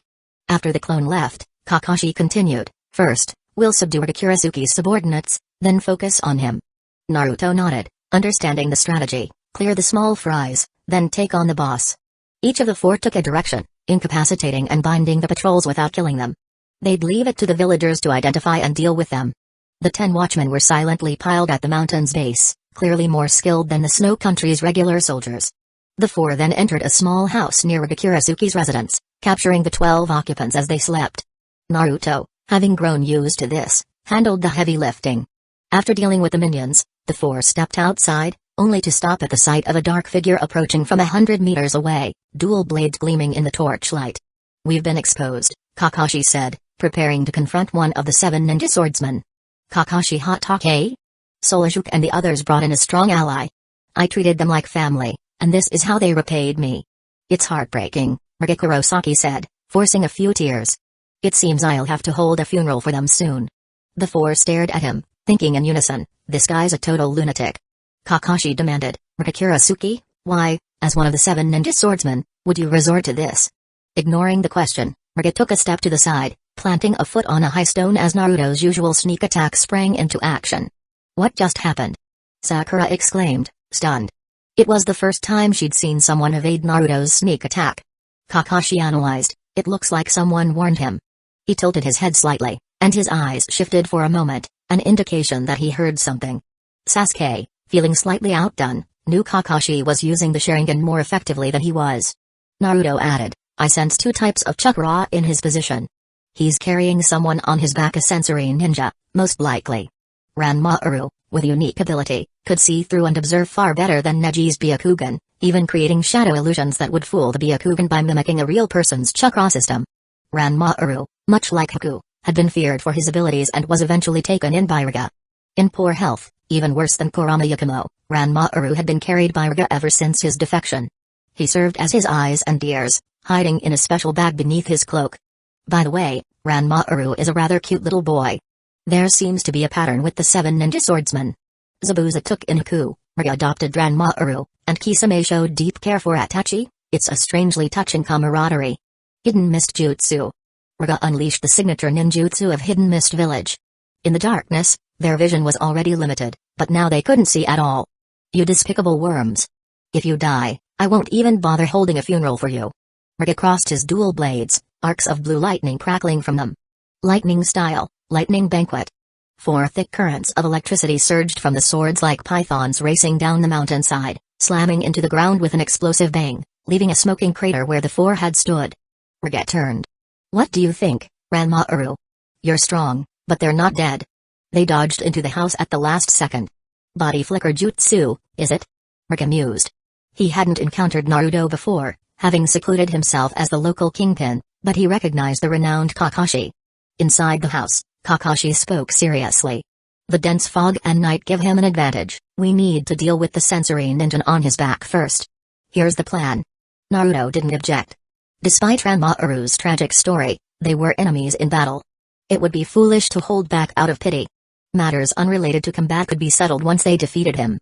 Chapter 132. After that, Naruto summoned 10 shadow clones. 7 of them walked straight ahead with determined steps, while 3 followed Kakashi, Sasuke, and Sakura respectively. Naruto himself leapt out of the window to begin climbing the mountain. The movements of Team 7 weren't hidden from Ranma-uru, but he couldn't understand why one of the shadow clones had a small sign labeled 001 on its chest or why another clone had transformed into a woman. The pink-haired man, Sakura, also seemed oddly flustered when he glanced at the clone's chest. What's wrong, Ranma-uru?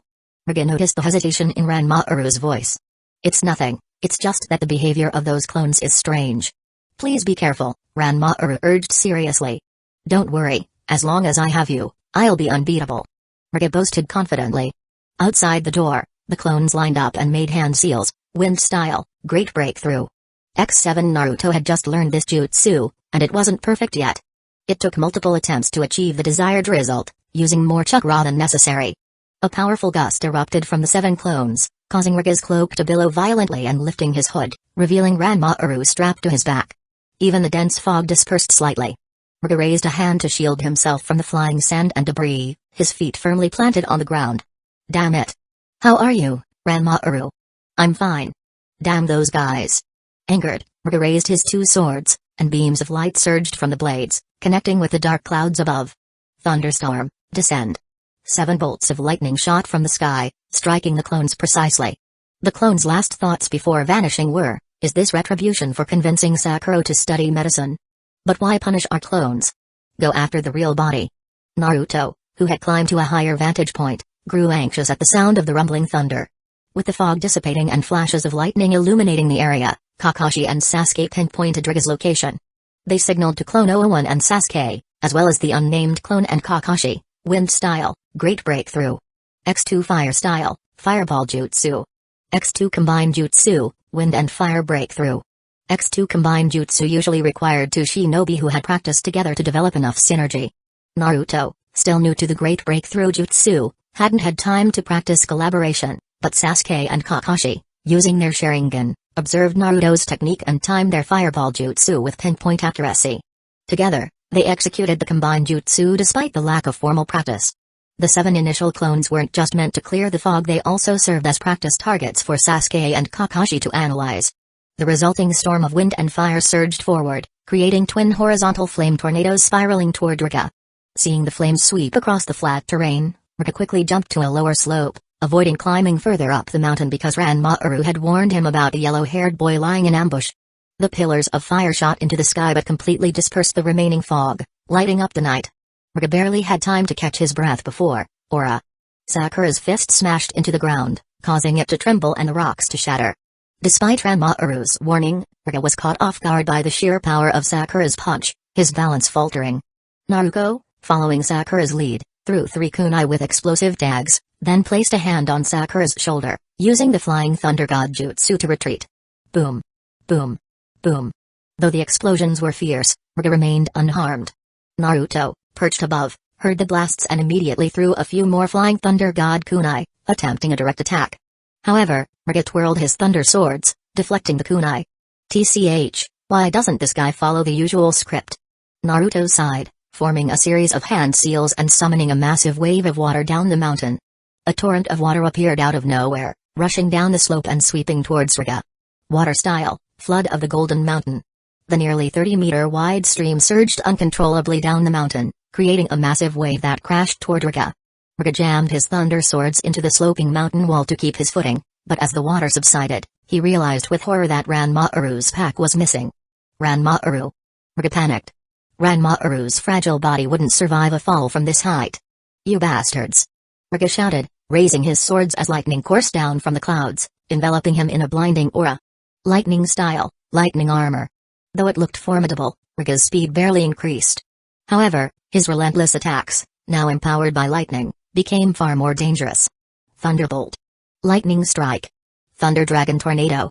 Lightning rained down in all directions, forcing Kakashi, Sasuke, and Sakura to retreat, with Naruto's clones pulling them to safety. Naruto grinned, seemingly unbothered by the chaos. Kakashi-sensei, the boss is going berserk. Why don't you use Rikiri to cut him down? Kakashi responded seriously, don't joke around. He's using the thunder and lightning from the sky, and it barely costs him any chakra. That means his attacks can last all day? Naruto finished. Kakashi nodded. Exactly. Naruto smirked. Without Ranmaaru, Hyuga's skills are no better than an Inuzuka's. You just need to sneak up on him and strike from below. Kakashi frowned. Using earth style on this kind of terrain will be tricky. You dig slowly, I'll keep him busy. Kakashi sighed and began making earth-style seals. Fine, but I'm not thrilled about this. Naruto gave a thumbs up. Go for it. I see Sushi Kage potential in you. As Kakashi disappeared into the ground, Naruto created 100 shadow clones. Alright, your mission is simple, charge in and die. If you haven't been taken down by Hyuga within 2 minutes, your pay gets docked. The clones responded with enthusiasm. Who do you think we are? I'll be dead in 30 seconds, tops.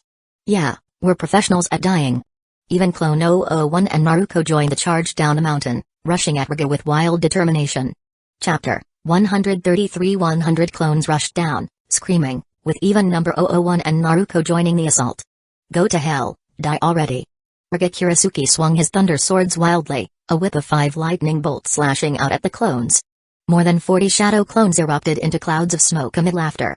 The most notable among them was number 001, who struck a pose before his destruction, mockingly brandishing an imaginary hammer toward the sky.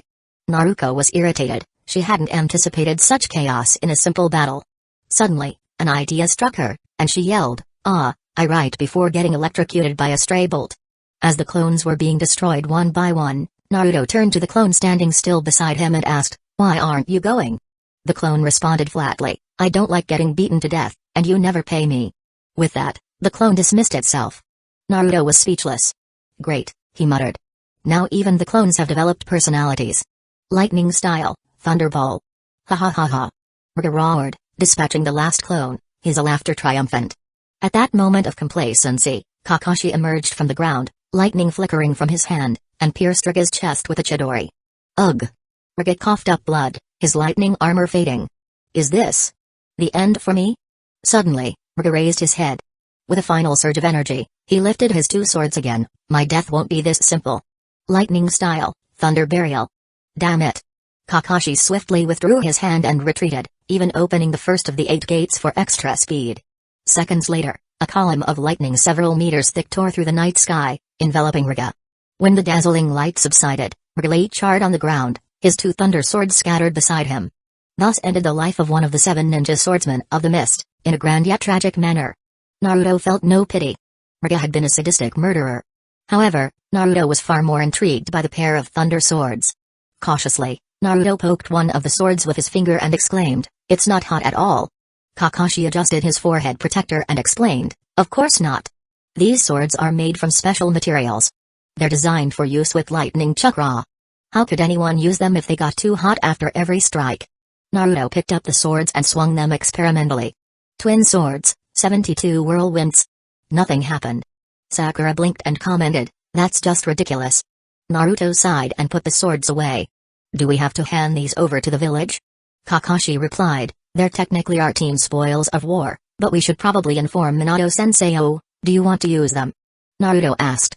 "No, they don't suit my fighting style," Kakashi said. Sasuke, on the other hand, might find them useful. Naruto handed the swords to Sasuke. "Give them a try." Sasuke took the 2 swords, reflecting on Ryuga's performance. The Thunder Sword seemed capable of compensating for his relatively lower chakra reserves compared to Naruto's. As for wielding the swords, Sasuke's Sharingan had recorded everything. Ryuga had demonstrated nearly all of his techniques involving the swords. If Sasuke couldn't master them, it would be a disgrace to his Uchiha name. Sasuke crossed the swords and attempted a simple technique, lightning style, Thunderball. The resulting blast shattered a nearby rock, and a smirk crept onto Sasuke's face. These swords suited him well. Naruto clapped Sasuke on the shoulder. Looks like we can form our own 7 ninja swordsmen of Hidden Leaf Village. Sakura, having finally shaken off Sasuke's smile, brought them back to reality. We've only seen 2 ninja swords. How are we supposed to find enough for 7 people? Naruto waved dismissively. That's easy. We'll just ask Kakashi-sensei to take 5 or 6 more C-rank missions, and we'll be good. Kakashi looked up at the sky, barely believing what he was about to say. This was just a coincidence. After the chatter subsided, Naruto created several clones to pack up Ryuga's body and the thugs, bringing them back to the entrance of the Curry of Life restaurant. As for Ranmaru, no one knew where the floodwaters had carried him. Naruto tried using his chakra sensing ability but found no trace.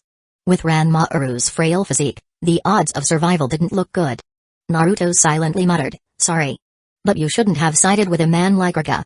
At that moment, the 3 clients were anxiously watching the direction of the mine from a window. They had all heard the thunder from earlier, guessing a battle was underway, and now they prayed silently for the Hidden Leaf Village shinobi to emerge victorious. When they saw Naruto and the others return safely, the 3 clients rushed downstairs to greet them. "Did you defeat the Kurisuke family?" Kakashi pointed to the pile of thugs that Naruto's clones had gathered and said with a smirk, "It took some effort, but we took care of it." The 3 clients exchanged surprised glances before bowing deeply. "Thank you so much." Kakashi waved them off. "It's nothing. Just have the villagers come by tomorrow. What happens next is up to you." "Understood." As soon as Naruto walked inside, he saw Granny Sancho's son, Karashi, with swollen lips, spooning curry into his mouth with tears streaming down his face. Naruto asked, "What happened to him?" Granny Sancho smiled. "That's his punishment, 300 spoonfuls of super spicy curry." Everyone swallowed in unison. That was one harsh punishment. When Karashi saw Naruto, he ate even faster, muttering through tears, "I'm sorry, I was wrong. I'll never do anything bad again. I'll learn to make curry and inherit the curry of life." Granny Sancho knocked him on the head with a spoon. "You're not there yet. Finish your meal, then come and help me with the ingredients." "Yes, ma'am." The next morning, news of the Kurosaki family's defeat spread throughout the village. The villagers gathered to thank Team 7 again. Regarding the mission's upgrade from C rank to A rank, the villagers assured them they had sufficient resources in their mines. Without Ryuga's tyranny, gathering the necessary funds would be no problem. After Team 7 left, Karashi, following Granny Sancho's instructions, led the villagers to recover their belongings from the Kurisuke stronghold. Along the way, they found a frail, dying child at the entrance to one of the warehouses. Karashi brought the child home and fed him a spoonful of the curry of life, Gaze and Lee's favorite dish. From that day on, there was one more child in the curry of life, learning the secrets of curry making from Granny Sancho. Chapter 134. In the distance, mountains loom, lakes lie nearby, and grass spreads underfoot, with picnic mats scattered here and there, along with a barbecue grill. Kurama Yakumo set up an easel, holding a paintbrush, and began outlining the scene before her with a smile. At the center of her painting were Jiraiya, Tsunade, Minato, and Fugaku. Minato and Fugaku smiled as they clinked glasses. Tsunade, her cheeks flushed, had already pulled out a deck of cards, while Jiraiya's expression was mischievous, his eyes darting around as he tried to sit up straight. Shizune, sitting by Tsunade like a dutiful maid, reached out to flip the barbecue skewers. Not far away, Kushina and Mikoto laughed together, watching Izumi hand over grilled food with a smile. Shizue and Itachi were deep in conversation nearby. Kakashi and Gai locked eyes in their usual contest of who would blink first. Kakashi's face remained calm, while Gai's eyes were wide, sweat forming on his forehead. The outcome of this game would break the tie in their eternal 50-50 record, so Gai took it very seriously. His 4 mini-Gai disciples, dressed in green, cheered him on excitedly. Kinamaru, tired from being a teammate of mini-Gais for so long, seemed to find common ground with Neji and Ten, watching the contest with mild interest. Asuma and Kiranayui shared a bashful glance, pretending to watch the match between Kakashi and Gai, but secretly holding hands for the first time. Sakura and Ino clung to Sasuke's arms from either side, glaring at each other, as though sparks flew between them. Akamaru and Pakkun, 2 cute canine companions, faced off in a game of headbutting, while Kiba and Naruto sat on either side, cheering them on. Hinata smiled softly, holding Naruto's arm with one hand while sneaking a skewer of barbecue with the other. As always, Choji ate enthusiastically, while Shikamaru lay quietly on the grass beside him, watching clouds drift by. Yakumo counted the people present but felt like someone was missing. After thinking for a moment, she picked up her brush and added herself, sitting at the easel, along with Haku and Karen, who were watching her paint. Only then did Yakumo look at her painting with satisfaction. She packed up her tools and joined the group's playful activities. Shino, having received a message from a bug on his finger, sighed. I'm sitting next to Shikamaru. Why didn't you draw me? The reason for this gathering began half a month ago, shortly after the mission involving Riga had ended. The surge of mission requests caused by the Chunin exam's turmoil had finally subsided, and things were returning to normal.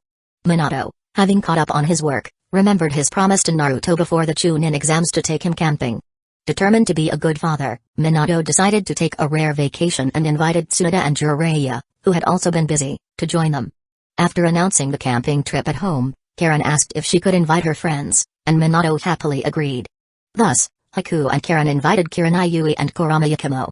Kinamaru invited Gen, Gi, and Giro, and Kushina brought her 3 students along. When Naruto went to invite Sasuke, he found him sweeping the floor with Itachi at their house. Sasuke mentioned he wanted to stay home with his brother, who was on a rare break.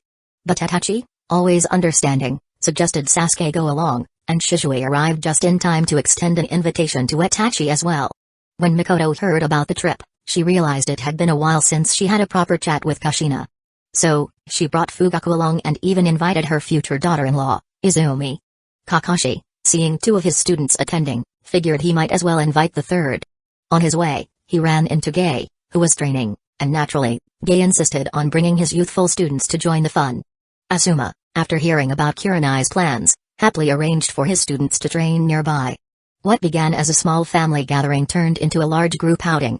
If any enemies from other villages had taken the opportunity to attack and capture everyone in one sweep, Hidden Leaf Village might have been in chaos for a decade if, of course, they could even win that fight. I'm betting a spoonful of mustard that Pakkun will win this one, said Kiba. Yeah, right. I'll bet a spoonful of hot sauce. Akamaru's winning.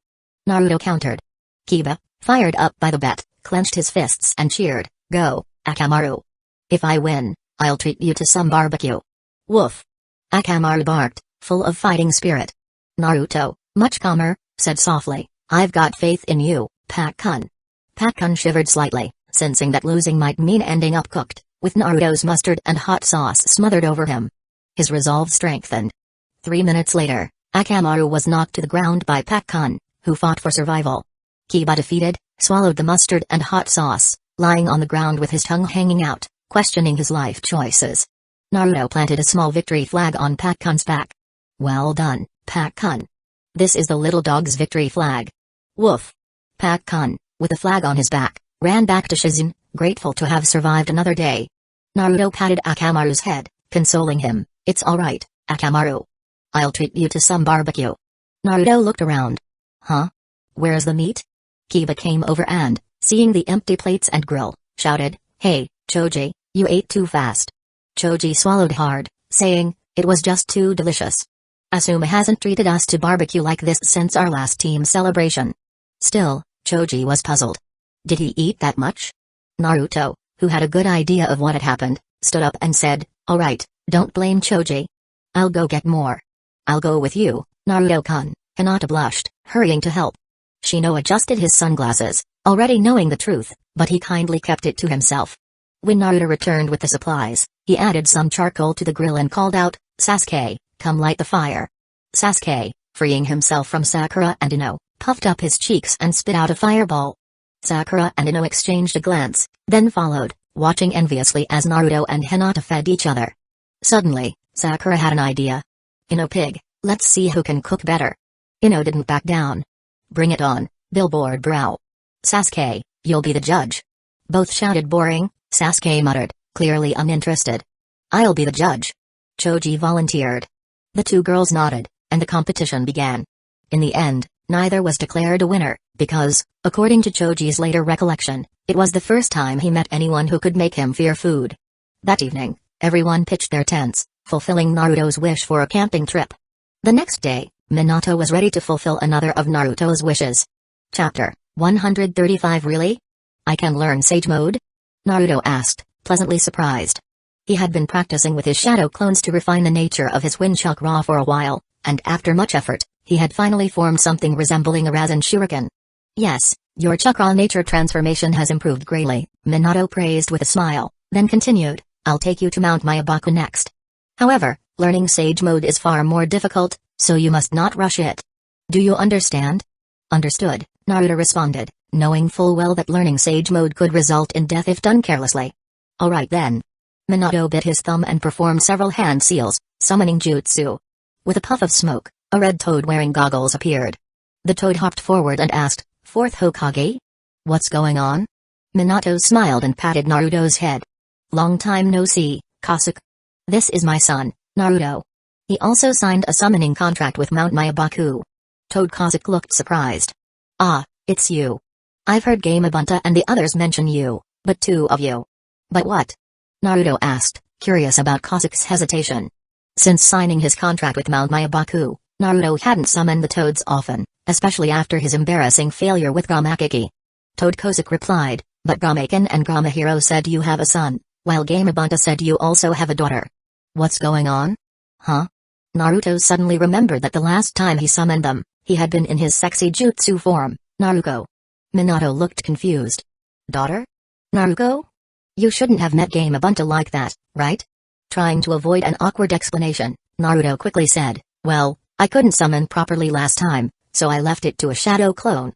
Anyway, let's focus on what's important. Oh, right. Minato dropped the subject. Kazekage, this time, I need you to inform Fukasaku. I plan to take Naruto to Mount Myabaku to learn Sage Mode, so I'm counting on you. No problem. I was already planning to contact Fukasaku. Kazekage folded his hands and disappeared in another puff of smoke. After Kazekage left, Naruto turned to Minato. Dad, why do all the toads call you Fourth? I remember they called Pervy Sage by his name.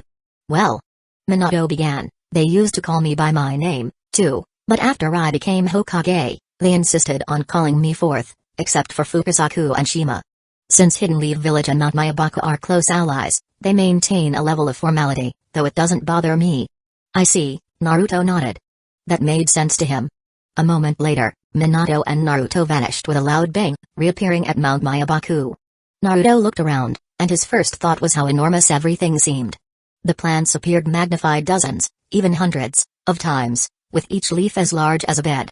Towering stone statues of frogs surrounded them. The air was fresh, and the croaking of frogs filled the atmosphere. It was the rainy season, and frogs were abundant in the ponds. A green toad, slightly larger than Naruto's head, with long white hair, a beard, and bushy eyebrows, jumped toward them. Naruto couldn't help but wonder why the toad had so much hair. Minato greeted him, Fukasaku-sensei, I apologize for the intrusion. Fukasaku smiled kindly. It's been a while, Minato. My wife's been complaining that you and Jiraiya haven't visited lately. Minato scratched the back of his head in embarrassment. Sorry about that. I've been quite busy. Fukasaku nodded knowingly. I understand. Hokage duties keep you occupied. He then turned to Naruto.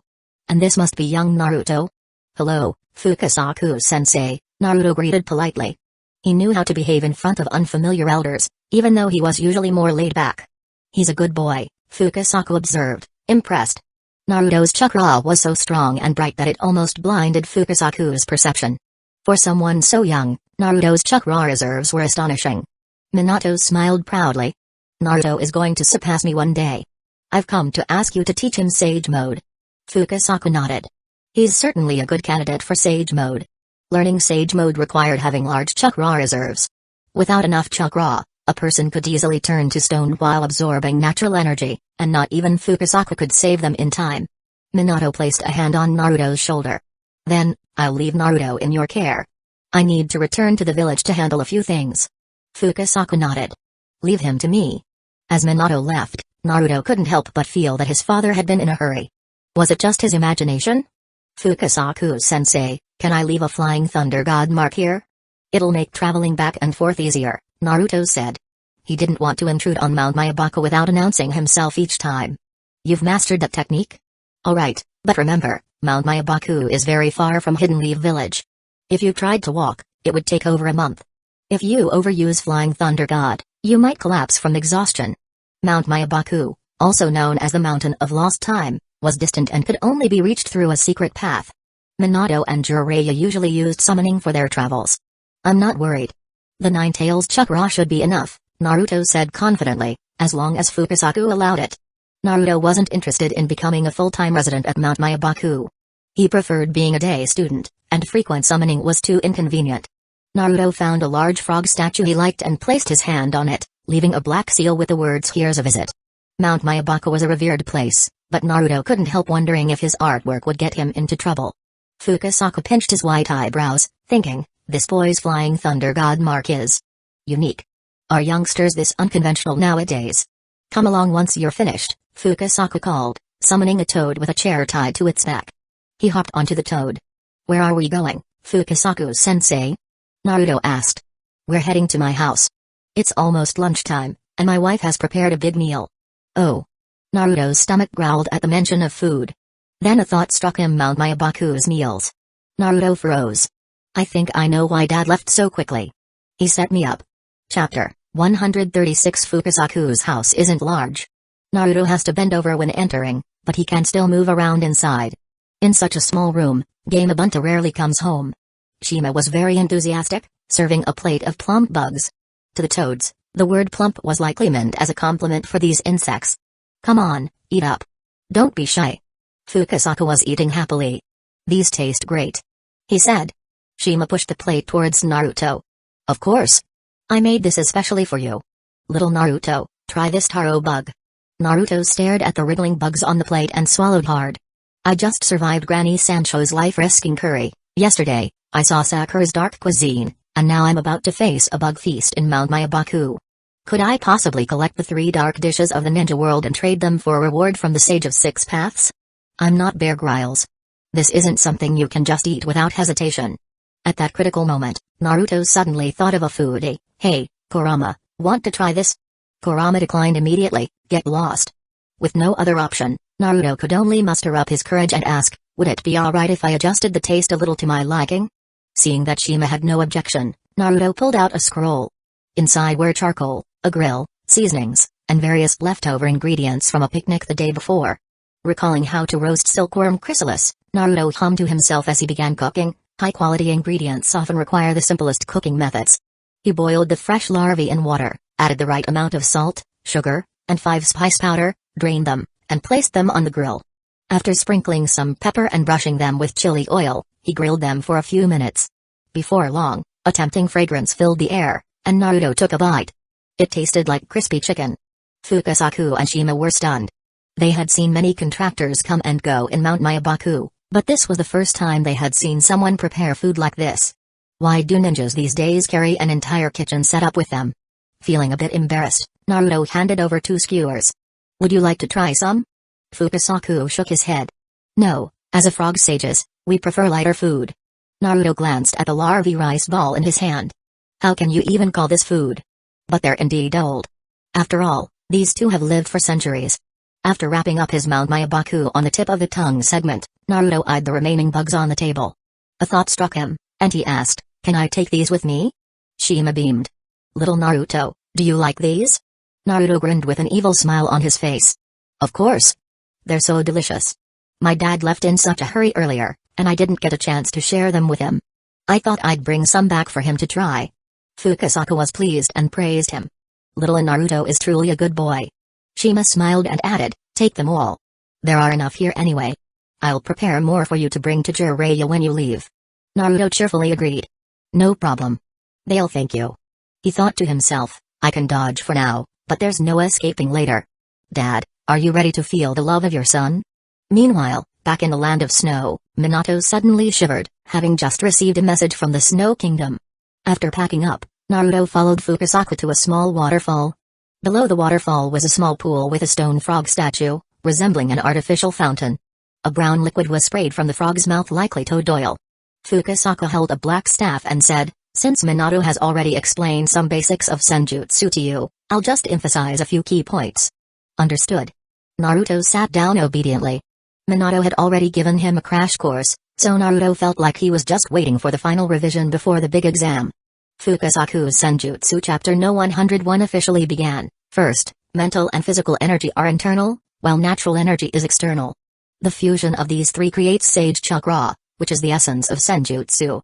Natural energy exists in the atmosphere and the earth. The first step in mastering Sage Mode is to immerse yourself in nature and perceive this energy. Fukasaku then applied a bit of toad oil to Naruto's hand. We'll start by helping you perceive natural energy. This oil helps attract it to your body. Naruto felt a cold sensation on his hand, as if something was flowing down it.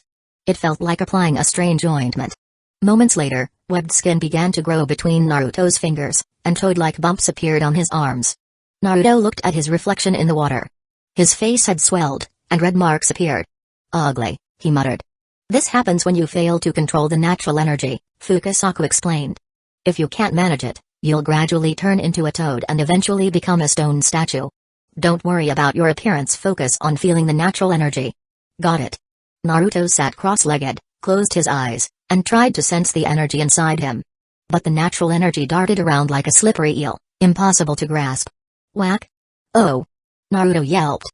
That hurts worse than getting hit by my mom. This stuff is designed to knock natural energy out of your body, Fukasaku explained. When the energy leaves, your body becomes highly sensitive, which makes it very painful. Naruto quickly recovered. Alright, I'm ready. Hit me again. A few minutes later, oh. Again. Oh. That afternoon, Naruto's howls echoed through Mount Myabaku.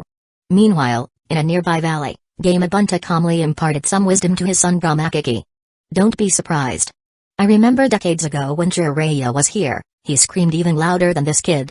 Hours later, Fukasaku wiped the sweat from his brow. That's enough for today, little Naruto. Master Fukasaku, I'm fine. I can handle more.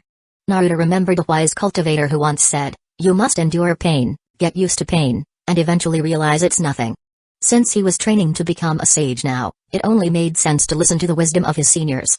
Chapter 137 I know you can hold it, but I can't anymore, Fukasaku said, rubbing his old waist as if a toad even had one. Shima, who was also present, couldn't help but wonder how Fukasaku, usually the one handling the fighting, was so exhausted. How was this boy, Naruto, still full of energy? What was the structure of his body? Oh, you've worked hard, Naruto said, realizing he should be considerate of the elderly toads. He reached out to support Fukasaku. Let me take you back. After sending Fukasaku home, Naruto politely declined Shima's offer to stay for dinner but happily accepted the packed ingredients she had prepared and returned to Hidden Leaf Village. When Naruto got home, he found Minato sipping tea in the living room, while Jiraiya was busy writing a manuscript. Minato put down his teacup and asked, You're back, Naruto. How's the training going? It's okay. I can absorb a bit of natural energy with the help of toad oil, but I can't control it properly yet, Naruto sighed. Natural energy felt like a mischievous spirit. If he could just grasp it, he'd become stronger. But he wasn't quite there yet. Minato offered comforting words, that's how it starts. Listen carefully to Sage's teachings, and you'll succeed. I know. I'm ready for the long haul. Naruto understood that mastering Sage Mode wasn't easy, and using shadow clones wouldn't help speed up the process. After all, if a shadow clone completely turned into a frog, Naruto would be doomed as well. He wasn't willing to risk that. Only after mastering it himself would he allow the clones to assist, confident that he could control natural energy no matter the task. Jiraiya paused his writing and glanced toward the kitchen. He quickly hid the manuscript and said, Oh? Are you already practicing Sage Mode, Naruto? It's tough, in more ways than one. Naruto thought of Shima's energetic nature and nodded. Yeah, tough in every way. By the way, Grandma Shima asked me to bring you both a gift. Tough. Could it be? Jiraiya and Minato shared a worried glance. That's right, it's that. Naruto grinned, placing 2 small parcels on the table. Grandma Shima specifically prepared these for you. One for each, don't let her down. Jiraiya and Minato covered their mouths, a long-forgotten feeling of disgust rising as they recalled an unpleasant memory. Then, an idea struck Jiraiya, and he coughed, suddenly looking serious. Naruto, do you want to know how to speed up your Sage Mode training? No, I just want to see how you handle eating bugs, Naruto replied, determined to change the subject. After so much training, he knew Sage Mode well enough to see through the ploy. Jiraiya smacked the table. It's related to bugs. Huh? Jiraiya continued, now with exaggerated seriousness, these insects grow in the special environment of Mount Myabaku. They feed on unique plants, so their bodies contain special energy that helps with sage training. Minato seemed to consider it, though he wasn't entirely convinced. At first, Naruto thought it made sense. Then he remembered how Jiraiya once sold an egg for 20 ryo, and it started to sound more like a tall tale. Do you think I'll believe that? You storytellers always twist the truth, claiming you're gathering research, but you're either playing games or avoiding writing. How could you say that to me? I, the great Toad Sage, a famous novelist in the ninja world, would never lie to you. You absolutely would. At that moment, Karen, who had been helping Kushina with the cooking, stepped out of the kitchen. What are you all arguing about? You, bugs. She swiftly threw a frying pan at the table, smashing it and squashing the bugs in the process. Kushina and Hueco rushed in after hearing Karen's shout. Kushina surveyed the scene and, after hearing what had happened, grabbed Naruto by the ear.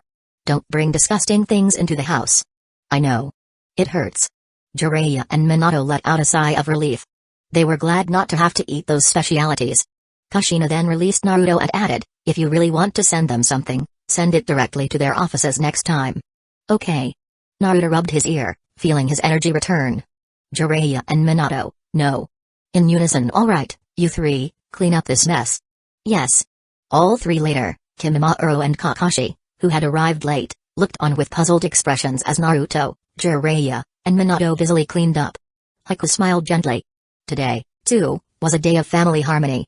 From that day on, Naruto's life became even busier and more fulfilling. In the morning, he took advantage of Kakashi's habit of being late to do some exercises. When Kakashi finally showed up, they took on a few small tasks. As Kakashi often said, even the simplest tasks help build teamwork. In the afternoon, the team trained together in taijutsu, ninjutsu, and chakra control, all the basics that couldn't be neglected. After 2 or 3 hours of training, Naruto would head to Mount Myabaku to practice absorbing natural energy. Sasuke went to a remote area to train with his thunder swords, and Sakura gained practical experience at the hospital. Meanwhile, Kakashi would find a place to relax, though sometimes he ended up being dragged into strange duels with Gai. Several ordinary months passed like this. During that time, Kakashi, hoping to prove that the mishaps of previous missions were mere coincidences, picked up some C-rank missions like escorting caravans or driving away bandits. The missions were all completed successfully. Naruto never encountered Kisame, much to his disappointment. He'd recently learned 2 powerful water-style jutsus and was eager for a rematch. Despite Naruto's regrets, time marched on. Hidden Leaf Village's 61st year arrived with the clinking of glasses and the laughter of its residents. The previous year had been unforgettable for Naruto and his team. Whether it was graduating from the academy, taking their first exams, or facing war, each event had added to the colorful tapestry of their lives. On New Year's Day, Naruto finally used toad oil to maintain a temporary, incomplete sage mode, raising a 2-story toad statue like Fukasaku. Naruto squatted a few times under its weight and excitedly asked, do you think if I do 100 squats, 100 push-ups, and run 10 kilometers every day for 3 years with this on my back, I'll break my limiter and become stronger than the Sage of 6 Paths? Fukasaku? Chapter 138. Fukasaku didn't quite understand Naruto's thought process, so he simply told Naruto to put down the stone statue, and then... Ow! Naruto was hit with a stick again. He still wasn't used to this kind of pain. Naruto, you've done well with this stage. Next, you need to absorb natural energy without relying on toad oil. Got it. Then, the first thing is to practice staying completely still. Follow me. Naruto followed Fukasaku to an area filled with jagged stone peaks, each one slender and sharp, like an enlarged thorn. Is this called a karst landform? Naruto wondered. His knowledge of geography wasn't the best. Fukasaku used his tongue to pick up a slate from the foot of one of the peaks and climbed up, signaling Naruto to follow. Naruto remembered from the anime that the next part of the training involved balancing on top of the spikes using the slate. He had to sit on it and remain perfectly still. Even the slightest distraction would cause him to fall. Naruto tapped the slate. Although it wasn't as sturdy as the floor tiles at his home, it felt strong enough that he wouldn't be impaled by the spikes for centuries to come. Imitating Fukasaku, Naruto climbed to the top, placed the slate down, and sat on it, trying to maintain his balance. Within seconds, Naruto felt an itch on his head and instinctively wanted to scratch it. And then, Naruto tilted, and both he and the slate fell. Shoo! Fukasaku's tongue shot out instantly, wrapping around Naruto's ankle to prevent him from hitting the ground headfirst, but the slate had already shattered. Although Fukasaku caught him, Naruto's momentum caused him to swing in a small circular motion, with Fukasaku's tongue as the radius, until he ended up plastered against the mountain wall. Let's say Fukasaku's tongue is 5 meters long, And the angle between Naruto and the vertical is 45 degrees when Fukusaka catches him. What would Naruto's angular and linear speed be when he hit the wall? Fukusaka pulled Naruto back and said, "Naruto, you need to focus more." Yeah, I get it," Naruto groaned in pain. He slowly got back up, picked up another slate, and prepared to try again. Before sitting down, Naruto had an idea. He left the imprint of the Flying Thunder God on top of the pillar, marking it with the word step. This was Naruto's way of learning Sage Mode, but his distracted mindset wasn't helping him master it. However, with the Flying Thunder God mark, if he fell again, he could teleport back before hitting the ground. That way, Fukusaka wouldn't have to keep saving him. If Naruto reacted quickly enough, he could even save the slate, reducing their consumption. After all, the slates were limited, and Naruto thought it was necessary to cultivate immortality sustainably. In this way, Naruto not only improved his mastery of Sage Mode but also increased his proficiency in the Flying Thunder God Jutsu and sharpened his reaction speed, killing 3 birds with 1 stone. Still, Naruto's constant flying around was starting to give Fukusaka a headache. Minato was a smart and quiet student, so how did his son end up like this? After a day of hard training, Naruto finally lay down on his cot. Before going to sleep, he decided to talk with Kurama. Naruto turned over from Kurama's back, sat in front of him, and said, "Hey Big Fox, why don't you learn Sage Mode too?" Kurama looked at him. "Why would I want to learn something like that?" Naruto rolled his eyes. "Because you've got nothing else to do?" "Not interested." Kurama was immune to Naruto's reasoning. Naruto tried another approach. "Don't you want to get stronger?" "I'm already strong enough," Kurama replied. The Ninetales was more than capable of holding its own. Naruto stared at him in silence. "If you were really strong enough, you wouldn't be sealed inside me right now." But instead of bruising Kurama's pride, Naruto chose a different tactic. "Wouldn't you rather share a lease with a toad?" Kurama's eyes narrowed. "What do you mean?" Naruto patiently explained, "To use Sage Mode in real combat, I need Fukusaka to sit on my shoulders and channel the energy for me." "That means you'd be sharing space with him." "Not." Kurama roared. Minato never needed a toad on his shoulders. Naruto countered, "That's why he could only maintain Sage Mode for a few minutes. After 2 big moves, he was drained." "Real battles can't always be won in a few minutes, right?" Kurama grumbled, "Isn't my chakra enough for you? Why do you need to involve those toads?" Naruto coaxed him, "Don't be like that. Even the Sage of 6 Paths learned from the Great Toad Sage. It won't diminish your status if you learn it too." Kurama fell silent. Based on Naruto's understanding, this was Kurama's way of agreeing. Now, Naruto wouldn't have to worry about running out of energy during a fight. The power of Sage Mode combined with Kurama's chakra would be unstoppable. Naruto happily went to bed, though a little frustrated. By now, shouldn't the Great Toad Sage have appeared to him? He'd been at Mount Miyabaka for quite some time with no sign of him. Was he being ignored? The next day, Naruto went to the training ground as usual. Unexpectedly, Kakashi arrived before Naruto had even finished warming up. "Stop right there!" Naruto shouted, "Group a code, who lives in a pineapple under the sea?" Kakashi rolled his eyes. "SpongeBob SquarePants." Naruto nodded seriously to Sasuke and Sakura. "Seems legit." Sasuke and Sakura turned away, pretending not to know him. Kakashi sighed. "Can't you just sense my chakra? Why come up with these weird codes? And it's not like I'm always late. Now that I'm early for once, you're suspicious?" Naruto smirked. "Chakra can be copied. This is more secure." Yes, Naruto had come up with multiple secret codes for Team 7. He had even given them code names for missions: Kakarot, Vegeta, Bulma, and Sakata Jintaki. Sasuke found it unnecessary, but he had gotten used to Naruto's antics and memorized a few codes to keep the peace. Sakura just followed along because Sasuke didn't object. Kakashi initially refused to play along, but Naruto threatened to bring Kushina to raid his house. Thinking of his collector's items. Cough, cough, Kakashi wasn't giving in to threats. He just thought that, as a ninja, maintaining vigilance was essential. So, yes, secret codes were important. "Alright, let's get to business. Pack up, we've got a mission at the border." Naruto asked casually, "What rank is it?" "A C rank mission." Chapter 139. After leaving Hidden Leaf Village and walking for a while, Kakashi leisurely closed the book in his hand, the familiar creak of the spine breaking the silence. "There's no need to keep staring at me like that," he said, with a casual smile tugging at the corners of his lips. "It's just an ordinary task about finding a small animal." Naruto, walking with his arms folded behind his head, let out a loud groan. "What kind of ordinary small animal makes us go all the way to the border? And it's the border between the land of wind and the land of rivers." Kakashi defended, his tone still as relaxed as ever. It's a caravan, Naruto. It's normal for them to lose things anywhere. Besides, we've been handling so many C-rank missions over the past few months, haven't we? All of them turned out fine. Naruto wasn't satisfied. His brow furrowed, and he huffed, yeah, but what if something goes wrong? If something does go wrong, Kakashi said with a nonchalant shrug, I'll practice one-handed rock climbing with Gai all day. Naruto gave an exaggerated sigh, knowing full well nothing would likely faze Kakashi. Still, he stood tall, ready for anything that might happen.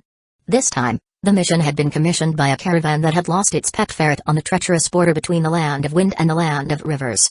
The caravan couldn't afford to linger in the area for long, so they posted the mission in Hidden Leaf Village, hoping that a team would be able to retrieve the missing animal.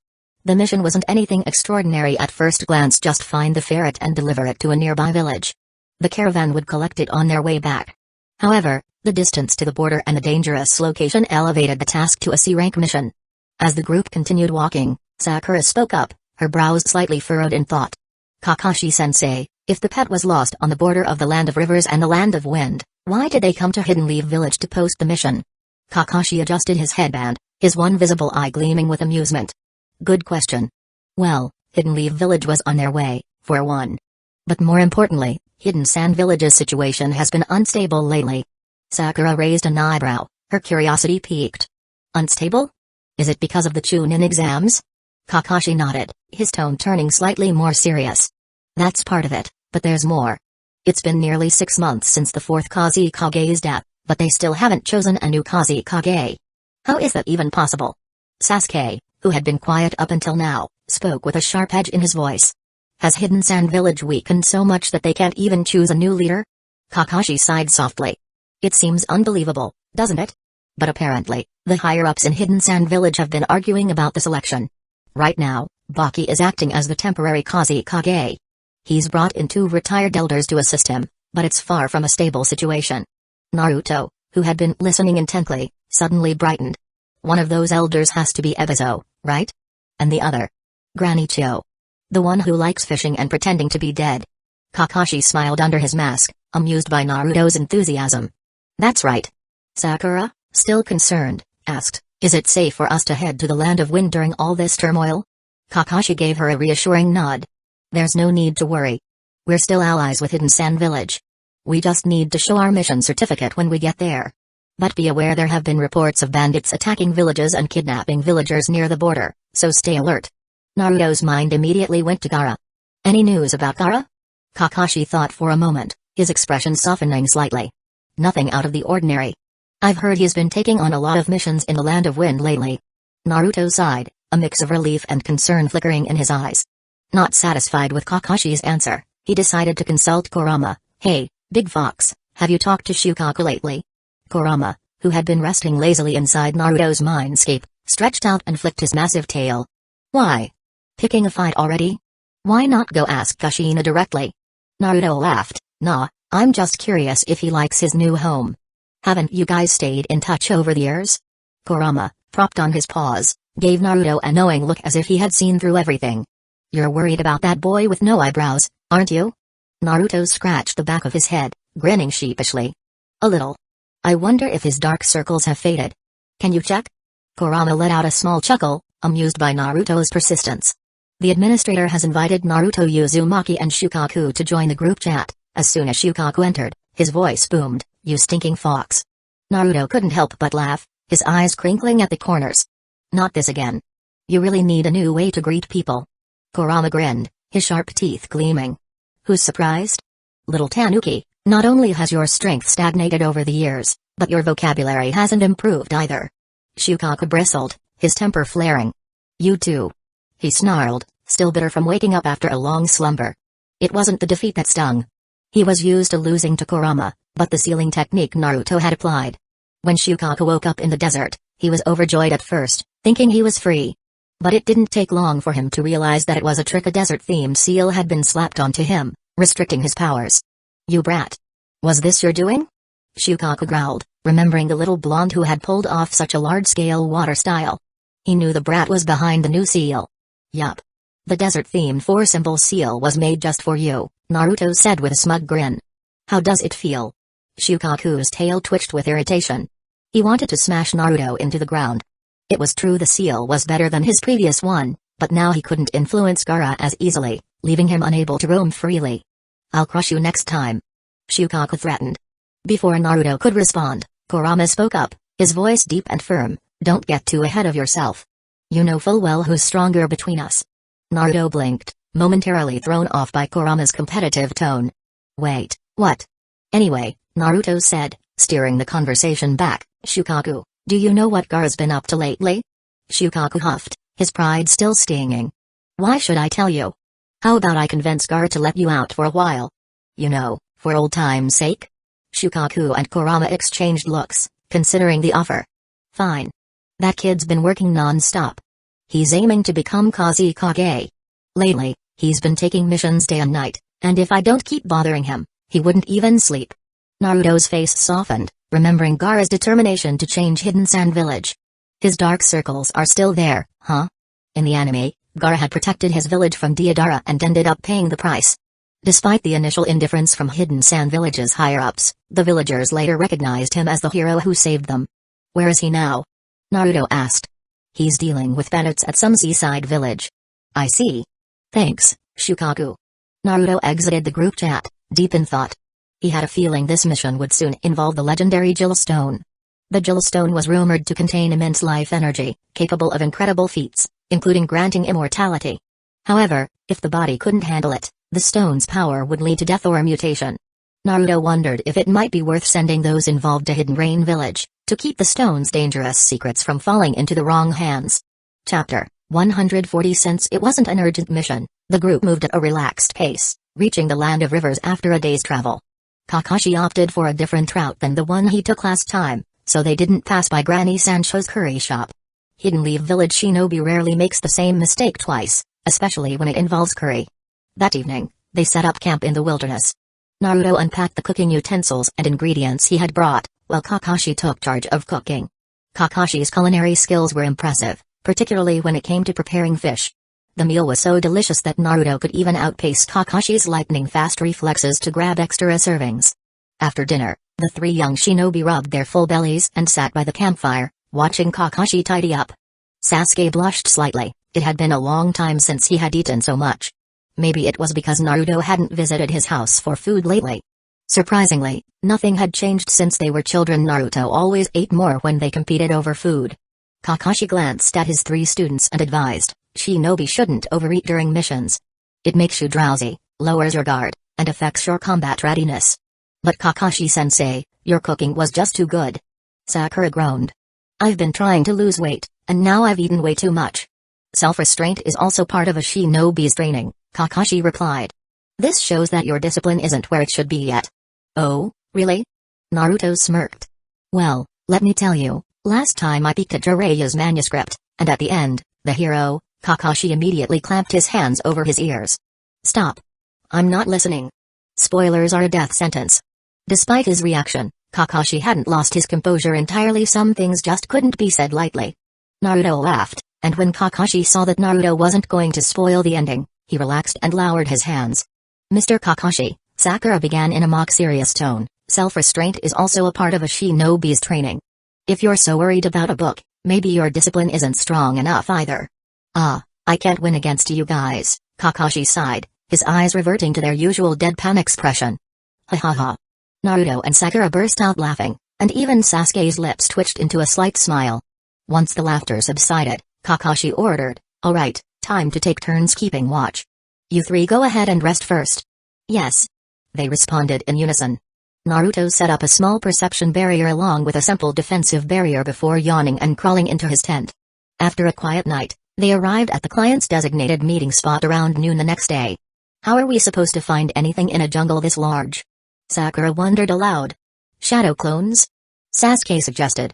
"That's too much effort," Naruto said, pointing at Kakashi. "Why don't we let him summon his dogs?" "I understand your point, but it still feels like you're insulting me," Kakashi remarked, casting a sidelong glance at Naruto before performing the summoning jutsu. A small pug appeared. "Yo, Kakashi," Pac-kun greeted casually, lifting a paw in acknowledgement before turning to the others. "These your students?" "Nice to meet you, I'm Pac-kun." "Hello," they all said in response. We're tracking a ferret this time, Pak-kun, Kakashi explained. No problem. Ferrets have a strong scent, Pak-kun assured them before sniffing the air. He then turned to look at Sakura. Sakura, feeling uneasy under Pak-kun's gaze, asked, What? What is it? Pak-kun said seriously, if I'm not mistaken. Your shampoo is the same brand as my friend's. What? Sakura gasped, utterly shocked. No way. Kakashi's eyes curved into a smile. Pak-kun's a tracking ninja dog. His nose is never wrong. Sakura stood frozen in disbelief. Even the dog uses the same brand? Pak-kun, scratching his ear with a hind leg, continued proudly, same brand, but the fur on my friend is softer. PFFT. Ha ha ha ha. Naruto couldn't contain his laughter, and even Sasuke had to turn his head to hide his grin. I'm throwing out that shampoo when we get back. You seem upset. Pak-kun thought for a moment before offering, how about I let you rub the pads on my paws? They're soft too. Who'd want to do that? Sakura yelled, raising her fist. Kakashi-sensei, why did you even summon him? Alright, calm down, Kakashi intervened quickly, knowing Sakura's punch would knock Pak-kun out cold. No more fooling around. Pak-kun, start tracking. Understood, Pak-kun said as he began sniffing the ground. I've got the scent. Pak-kun called back. The ferret is up ahead. The group followed Pak-kun deeper into the jungle, leaping between the trees. Naruto couldn't help but feel disappointed that there were no vines to swing from like Tarzan. Stop, Pak-kun commanded after landing on the ground.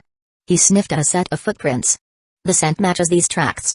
Looks like someone else might have captured the ferret already. Kakashi crouched down, studying the footprints. They're about the same size as you three, but the depth is off. Either they're carrying something heavy, or they're wearing armor. Naruto frowned. According to the plan, they should have caught the ferret by now. Were they too late? Kakashi stood up. Let's keep going, but stay alert. The group nodded and continued following Kakashi and Pak-kun. They crossed through the jungle and over a valley, the grass beneath their feet slowly giving way to the rocky terrain of the Gobi Desert. We're close, Pak-kun warned. We've already reached the land of wind, Kakashi muttered, starting to feel uneasy. It wouldn't be surprising if this led to more complications. After traveling a bit further, Pak-kun stopped. It's just ahead. The group looked in the direction Pak-kun indicated, spotting a complex of stone buildings that resembled pyramids. Next to it stood a towering steel fortress, about 10 stories high, with several antennae-like structures jutting out from its roof. Its modern design was completely out of place next to the ancient ruins. Kakashi scratched his head. Looks like we've got some real trouble here. No sooner had he spoken than a door on the fortress opened, ejecting dozens of large metal spheres. Upon hitting the ground, they transformed into giant armored figures wielding massive hammers. What is that? Naruto quipped. No one had time to answer. The armored figures charged, their hammers raised. Boom. Their strength was impressive, but they lacked speed. Naruto took the chance to launch 3 punches on one of the armored giants to test its defenses. Wow, that's solid. Naruto dodged the giant's counterattack and shook his hand in pain, mimicking Jackie Chan's signature move to ease the discomfort. Chapter 141. Naruto stepped back and said, Sakura, this looks perfect for you to practice your punches. I think so too. Sakura rushed forward, swinging her fists, duang, duang, duang, punching one of the armored soldiers. Each fallen soldier had deep fist marks on their body, and their armor was completely distorted. Sakura's actions made Pak-kun break out in a cold sweat. What was I even thinking before? I'm changing my shampoo when I get back. Pak-kun tugged at Kakashi's trousers and said, Well, Kakashi, if we're done here, I'll head back first. There's soup stewing in the kitchen. Kakashi looked at Pak-kun, who had just dispelled the summoning technique and was puzzled. Since when could you make soup? Sasuke couldn't resist stepping forward to test the power of the Thunder Sword. Ever since he acquired the sword, he had been learning Kinjutsu from his brother, and Kakashi had also provided guidance, even though neither of them specialized in dual blades. Still, they both had experience. As for why Sasuke didn't learn Ryuga's swordsmanship, it was because Ryuga's performance after losing to Ranmaru had been unimpressive. Even though Sasuke's Sharingan had recorded much of Ryuga's movements, he always felt they were flawed demonstrations. Sasuke slashed at an armored soldier with a thunder sword, producing a metallic clang. While the thunder sword was sharper than a standard ninja blade, it wasn't ideal for slashing. Only when Sasuke infused it with lightning chakra did he manage to break through the armor's defenses easily. Watching Sakura and Sasuke charge into battle, occasionally cooperating, Naruto hesitated, unsure if he should join them. Forget it, he muttered, deciding to form a few Rasengans instead of slacking off like Kakashi. Within a few minutes, Dozens of armored soldiers were reduced to scraps. After they had defeated all the soldiers, 3 women in red, green, and blue knight armor emerged from the fortress. The woman in red armor spoke first. "It's you, strange people, again. Why are you blocking our way? Again?" Kakashi caught on to that and asked, "Have you seen us before?"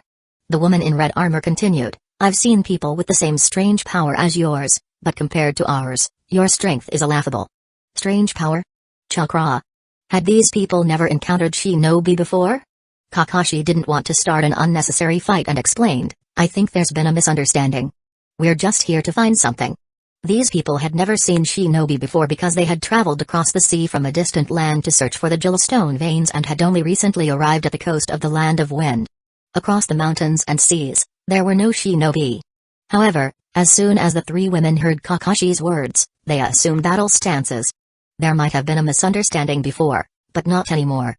They assumed Kakashi's group was after the Jewelstone veins in the ruins. At this moment, Lord Haido and Temujin were searching for a way to unlock the mine, and they couldn't afford to let anyone interfere. The 3 women transformed. The one in blue armor became a werewolf, the one in green armor became a bat-like creature flying into the sky, and the one in red armor became an ape-like figure. Ugh! Naruto's face twisted in disgust.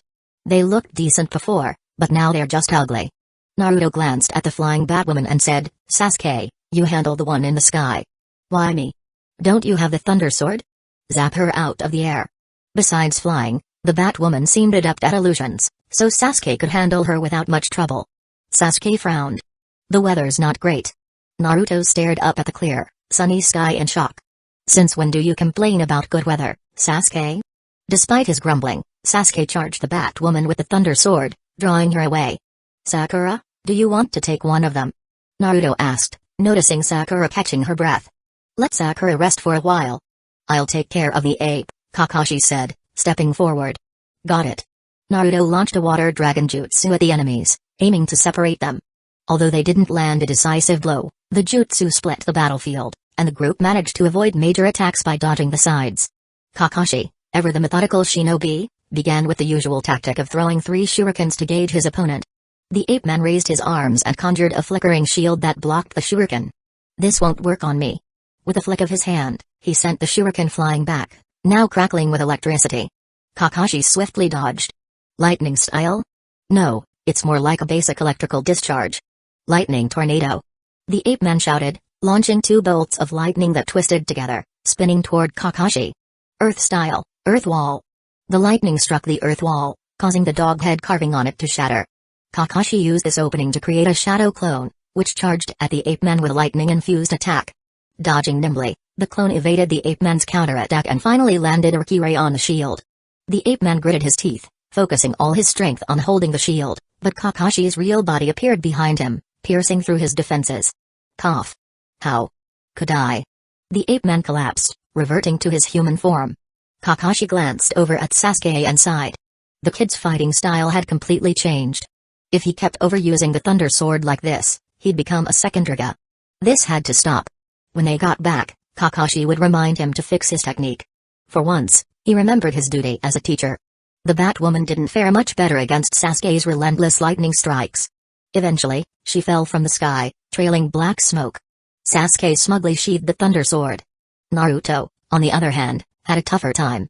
His water waves, water dragon jutsu, and waterfall jutsu were dodged by the agile werewolf, who constantly charged at him, occasionally spewing sound waves to disrupt Naruto's rhythm. As the werewolf drew closer, a smug grin spread across her face.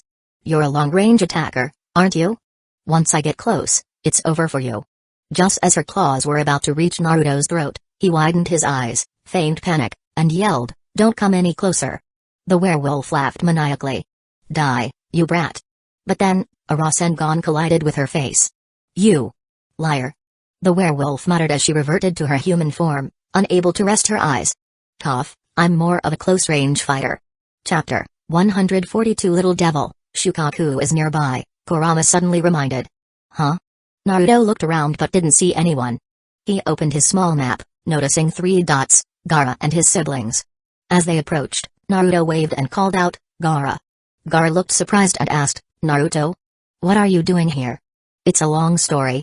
Our unreliable sensei took on a C-rank mission, and then... well, there's a lot to it." Naruto recounted the events animatedly. Feeling slightly embarrassed at being called unreliable, Kakashi didn't stop Naruto. A Hidden Leaf Village ninja should inform Hidden Sand Village when entering the Land of Wind, after all. When Naruto finished, he asked, "What about you guys?"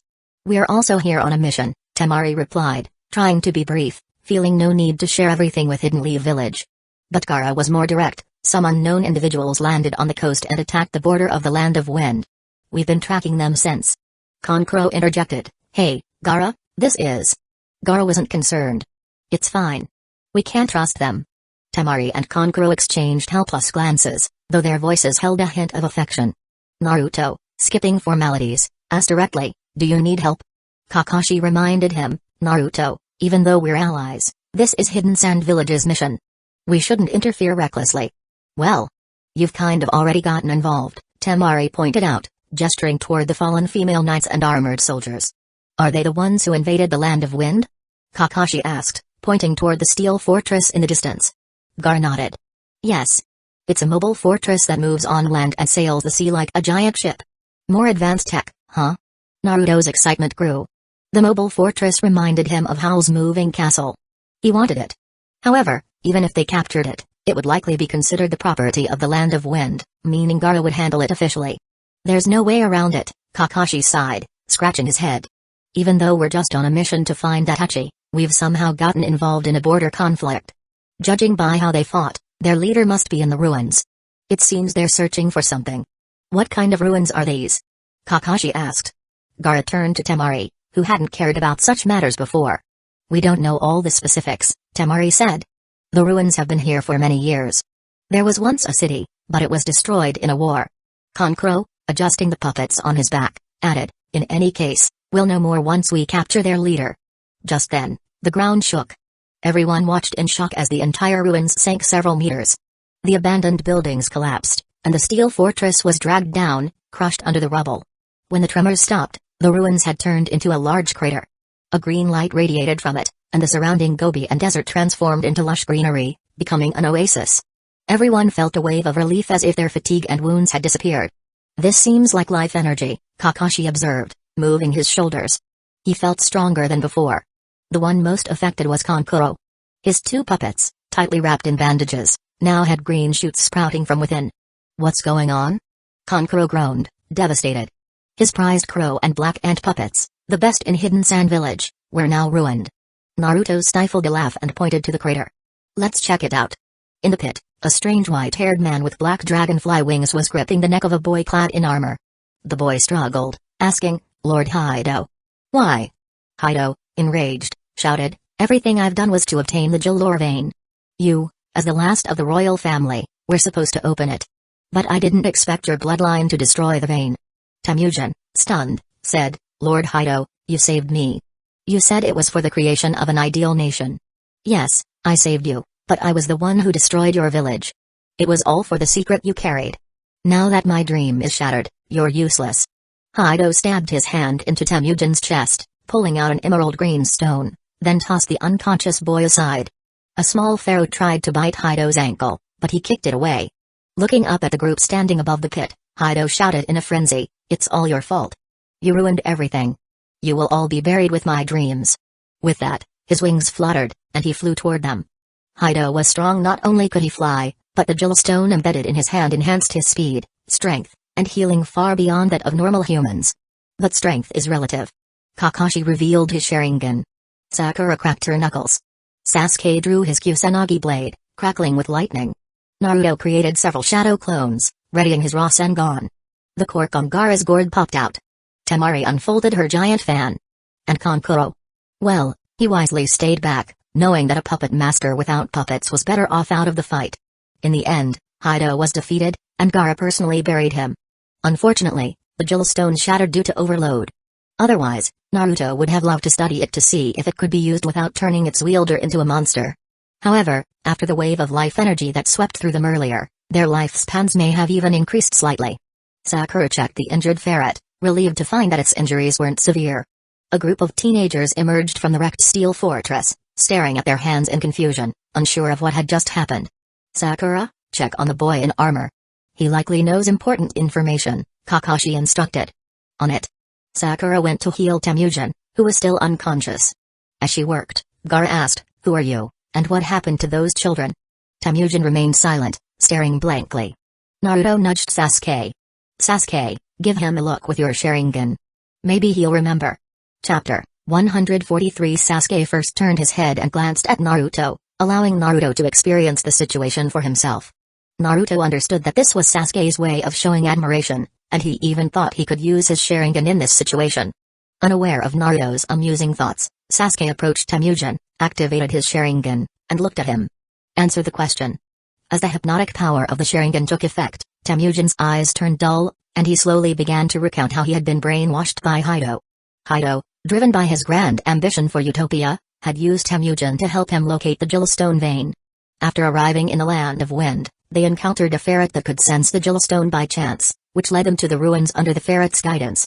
Since there was no clear method recorded for opening the mine, Hyuga decided to experiment using Temujin's royal blood. Unexpectedly, when Temujin's blood was sprinkled on a magic circle, it triggered a spell left by the ancestors to destroy the ore vein. As a result, the vein was ruined, and Hyuga went mad when it disappeared. As for the children, the energy required by the mobile fortress was supposed to come from the Jewelstone. However, due to the ore shortage, Hyuga resorted to capturing children to extract their life energy until he could find more of the ore. In other words, the children were being used to power the mobile fortress, and when needed, they would be transformed into armored soldiers through special means. Everyone fell silent. Naruto felt that Hyuga had died too easily for the suffering he had caused. The village would handle the resettlement of the children. Fortunately, the energy that had leaked from the veins had provided them with some vitality, allowing them to live normal lives. Naruto broke the silence. Temujin must be connected to the caravan that hired us to find the ferret, but he's now a prisoner of the Sand Village. Gaara, understanding the situation, replied, "No, he's a prisoner because he interfered with your mission." Naruto asked, "Does it matter?" Gaara replied, "We have the information we need, and there are the bodies of the others outside." "Thanks." Initially, it was only a C-rank mission, but the difficulty escalated due to involvement in a war between nations. It wasn't the client's fault, so technically, the mission rank couldn't be upgraded.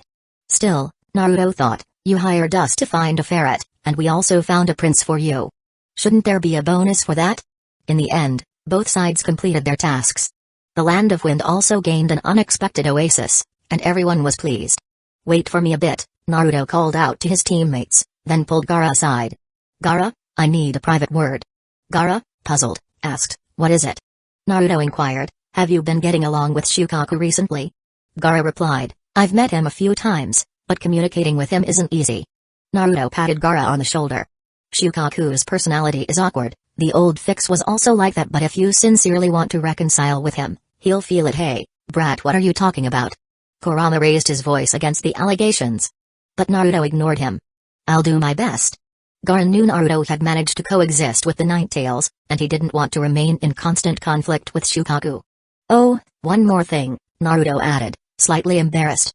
"I promised Shukaku that I'd ask if you could occasionally let him take his avatar outside to play." Gaara showed no resistance and nodded. "I understand, as long as he doesn't cause any harm. You can negotiate the details with him, like how many times a week and for how long." Afterwards, they handed over the ferret and Temujin to the village as per the client's instructions. Without the Jewelstone, Temujin was just an ordinary boy, and they no longer had to worry about him. Kakashi, relieved that the troublesome mission was finally over, sounded almost cheerful. "Alright, the mission of finding the lost ferret is complete." Naruto, exasperated, quipped, "We were supposed to find a lost ferret, not a lost ship girl. Why are you so happy?" Kakashi asked, "Ship girl? What's that?" Naruto, realizing Kakashi was focusing on the odd part, explained, "A ship girl is a girl born from sailors' fond expectations of their ships. They're beautiful, kind, and powerful." Seeing Kakashi's intrigued expression, Naruto quickly added, "But they can see through perverts like you instantly, so don't expect to meet one in your lifetime." "Are you making this up just to insult me?" Kakashi asked, looking helpless, but then his eyes lit up. "If we tell this idea to Jiraiya-sama, it might inspire him to write a masterpiece." Naruto was stunned by Kakashi's reasoning. "Wait, what? You're too quick to connect the dots. But hey, if he uses the idea, don't forget to get me my copyright fees." Sakura groaned. "Kakashi-sensei, please take your students seriously." After Gaara, Naruto, and the others left, a small snake slithered into the ruins. It spat out a letter, swallowed a few pieces of the Jewelstone, and disappeared underground. Deep within a land of birds, Giran brought the small snake to a laboratory. Orochimaru-sama, I've retrieved some fragments, though I couldn't get a complete sample. Orochimaru, standing before the test bench, turned and took the fragments. His hoarse voice echoed in the room. Life energy. Now that's an interesting subject. He handed Giran a slip of paper. Contact this person and discuss a deal. Yes, Orochimaru-sama, Giran said, taking the paper. Should I approach them in your name? Of course not. I prefer not to make an appearance for now. But... Giran hesitated, frustrated by how the world now perceived Orochimaru. Many in the ninja world disrespected him, and Giran wished she could reduce them to dust. It's nothing to worry about. The whole ninja world thinks I'm dead, and they've already raised a foot-high grass over my grave. Orochimaru smiled cryptically, unsure whether he was relieved that Jiraiya had set up a grave for him or bitter that no one visited it. Understood. Although Giran was displeased, Orochimaru's orders were absolute. Orochimaru turned back to his experiment. Being dead had its perks. The troublesome organizations hunting him had stopped their pursuit. Yet, for some reason, Hidden Leaf Village's investigation of him had not ceased. Were they trying to uproot all of his old strongholds? Or did Hidden Leaf Village suspect he had left behind something crucial? Perhaps it was time to provide them with a death certificate and cause a bit of trouble for that organization as well. Orochimaru licked his lips. The gods, huh? They truly have keen eyes. Chapter 144. When I returned to Hidden Leaf Village, I happened to see Gai-sensei doing handstands running around the village. What a coincidence, Kakashi. Gai paused mid-handstand, greeting Kakashi while upside down. I wouldn't call it a coincidence meeting you anywhere, Kakashi replied absent-mindedly, recalling the thoughts he had when he set out. Naruto squatted down, grinning at Gai. Gai-sensei, Kakashi-sensei said he wants to challenge you to a one-handed rock climbing contest all day long. Nani? Gai's eyes widened in disbelief, causing him to lose balance and collapse from his handstand. Jumping back up without even brushing off the dirt, Gai grabbed Kakashi by the shoulder and shook him excitedly. Kakashi, is what Naruto said true? Yeah. Kakashi half-heartedly pushed Gai away and nodded. Tears welled up in Gai's eyes. You're challenging me willingly, Kakashi? Has your youth finally ignited? Don't make this sound weird, it's not because of something like that, Kakashi sighed. Whatever. See you at the training grounds tomorrow morning. Gai gave a thumbs up. No problem. My youth will never disappoint my eternal rival. Sure, sure. Kakashi responded, waving dismissively. You can keep training, bye. Gai's expression changed dramatically, and he clasped his head in frustration. Oh no. I didn't complete the 10 laps of handstand running.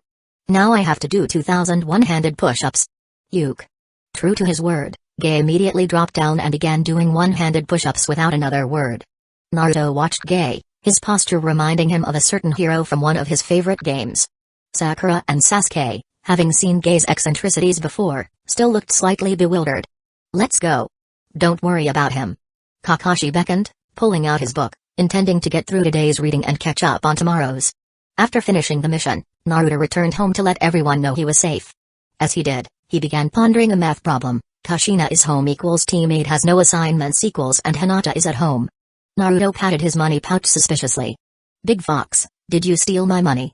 Kurama lay curled up in the corner of Naruto's mindscape, eyes closed, breathing evenly. Naruto slapped one of Kurama's paws. I know you're not asleep. Open your eyes, Big Fox. If you're capable of spending money, you're capable of opening your eyes. Kurama remained silent, and Naruto, frustrated, leapt up and grabbed one of the Baiju's whiskers, hanging in the air while swinging back and forth. When did you spend it, huh? Kurama lazily opened one eye and growled, You're irritating me, brat. Snap. The whisker broke off, and the entire world seemed to freeze. Naruto, who had fallen to the ground, panicked but quickly got up, bowing a full 90 degrees. I'm sorry. He carefully set the whisker down and took off running. Nah.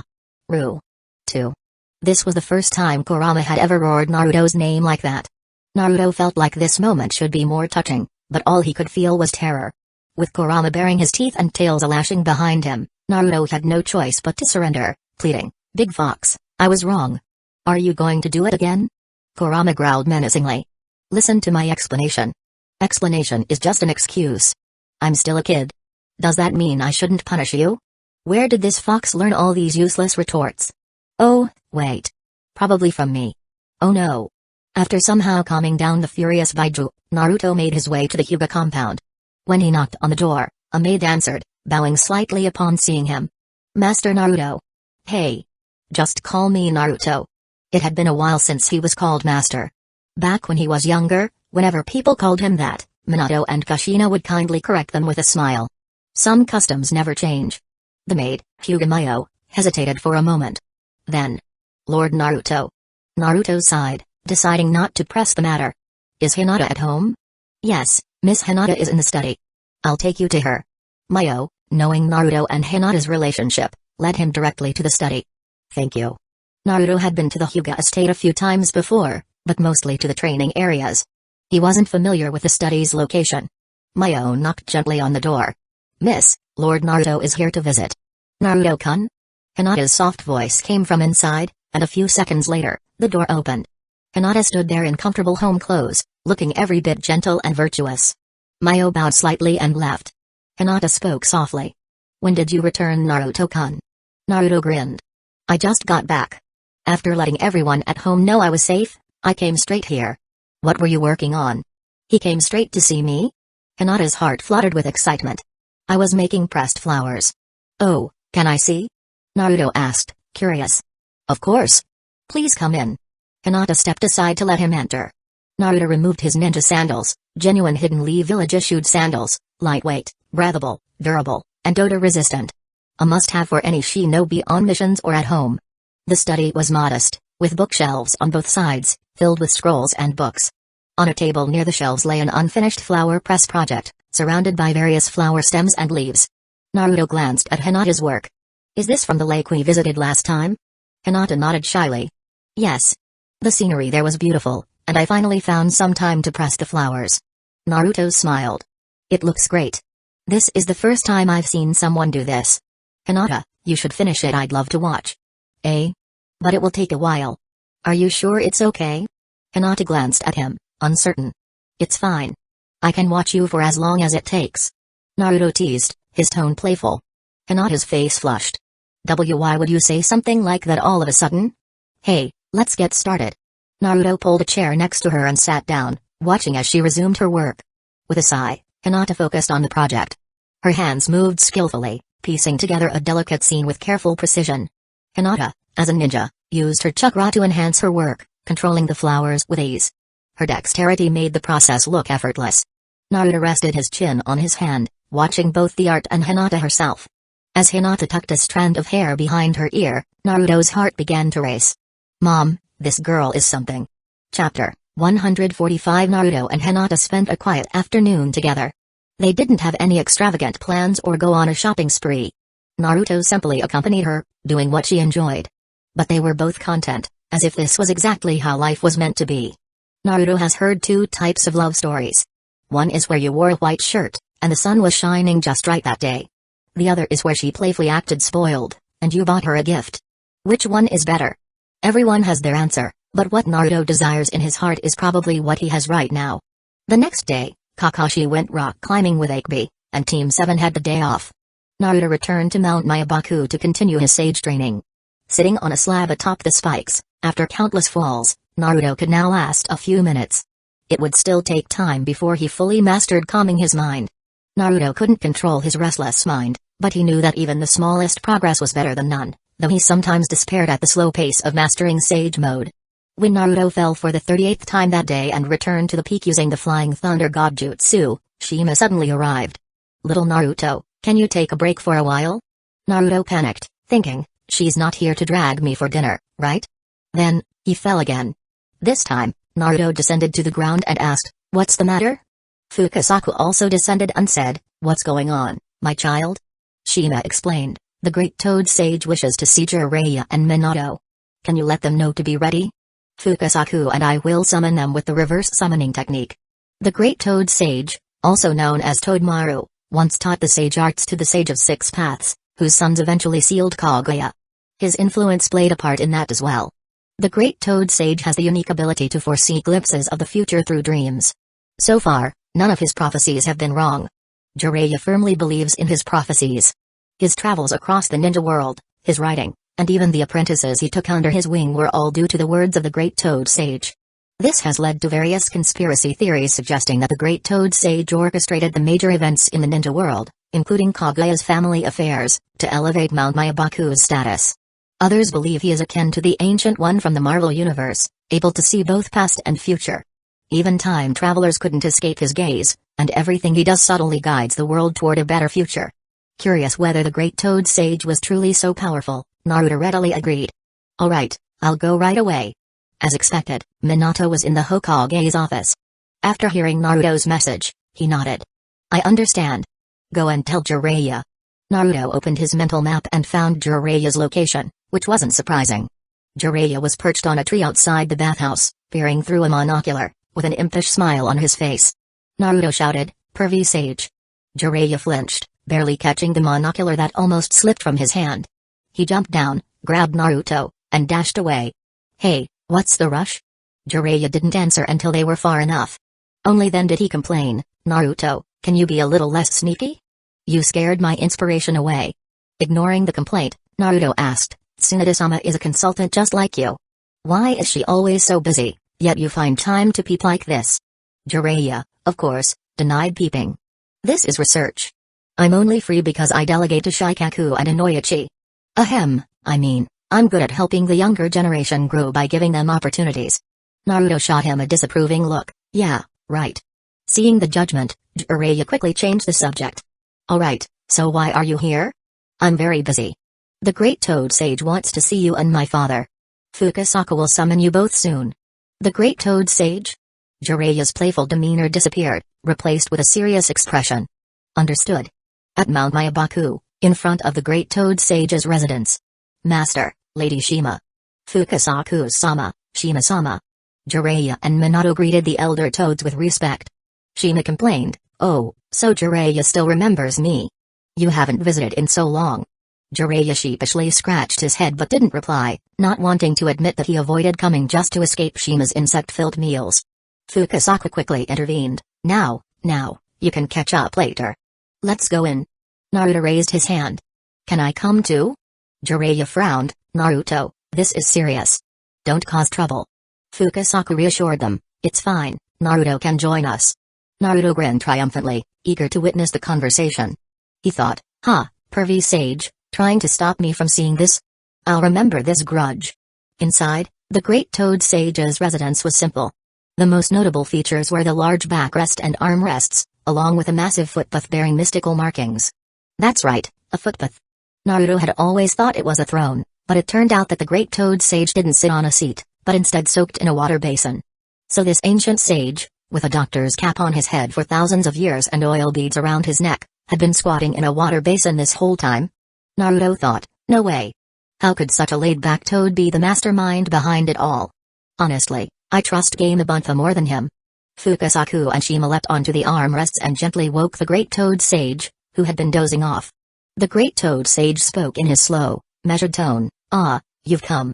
Now, what was the reason again? Who are you? Fukasaku quickly reminded him, it's Jiraiya and Minato. The Great Toad Sage suddenly remembered, oh, yes, it's been a while. Shima scolded him, didn't you summon them here yourself? Stay focused, you old fool. Fukasaku scolded back, my dear, how can you be so rude?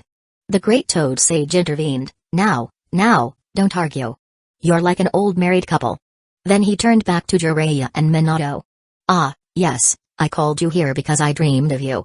Chapter 146 The Great Toad Sage spoke slowly, Jiraiya, your disciple will bring changes to the ninja world, there is no doubt about it.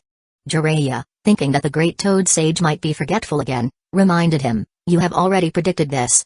The Great Toad Sage replied, indeed, but this time, I saw a person with blonde hair standing beside you. Is it Minato? Jiraiya looked at his most accomplished student with pride. The Great Toad Sage continued, Minato.